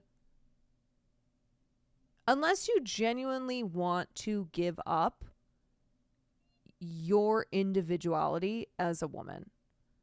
If you're like, yeah, you know what? Give me the strict gender roles. Give me the traditionalist structure. Give me not all of them, but most of them are religious. Like, that's a big factor here. Give it all to me.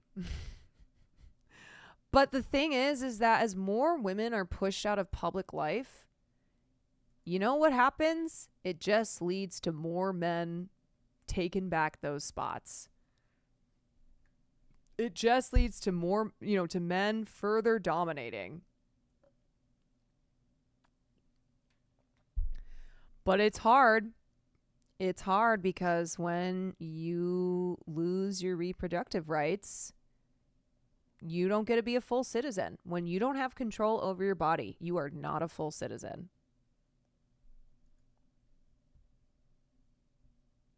And so people, in responding to losing those reproductive rights, not being a full citizen, go, okay, well, I'm just gonna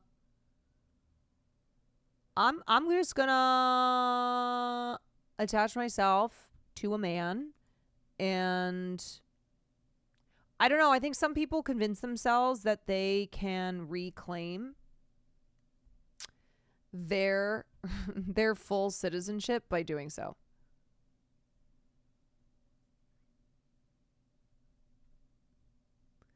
All right, let's watch this.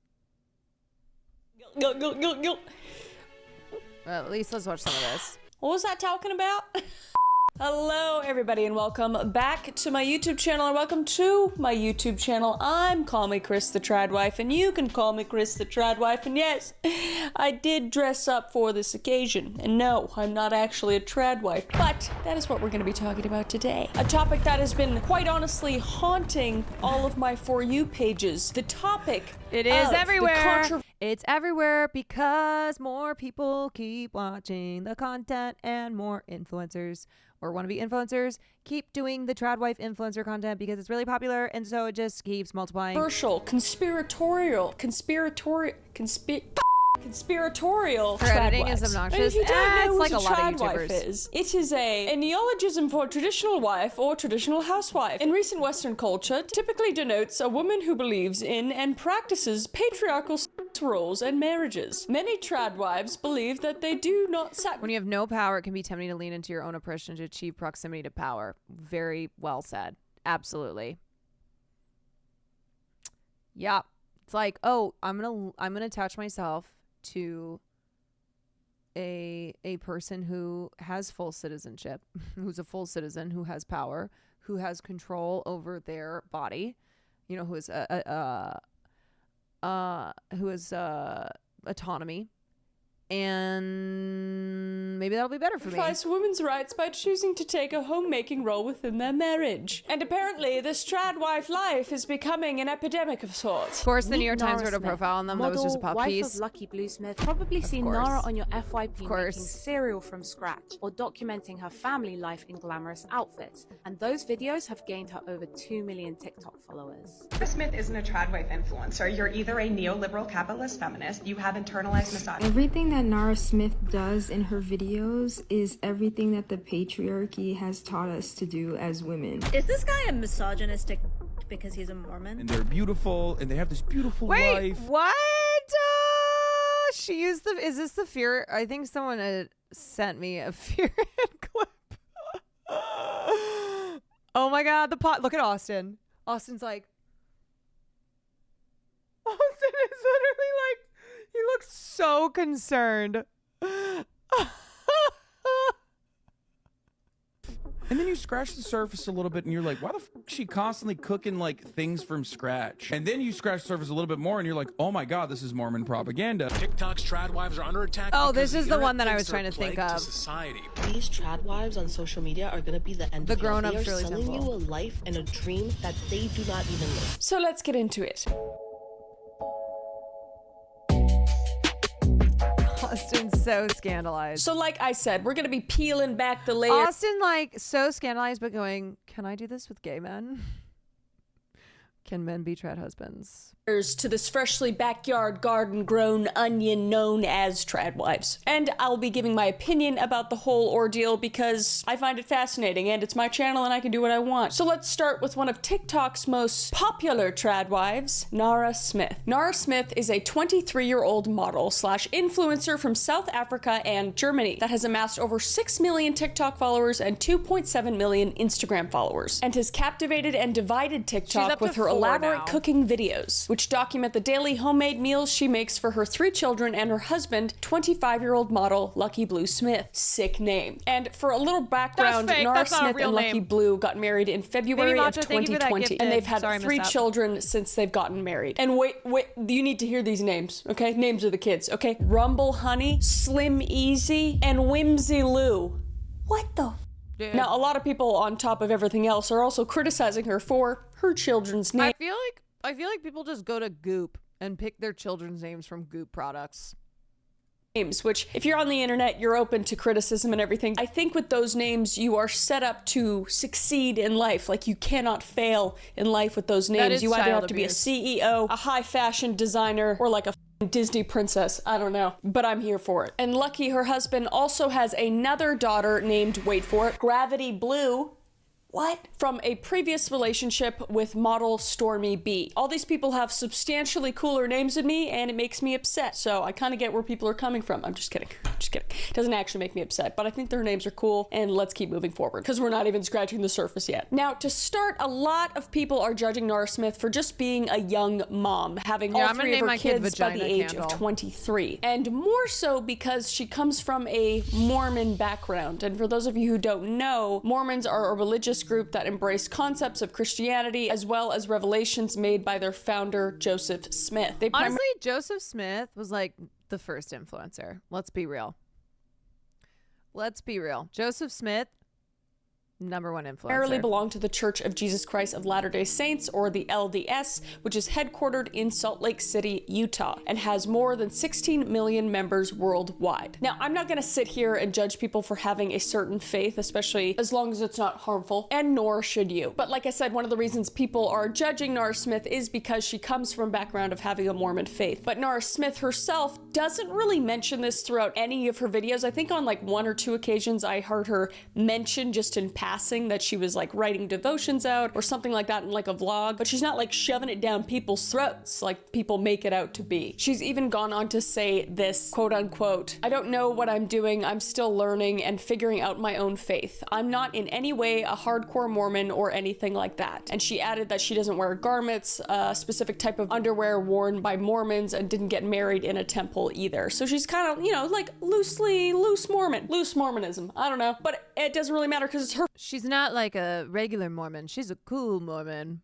Business, all right? She says, "Both me and my husband are on our own journeys and figuring out how we want to raise our kids."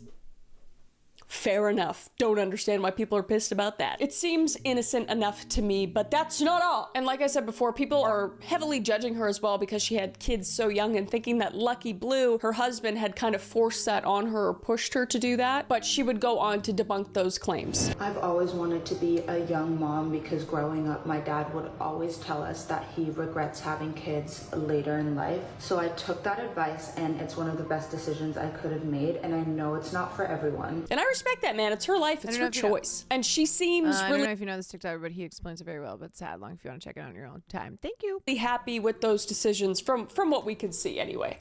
Do I have a hair on my lip? How unladylike. Sorry. But what's really pissing people off to no end, specifically pissing off other moms and other single women around the world, is the fact that this monster, Nora Smith, cooks her family meals and snacks from scratch on a daily basis and has the audacity, okay? The audacity to shove it in our faces on a public platform. What a bitch. My husband has been loving Snickers bars, and when he was craving one today, I just decided to make him a batch myself. My sister's in town to visit, and she's been craving bubblegum so bad, but she ran out, so I just decided to make it for her. When I asked my toddlers what they wanted for lunch, they both wanted a grilled cheese, so that's exactly what I got started on. Toddlers requested some yogurt this morning, and we were running low, so I just decided to make it myself. If you didn't understand it before, I was being sarcastic. Okay, but I will play the devil's advocate. Why is she whispering? It's part of her aesthetic. It's like this very, draws you in. It's very soothing. It's it's a way for, I don't know. It's like comfort videos almost. First time I heard of her was Sad Boys talking about how she made her own toothpaste. Yeah, her whole thing is that she makes things that are very easy and inexpensive to buy, but she makes them from scratch. And it's always like, my husband was really craving some toothpaste, so I decided to make toothpaste from scratch. And here's how I did it. But again, like what Nora Smith is selling is this aesthetic of being a homemaker. This is like what, even though she's not explicitly pushing this onto, she's not explicitly pushing any beliefs, it's still the lifestyle that is being sold. It's wild that they compare themselves to women in the past time when their lives have nothing to do with them. The women in the past were obligated. They didn't have choices. Yeah. because it is quite literally just me here and I need to play both sides. I do see where some people are getting annoyed by her videos. Upset or angry, I don't understand that, but like maybe slightly annoyed, maybe. Because Nara Smith will usually start out her videos with this aesthetic and soothing intro along the lines of this. My toddlers woke me up this morning requesting PB&J sandwiches for breakfast, so I got right to work, starting with making the bread, peanut butter, and jelly from scratch. And if you think I'm embellishing, I'm not even a little bit. Here's an example. This morning my toddler stumbled into my room and her first words were PB&J, so that's exactly what I got started on. Growing up, I loved having fresh bread. It was one of my favorite things, so I get it. Started by making a really simple sandwich bread with some yeast, water, salt, sugar, and flour. And also stuff like this is the beginning of the rabbit hole, you know? Hers is not as obviously far right as like kind of religious extremist as other trad wife content can be, but it certainly pulls viewers into new territory and can lead to falling down a rabbit hole of extremism. Yeah. Did that until the dough formed and then let see that what dough pops up rise on your for about 2 algorithm. hours Like, until it see what pops up on your algorithm when you are constantly consuming videos from someone like Nara Smith. doubled in size. So a lot of the comments on these videos are positive. She does have a very large positive fan base as well as a, negative fan base, as we all do. But the reason people are criticizing her so much is because the food that the toddlers request often takes about 2 to 10 hours to prepare. So people are just going at her in the comments saying how unrealistic that is. It's kind of funny. And also they're outraged by the fact that she is constantly dressed in anything from an evening gown to a cocktail dress to prepare this food. But I can't even imagine being like one of these kids just asking their mom for like a simple granola bar as a snack before they gotta head out the door, as toddlers do. Then they have to wait 3 to 4 business days for her to get all dolled up, harvest, cure, and process, and combine all the materials from scratch to make it. My algo is pure twinks and muscular women. And that's a big but, mate. She's making it from scratch, dude. If that's not love, I don't know what is. And I'm sure a majority of other people would be so over the moon if our mothers or fathers took the time out of their day to make us something from scratch, who had the luxury of time to make us something from scratch, which I know a lot of our parents didn't, and probably a lot of parents don't nowadays, and that's where the outrage comes from. Therein lies the problem for so many of these people just ragging on Nara. In simple terms, they're just jealous. They're jealous of the fact that she shows off her cooking, that she promotes alleged trad wife behavior, giving birth and feeding her family, looking good and creating a work-life balance, all while becoming successful on the internet by working and making money for her family. Terrible. She's a terrible human being. This is satire. If you don't understand when I'm being sarcastic, I'm being sarcastic right now. So what I'm trying to say is just like everything everybody argues about is just, it's crazy. It's crazy. People are just comparing themselves to her way too much. It's a different life, baby, okay? And in my personal opinion, she's kind of badass. And I'm sure a lot of you do agree with me. Like, she's not doing any harm. She's just showing how she shows love to her family, which she mentions in almost every video, because I feel like she feels like she needs to put a disclaimer that she actually likes to cook for her husband and kids, and she's not made to cook for them, which I understand some trad wives probably are, and they're probably in a worse situation. But I think Nara Smith is under fire for the wrong reasons. And I think this is making some people around the world feel inadequate in their homes, and they're just voicing that and taking it out on her page. Which is, I mean, that's with like every influencer. I'm not totally sure about this. Like I said, Nara Smith is not as obvious of an example as like the girl who looks like a grown-up Shirley Temple or the ballerina farm that we just covered. But like what I'm trying to explain is that what this is it all falls under the umbrella of romanticizing domesticity, the domestic life. Okay, it's the aestheticizing of housework, where this was something that was done in the mid 20th century. Okay, publications like Ladies Home Journal, they also set about to make the domestic home life seem beautiful and glamorous, and women in full makeup and hair and dresses, like holding a vacuum, because that was in a response to after World War II, when a lot of women entered the labor force, because as we talked about when we watched A League of Their Own, men were at war. Men were at war, and so women for the first time were allowed to and encouraged to work in professions that they had previously been barred from. And so after men came back from war, well, even though a lot of women were kicked out of those positions, they were like, wait, I want to keep working. And remember that like women couldn't even get a credit card or a loan.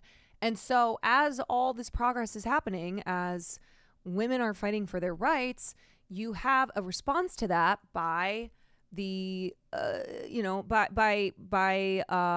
those looking to return to tradition and uphold these patriarchal power structures by romanticizing the domestic life, by making it look like, oh, women, this is what they're supposed to do, okay? You gotta be a good wife, you gotta be a good mama, you gotta be a good homemaker, and you want to be perfect in all of these. It's advertising. Yes, it's advertising. So do I think that like the worst effect of what someone like Nara Smith's content does is make someone feel bad that they don't look like her or that they aren't as good as her? Shit. Not necessarily. What I think it is instead is people who look at her life and go, I want that. That looks like a perfect, wonderful life that God damn it, that I should. Okay. Is this the end? Okay. Is this the end? Is this the end? Hold my breath and count to 10. Please. I'm going to be a trad wife. My mic wants me to be a trad wife. Fine, I'm done. Okay, goodbye.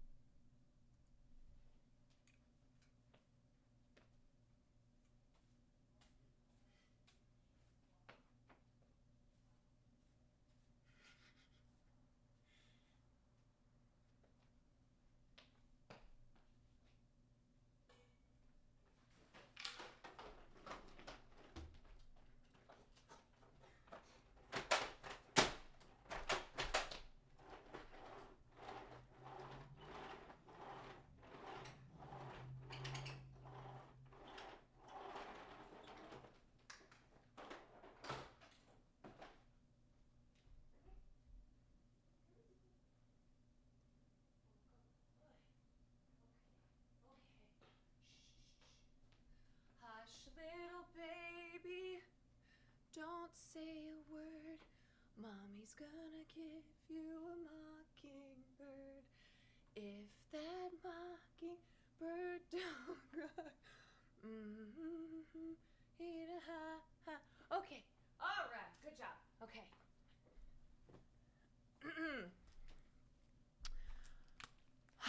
God, I can't even do that. I can't even be a fucking trad wife, man. Fuck. Shit. God. Fail at everything. I'm wearing the brat shorts. Yeah. My brat summer shorts.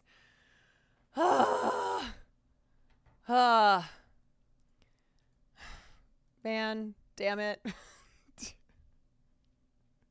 Damn it.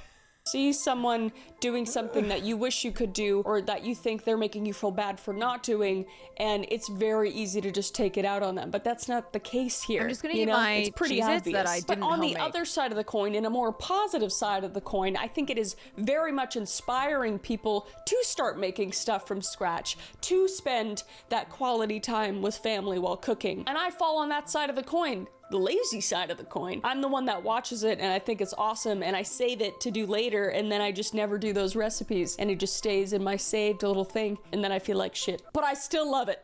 And what Nara Smith posts on the internet could be fake for all we know. I feel like everyone is so quick to believe everything that they see on the internet. But do I think that what Nara's doing is fake? No. But do I think what she does is a bit embellished to seem more aesthetically pleasing for the audience and to seem almost unrealistic, to be more shareable and talked about on social media platforms in order to boost herself on the algorithm? Yeah, dude, it's her job. And that's 99% of people on the internet. You guys think... Okay. Yeah, so Cheaper Than Art School, thank you so much for 11 months. Crease, thank you for the tier 1. Yes, this is true. Like I said, this is what influencers do. Okay. It doesn't discount, though, what is also driving someone like Nara and her husband, who are Mormons, and not to paint all Mormons in a certain way, but there's certainly a connection between the Mormon lifestyle and adhering to a very traditionalist, strict gender role life.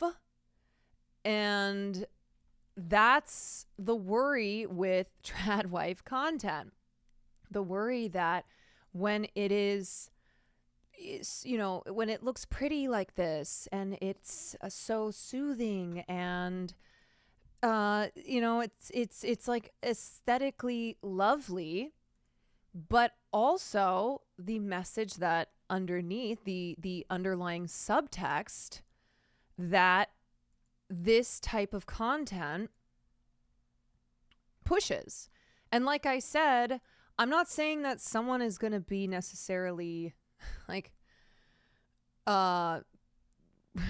radicalized in a bad way by Nara Smith's videos, but it can lead you down a rabbit hole. And next thing you know, you're learning about natural living or homeschooling, and then that gets into anti-birth control, that gets into like just all things that are anti-feminist. Are we making gum from scratch for the next dinner in a movie? You know what we should do? We should do that. We should take like one of these ridiculous videos where I make toothpaste from scratch.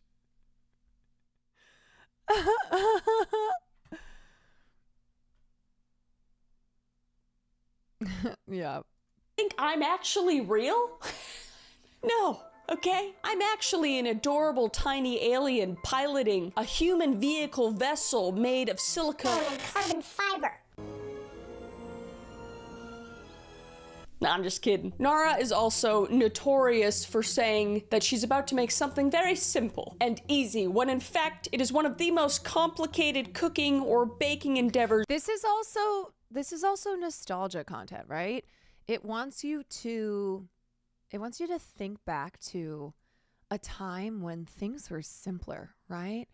Where, you know, the era of like the 1950s, and it was just easy, you know?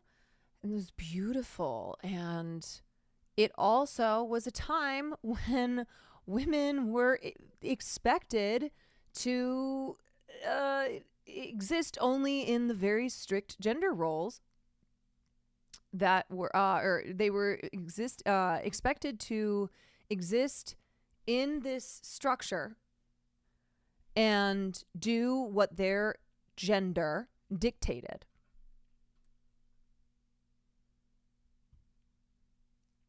Longing for a better time that never existed. Yeah, glorifying an era where a lot about that era that was not great.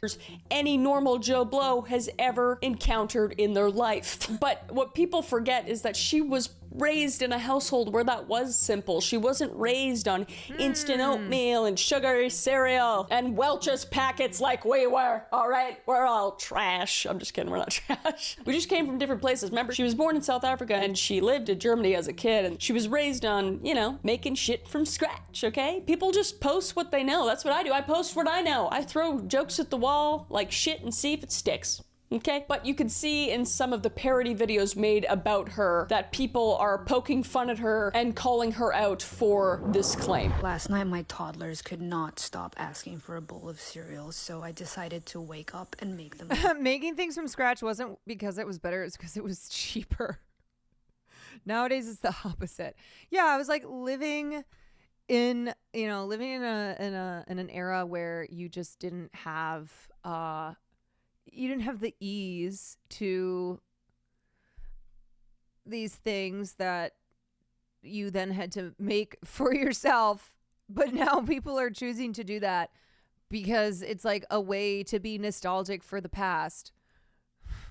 These are so easy to whip together. So first you get the seeds and then you start to grow your own grain. I stumbled across these fresh ingredients and I knew exactly what to make him. I decided to make the butter from scratch, so I seasoned it and let it sit for a few hours. This was the final result. So when I woke up this morning, my kids were in the mood for some water, so I went to the ocean and got some water from scratch. And as innocent and as lighthearted as those parody videos are, some people are just ripping her apart in the comments, man. And I just don't think it's fair. And again, I think it stems from jealousy and a bit of ignorance maybe, but people can live a life drastically different. I think her take is very reductive. I don't love oh yeah, everyone who's criticizing this is doing so because they're ignorant / jealous. Girl, I don't think that's you. I don't think that's necessarily the pro-woman take that you think it is. Different than your own, whether it's more traditional or not, and they can be happy and healthy. And I think Nara Smith specifically is unapologetically kicking ass at the social media game and at being a mom. And I know we don't see what's going on behind closed doors at all times, but she hasn't really given us any reason to speculate, so I humbly believe people should back the off Nara Smith and just enjoy the content for what it is. And the next trad wife on the chopping block is Ballerina Farm. Good morning, everyone. So on the barnyard is she's not connecting this to the bigger picture. She's like looking at individual tradwife accounts, and as I said, I don't think that I don't think Nara Smith is as explicitly pushing this repressive structure, this gender hierarchy, this regressive gender hierarchy, in a way that other tradwife content is. She was kind of cooking and then fell off the rails in the end. Yeah, and I'm sure she's about to say similar things about Ballerina Farm, of which we just covered that piece. But let's see. Girl. So this right now is just colostrum. Her milk hasn't come in. Dairy cows, they produce more than enough colostrum for their calf. Today we are making some Rocky Road ice cream. This is the buttermilk. So buttermilk, all the butter fat separates. And what you have left over from the cream is called buttermilk. Mom. Tiny little chunks of fresh butter. Now I'd say I think her point of view is also coming from a very involved content creator who's also in the game rather than an outside observer. Yeah, I think it's coming from someone who doesn't recognize, ironically, the influence that influencers have, right? Like, her take on people who watch Nara Smith's videos are, oh, they just feel badly that they're not as good as her, right? And she's not examining this. She's not examining like the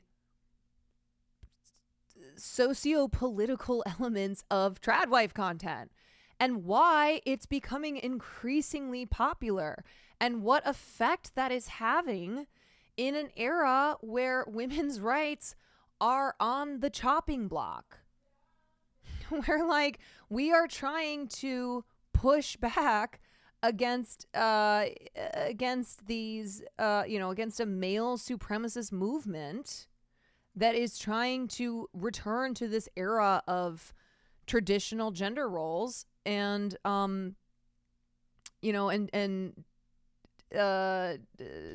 differentiate like what women should be doing versus what men should be doing. Did you think this video would be more harsh on tradwife content before you watched it? Because I did. I did. Yeah. The tradwife epidemic is insane. This led me to believe that like because there's a lot of tradwife videos out there. And honestly, I didn't really watch any of them to decide which one I wanted to watch. I just picked this one. It had over 1 million views.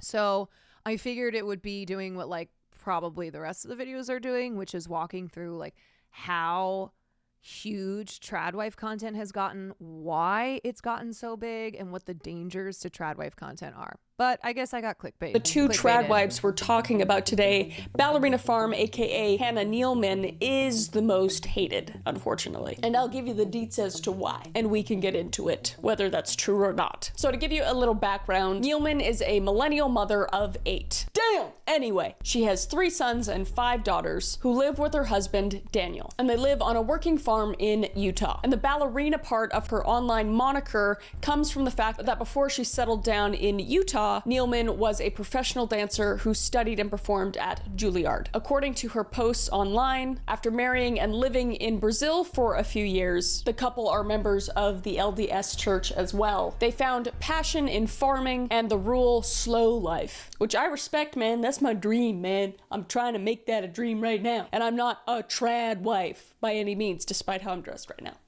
I kind of walked into that one. So they moved back to the US and purchased their property and began to expand their business, now selling beef, pork, baked goods, and homewares nationwide. And for many years, Nealman operated in... I don't know, man. It's kind of hard to watch this after we've read that article. Like I'll just kind of be repeating a lot of the things that I said. I already know what angle she's going to go with when discussing Ballerina Farm.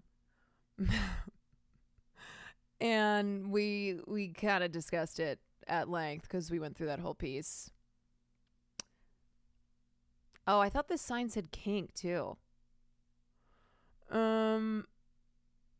Relative obscurity on the internet, posting about her life and raising all of her children and the farm and baking bread to a small audience of a few 100,000, which that's not small. That's pretty big. A decently large audience of few 100,000, but not in comparison to what she. You know what? Actually, fuck it. We're gonna abandon. We'll watch Carter's video on why every influencer is secretly Mormon. I don't see anything wrong with being a traditional woman. She doesn't necessarily have to make things from scratch. Cooking, being feminine is nothing. It's rare. No. Listen. I'm not saying that if you want to be feminine, that's a bad thing. I like feminine things. I like to dress up. I like to wear makeup. Blah blah blah. And I'm also not saying that women are not allowed to choose the traditional lifestyle. I believe in women being allowed to make their choices. The problem is that they're not actually free within those repressive confines. We went through the entire Ballerina Farm piece, and it is so clear, which, yeah, we already assumed this, but it is so clear that Daniel is the one in charge and has been in charge from the moment that they met. And that's what happens when you choose to live in a traditionalist family structure where the man is the head of the family, where you adhere to strict gender roles, where men get to be a certain way, and that way includes having dominion, having sovereignty over the family. He is the protector of the family, and the woman is the one who cares for the home, cares for the children, and cares for the husband in a homemaking domestic way. He is the milord. Yes, he is the milord. So what we're discussing is not women all having to work a job and women not being allowed to be feminine, we're discussing, one, how trad wives and trad wife content has proliferated on the internet, which is in response to a growing movement against feminism and against women existing outside of the traditional structures of patriarchy and power. We're discussing that. And we're discussing the effects that trad wife content has on people who are vulnerable to it, which includes a lot of young women who are feeling very dissatisfied in this world and in a society that is still repressive, even as we've progressed and even as we continue to fight for women's autonomy and women's rights. A lot of young women feel exhausted and feel like they give up. It's like it's like nothing is gonna change for the better, so I'm going to, I'm not a full citizen. I don't have full power. I'm going to attach myself to someone who does, a man, and I'm going to just live this perceived life, which looks nice to me, which looks like sweet and simple. A simple time, a simple era. Women famously can't be feminine unless they're trad wives. Yeah, that's what's like always silly is whenever I talk about feminism, there are people who think that what I'm saying is that you can't be feminine and be a feminist, which is very silly. That comes from that comes from people like a Matt Walsh who will paint, or Dave Rubin, who will paint all feminists as like blue-haired screaming lesbians. The other thing that bothers me was the line saying that the kids were essentially self-sufficient. Yeah, just little laborers here, self-sufficient labor. Oh my God, look at this kid on the end here. I'm sorry. I'm not going to be mean. This kid with the cowboy hat. I think he's gay. I hope they allow him to be gay. I hope this kid can be free. Free him. Free him. I don't know. I don't know who that chatter was, but I hope that cleared things up. Like the whole I'm not a feminist, I can actually cook. There's people just like do these dumb ass conflations and have just totally have just totally changed the definition of what feminism is. I'm not a feminist because I love men. That's how Shailene Woodley feels. Shailene Woodley is not a feminist because she loves men. And I hate men, and that's why I am a feminist. That's how that works. Did you know? I think this is a hard conversation to have live in general. Chatter's coming going, not fully hearing the takes. So it's funny because that happens every time I stream. It's interesting because would you walk into a class that you had missed 3/4 of the lecture and then immediately tell the teacher that they were wrong, or like give your thoughts without understanding any of the context and without having heard any of the previous discussion? But it's this thing where with streaming, I don't know, people come in and immediately tell me that I'm wrong, or tell me that whatever it is that they're so sure of, or loudly give their opinion when it's like, why don't you wait 2 seconds? And then they'll be like, I did wait. I'm like, okay, well then you're not listening. And that happens all the time because you're just thinking about what you believe, like what you want to say. So you're not actually listening. I've heard 5 seconds of this conversation and feel prepared to debate you on that.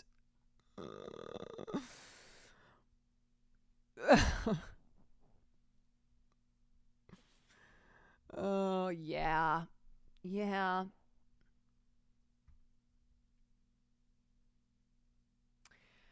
I don't know. I am concerned how many young women are being drawn to trad wifery.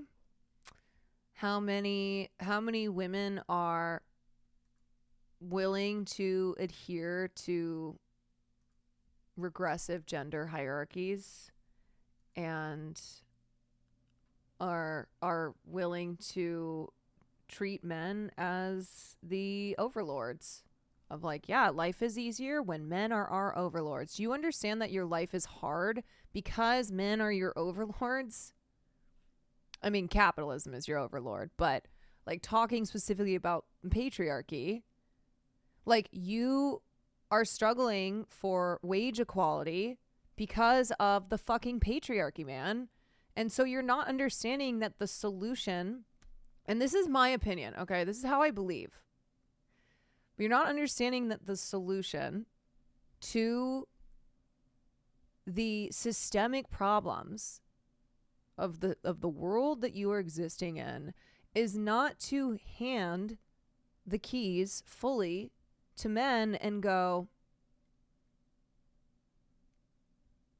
like take over, even though it's not even taking over, because it's just continue to take over, continue to be in charge, continue to dictate like what I can and cannot do.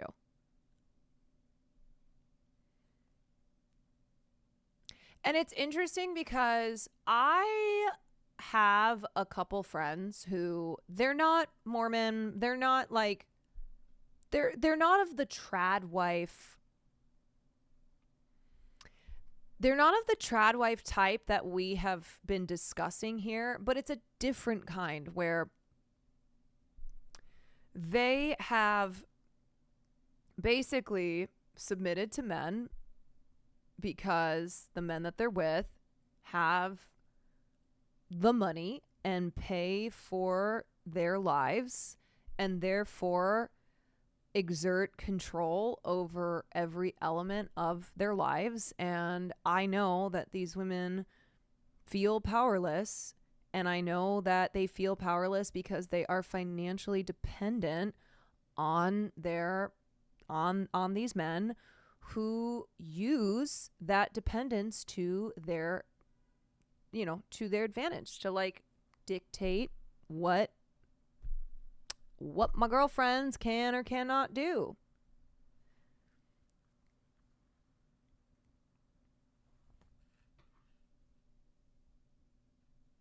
And I think like any like I know that they'll try to say that that's not the that that's not true, and oh no, we are equals. We are I'm in control. Like I get to do what I want to do. And it's like, actually, you don't.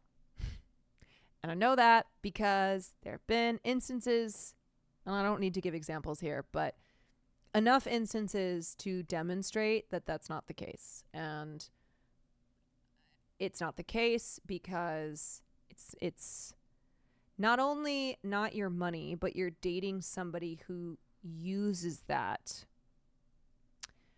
and holds that over you. Like there are strings attached to it. There's always strings attached.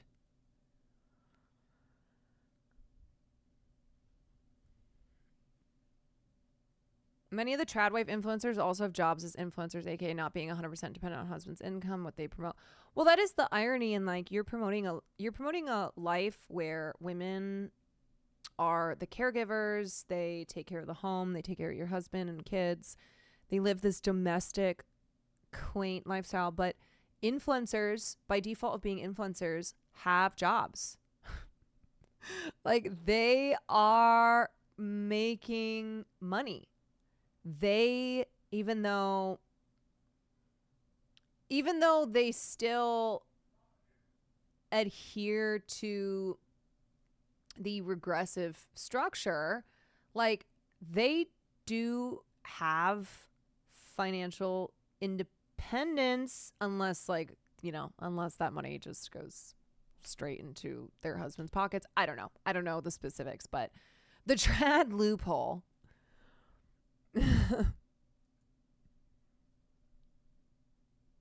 Recently in my church, the pastor said young women shouldn't choose down and just stay single. There's many ways to fulfill their womanhood as single women than as married women. I found it refreshing.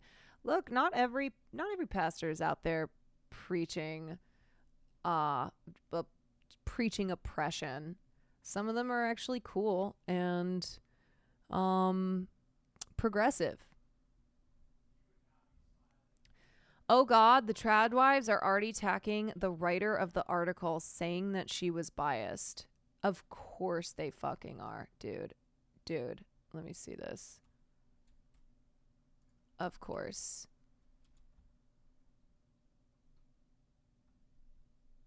Potentially controversial take, but I think the author of that Ballerina Farm article would have written that article regardless of if she talked to her one-on-one or not. Okay. Yeah. They're all like, you come for the queen and we will come for you. All right, let's watch Carter's. Told you that all of these influencers are Mormon? You're probably this video popped off. asking, but Carter, how do you know this? Well, you see, when you have a great-great-great-grandfather with 4 wives and 28 kids, you're kind of born with a sixth sense for these kind of things. If you don't know what a Mormon is, it's a religion, and they actually prefer to be called LDS now because the word Mormon is associated with cults. You're finally here! Which is actually why my family kind of abandoned the church like 100 years ago. And to be honest, I don't think much has changed because I see a lot of TikToks like this.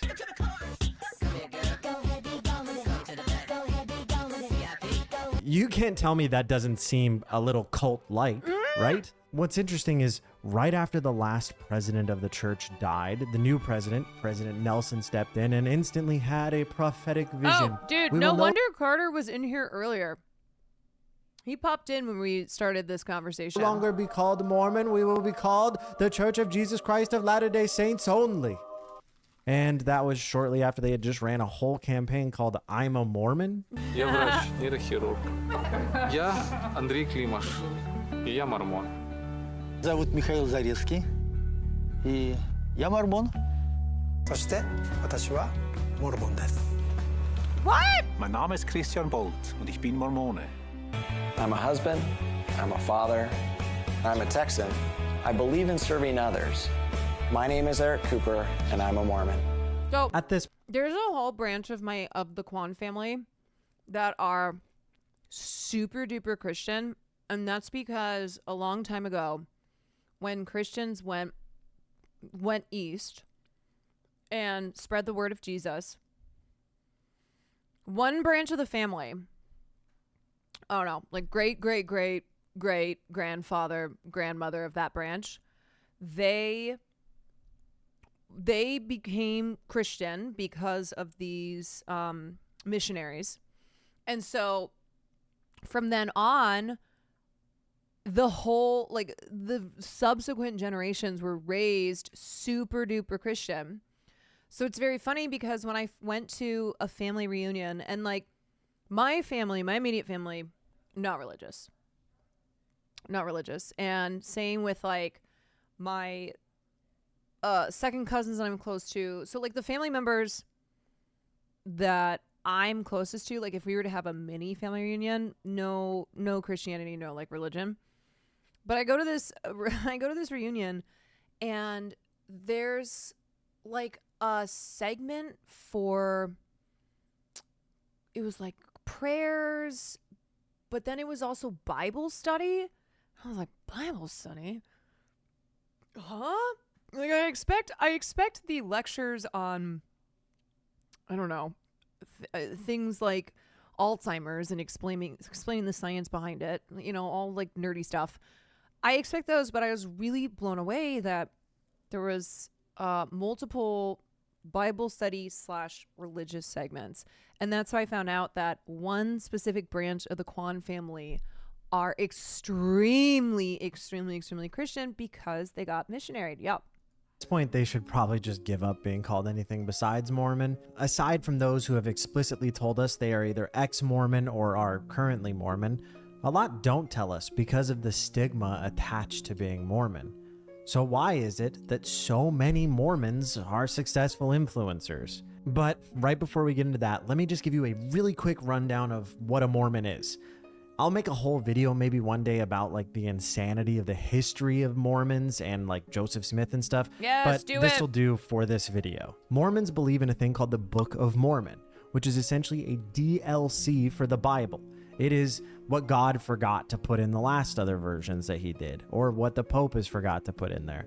Essentially, Joseph Smith was told by the angel Moroni that there was gold tablets in his backyard that he had to read using a hat and the special stones called Uma Thurman or something. Since Mormons believe that their president is also a prophet with like God on speed dial, essentially they can patch out old beliefs like this one pretty quickly. Those who remain neutral in the battle were cursed to be born with black skin. This is the Mormon explanation for South Park race. also taught me I about mean, Mormons. it couldn't have taken that long to get the patch notes on that one, right?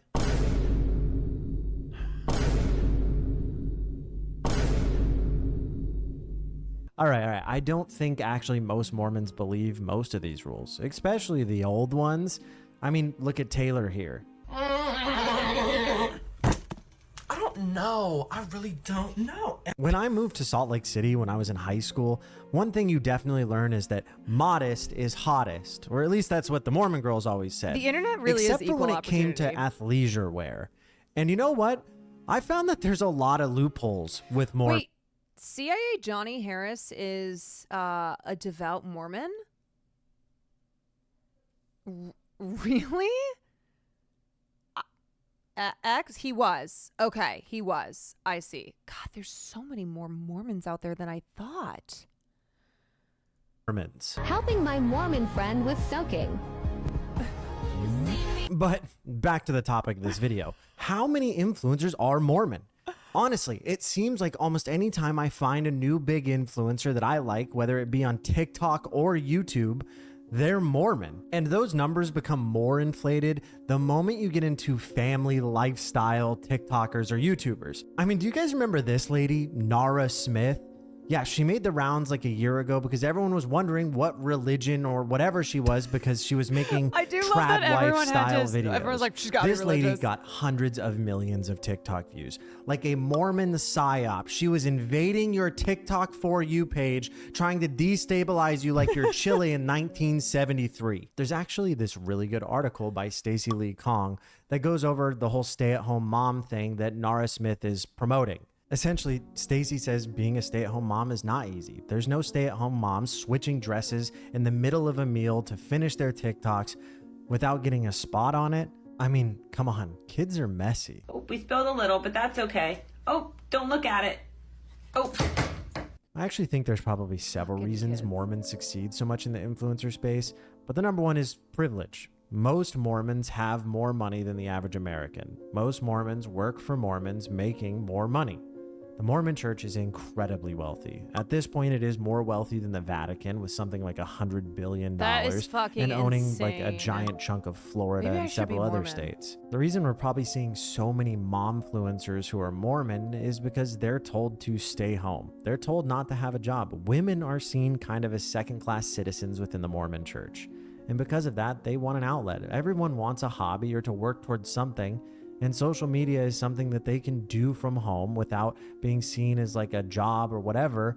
And they can stick to breeding, what the Mormon Church believes they're made for. Which leads into a next really important point that I'm going to... Breeding is one of those terms that I hate so much. But that's how these weirdos view it. They're like, you are a breeder. Let this lady explain. I think one of the reasons that Mormons are so good at it, one, Mormons are really pretty. It's Yeah, just a thing. true. Mormons are stunning. Mormons start popping out babies at 20 years old. There are not that many places where at 20 years old you have 3 kids, a big ass house, and you're Mormons also are- blonde, stunning, and have That is a really funny thing to say. Mormons are so pretty. Like there are shared, well, I guess incest, so maybe shared. I was going to say, like, there's shared genetics. And big old yitties. You don't see that. Like, that is Small crazy. gene pool. And so that's why people would eat that up. The Mormon influencers also had this lifestyle that Americans love. We love seeing a young mom. I'm who's joking super about hot, the incest. who has a big house. They had the perfect opportunity to dominate. People were fascinated. And so I think that's why the mommy blogger grew the way it did, is because it was exactly what Americans wanted to see. This lady nailed it. She's right. This appeals to conservative men looking to bring things back to before women had rights, when a woman's job was to stay home, take care of the kids, and make more kids. It also appeals to the women who want that, who are duped by the idea of staying home and not doing anything while your husband takes care of you. The reality is women entered the workforce because that wasn't feasible. The system that we live in eventually chokes you out so that one income is not enough, because you can milk a lot more money out of two people than you can one person. And I'm back with a new set of clothes because it's been over a week since I started this video and there's a lot to put in it. But back to the point I was just making. Another really important thing to remember is that it's impossible to be independent without a job. Even if you do have a husband who can afford both of you, if you do not have your own income, a lot of times it's going to be hard to get your own place. And you might be stuck in a situation that sucks. Yeah, and you know what happens? You know what happens with women who work? They're still expected to be the primary caregivers. Women who work are still the primary caregivers. So I get it if it's like, what's the fucking point of me working? Still having to provide care. I understand. I do. Look at another reason that Mormons are also very successful in this. Here is a girl who is Mormon explaining why she believes that Mormons are so successful at being influencers. What is it? Are you guys all just creative, or is it just the audience there? I think it's both, but there's also something I think about the Mormon culture, because I remember when, early 2000s, I was a child, there was like a push for women to journal. And when the internet came around, that was a thing that the leaders of the church kind of pushed out, was like for these women to almost use these blogs as a way to document. These girls started these blogs to document their life, and what it turned into is just people being like, oh, where did you get those jeans? From there, that's, you have an influencer who is able to push product and convert sales because they've built this trust with their followers. This lady mentioning journaling being a reason is probably true, but the church actively actually looked to make more influencers, which is kind of crazy. Story time. And for those unaware, I led and kicked off social media for the Church of Jesus Christ of Latter-day Saints from 2010 to 2012. So I had a little part in that. And go check out Alicia's video for a little more of the background. One of the values I saw for social media when I first started talking about it was the ability for members and leaders to be able to talk with each other the same way they did back in the times of Joseph the bloggers Smith. became the new door knockers. At the time, we had a large number of bloggers and influencers and people just getting started on YouTube and elsewhere, starting to make names for themselves and build audiences online. And I saw an opportunity there to start building relationships with them. Like I said, not just for getting more Joseph Smith, attention to the church's brand, but also from a PR standpoint, being able to help them speak the same language we were speaking. So I created a Facebook group. It was called something like LDS Journalists, Bloggers, and Influencers. I can get the exact name and maybe I'll post a picture of it. And started inviting all the influencer friends that I got to know over the years, and that were still Mormon, active Mormon, and that were proponents of the church. We didn't invite people like John DeLynn because he was not a proponent. Sorry, John. And in this group, we give them special access to messaging and other things that we were getting ready to launch, things that we wanted them to share, things that we wanted them to talk about. And we started to build a community of these influencers that were all talking and communicating with each other. Now, I don't know what has remained since I left, but I know for quite a while that group still existed and people were still inviting friends and others into the group. And there was a good community of at least bloggers and some YouTubers that were all communicating back and forth, trying to figure out ways to help out the church. The question is, does that still exist? Now, a lot of this gets into Mormon belief, obviously, of wanting to share and spread the gospel of Jesus Christ and using the social media as a way to do that. But much of the reason that it is such a big deal on social media is because they talk to each other. In many ways, Mormons are a lot like the Jews in their network in that they speak to each other, talk to each other, network with each other. The only difference is the minute you leave Mormonism, you're gone from the network, which is basically what happened to me. Okay, there's actually a lot to unpack in this video. Essentially, he is saying that there is a lot of reason for Mormons to become influencers. Spreading the message of being a Mormon is incredibly important. It's probably why Mormons are so good at taking jokes, such as the Book of Mormon play, or a lot of times South Park has poked fun at Mormons, along with a lot of other media. He also mentioned something else, that there is a network of Mormons, and having that network helps you get your feet off the ground as an influencer. It is no secret to influencers or anybody who pays attention to influencer sphere that influencers are made by other influencers. You would be hard pressed to find an influencer who is not friends with somebody who was an influencer already. In the beginning, yes, people do pop up out of nowhere, but we are long past the beginning of social media, which there probably was a lot of Mormons in the start of social media blowing up as well. With the rise of YouTube and TikTok and everything, there's always been someone who was probably Mormon, just statistically, in the beginning. And they've also changed with trends, which is why I see a lot of very weird new Mormon TikToks like this.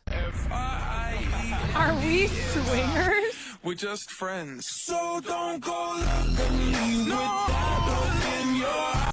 Huh? F-I-E-N-D-S. We're just friends. So don't go look at me with that look. Huh?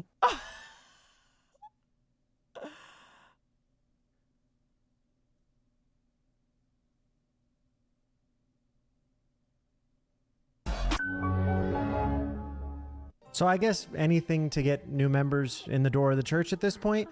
It really does feel like Mormons are in every single type of content there is. And I'm actually not the first person. I'm going to be honest. This is news to me. I didn't realize that Mormons were all over social media like this. I knew about like the trad wife Mormon thing, but I didn't know that there is hella Mormon influencer content, especially with young people, which makes sense.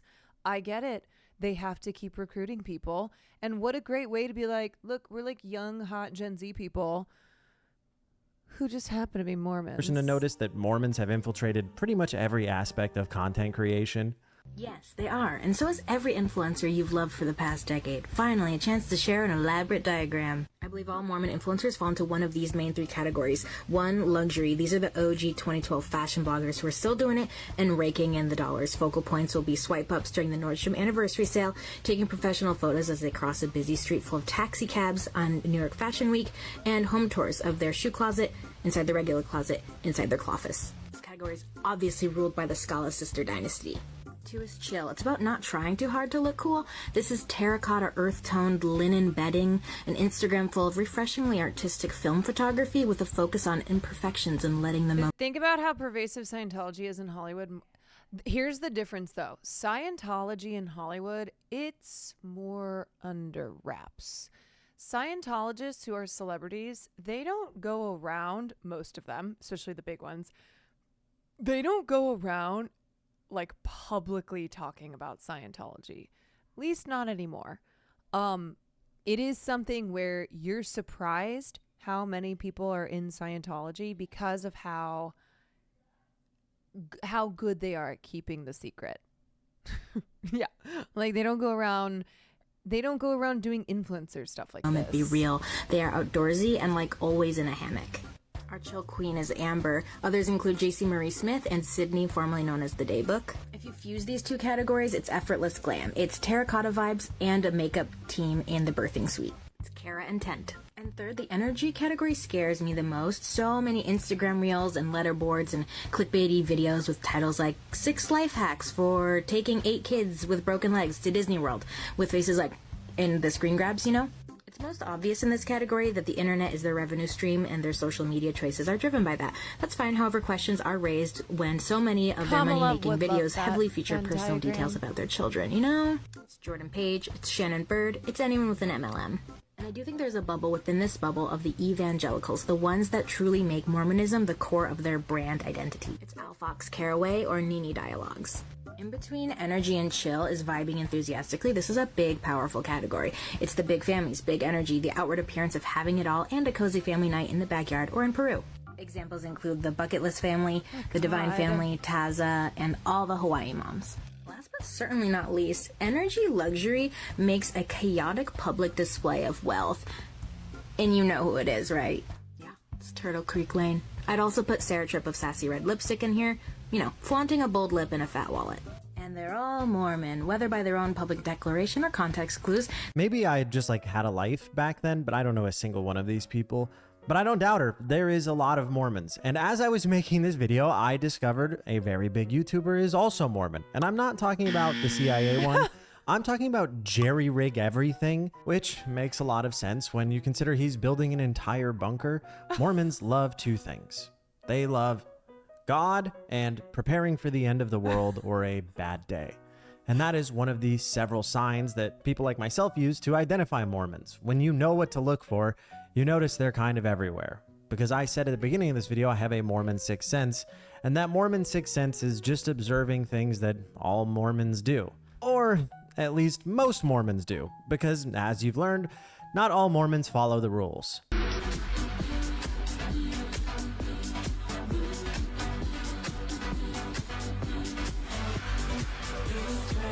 Alright, we've reached the part of the video where I kind of explain what my issue is with this. And I don't really have one entirely, as I think that there's tons of religions that do bad things or go against their rules all the time. People are free to pick and choose what they want to believe or do. I'm not saying that all of these influencers are trying to recruit you to be Mormon or even going on promoting that they are Mormon. Johnny Harris made a whole video explaining why he left the Mormon church and kind of the insanity of the Mormon church. I'm just asking as to why. Why do they hide it? Why is it that being a Mormon is something that you hide when the idea is to recruit more people? And maybe it is because the Mormon church has lost its religious roots a long time ago and is much more of just a normal business operation now.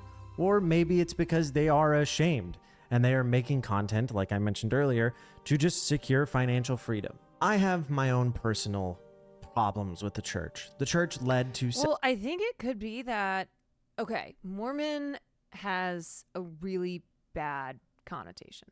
So if you lead with Mormon, then people will be like, God, I don't think so.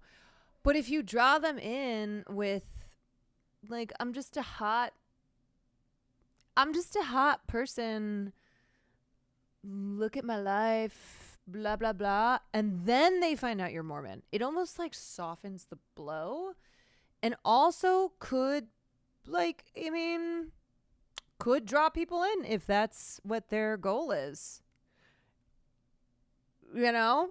Several of my friends committing suicide when I was young, probably due to the fact that their families were Mormon and they were queer. Anyways. And that's why I'm choosing now to tell you. I am not Mormon. That's all I have for this video.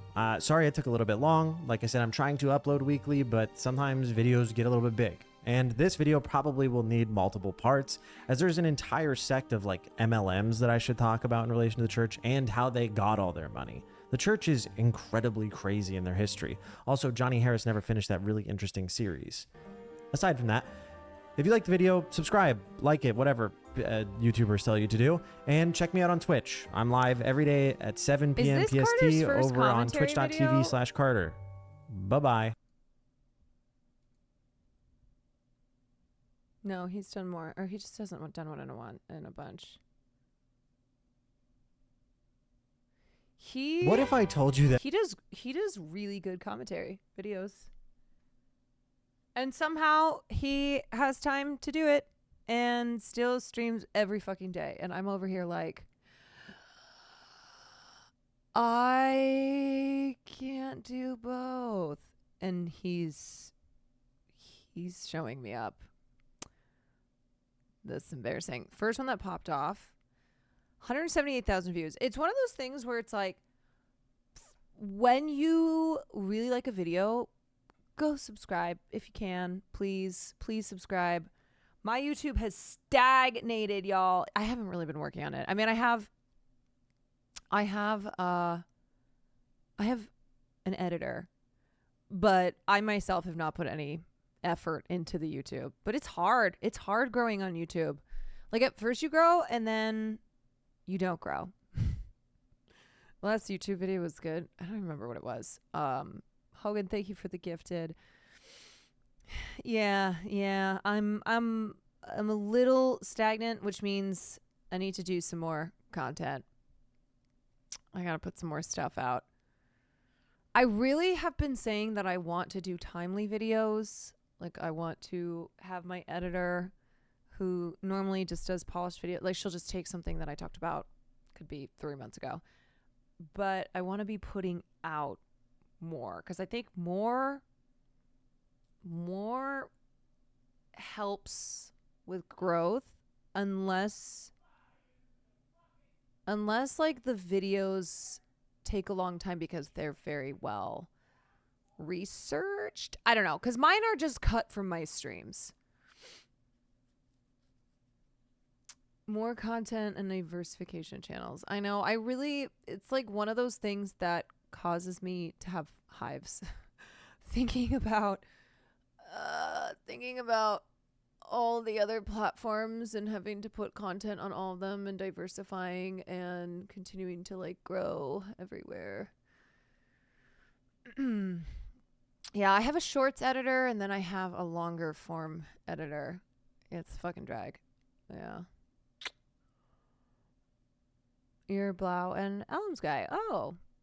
No, I know there's a lot of you out there who are really, really talented. And if ever I need to add editors, I'll certainly put out a call.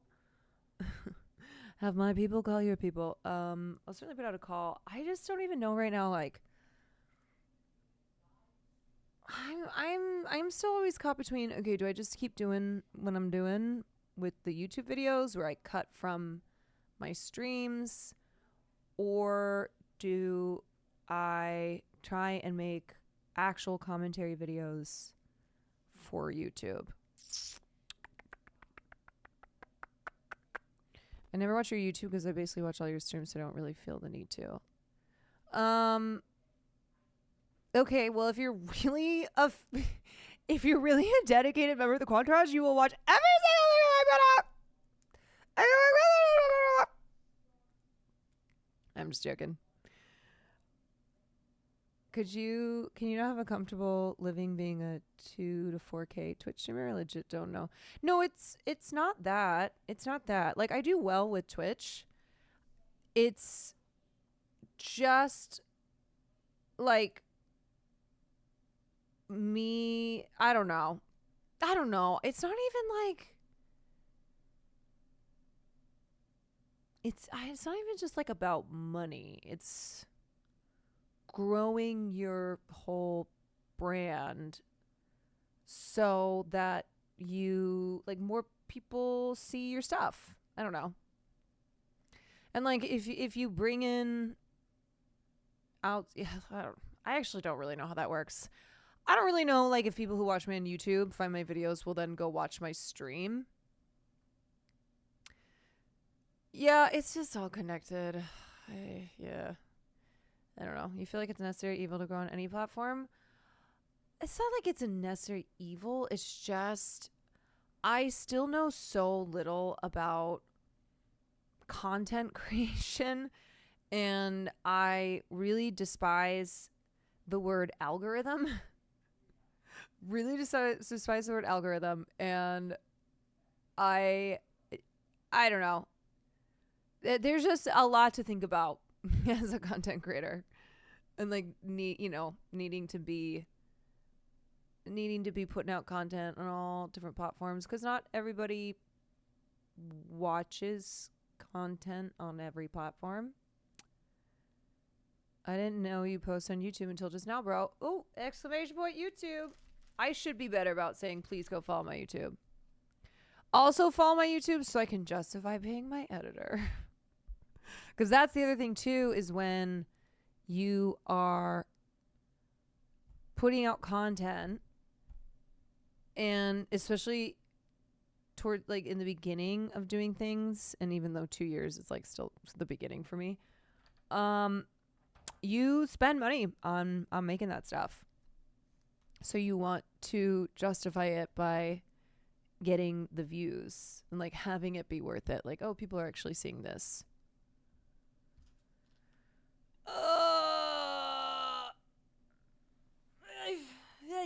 What would you say your niche is? Being a bitch. Sorry. What is my niche, and do I want to focus on it? Be more diversified.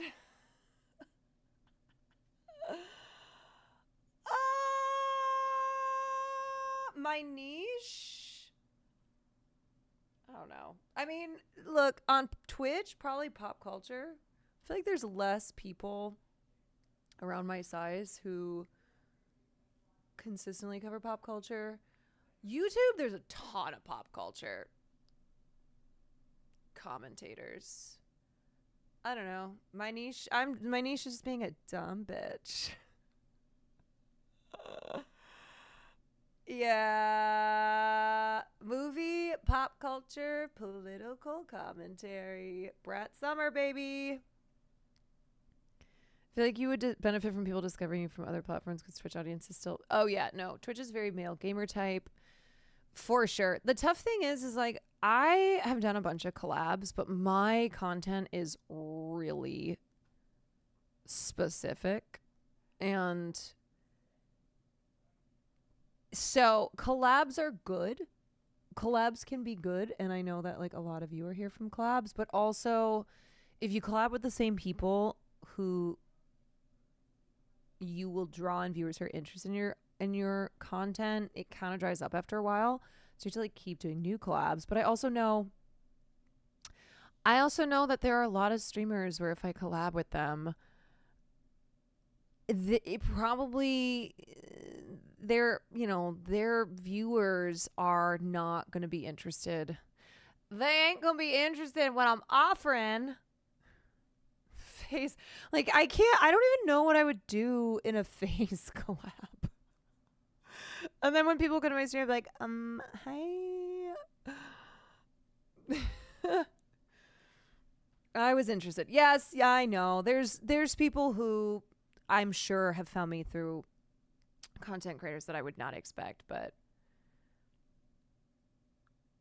just admit you're a gamer. I am a gamer. I totally am. I am. Yeah, me and AMP. I mean AMP. Me and AMP.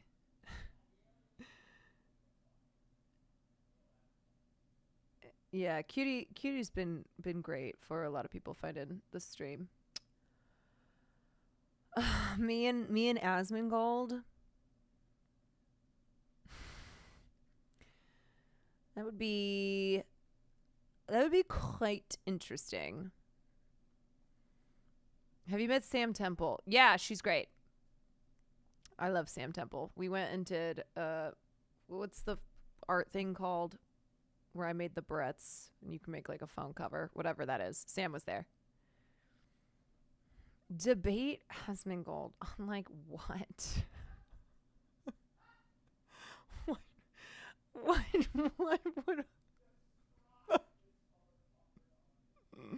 The Deco Den. Yes. The Deco Den.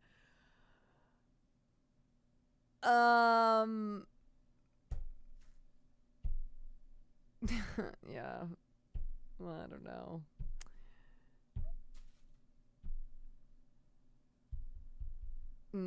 No debates. I'm just gonna turn into a debate pervert. How about that? And I'll just say whatever the fuck I want. I don't even worry about being factually correct. I'll just be loud. This should be your thing. Like I just start wearing this on every stream. No explanation. I just wear this. Wrong link? Okay, I was like, I don't really know what that thing would be. You're lucky it wasn't a wrong link in could have been many other things. Your style content's really well suited to YouTube. Yeah, I would love to do some actual YouTube commentary videos. I love when you guys tell me where you found me from. Love that. Tracing your origins. How we all came together. I know. I still open links on streams. Okay, you guys, I'm kind of tired. And I also just don't feel ready to get into Elden Ring. But I'm going to get back into it tomorrow. It's one of those things that mentally you have to prepare for because I'm at the final boss. It just feels like it's not exciting, you know what I mean? Like, it is exciting because I'm there, but it's also like, oh, this is going to be a slog. I've been here since the first stream. I know. Some of you have been here since day one. I was the only person streaming TwitchCon in 2022 because I had just started streaming. That's right. And then I went down to TwitchCon to support Will because he was doing Name Your Price, I think. And when I got there, he was having explosive diarrhea. He had really bad food poisoning because of the oysters that he had eaten. And so I literally got in late at night and I was running around the hotel trying to find medicine. And he was so sick. He was like throwing up, explosive D. It was horrible food poisoning. It was terrible. And I was like, oh my God, this is awful. Mulan movie night. I forgot about all the movie nights we did. We've done quite a few now. Okay, you guys. Did you like Dress to Impress? I did. I had fun. I had more fun than Cutie did. She didn't like it. She didn't like it, and she made it known that she didn't like it.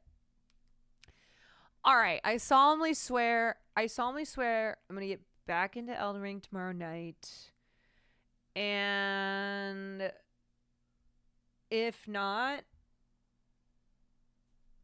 I'll become a trad wife. That's what I'll do.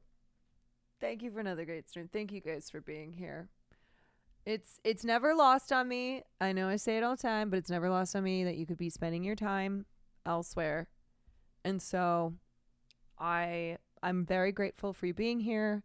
And I hope you always feel like it's time well spent. You know, I want you to feel like it's time well spent because time is precious. Time is short. And I just fucking spilled these Cheez-Its these Cheez-It crumbs all on my keyboard. Anyway, I'm so happy that you choose to spend time in here and to keep spending time in here. So I'll see you tomorrow. And I hope you have a good rest of your night, good rest of your day. Keep it fucking real, y'all. Trad wife out.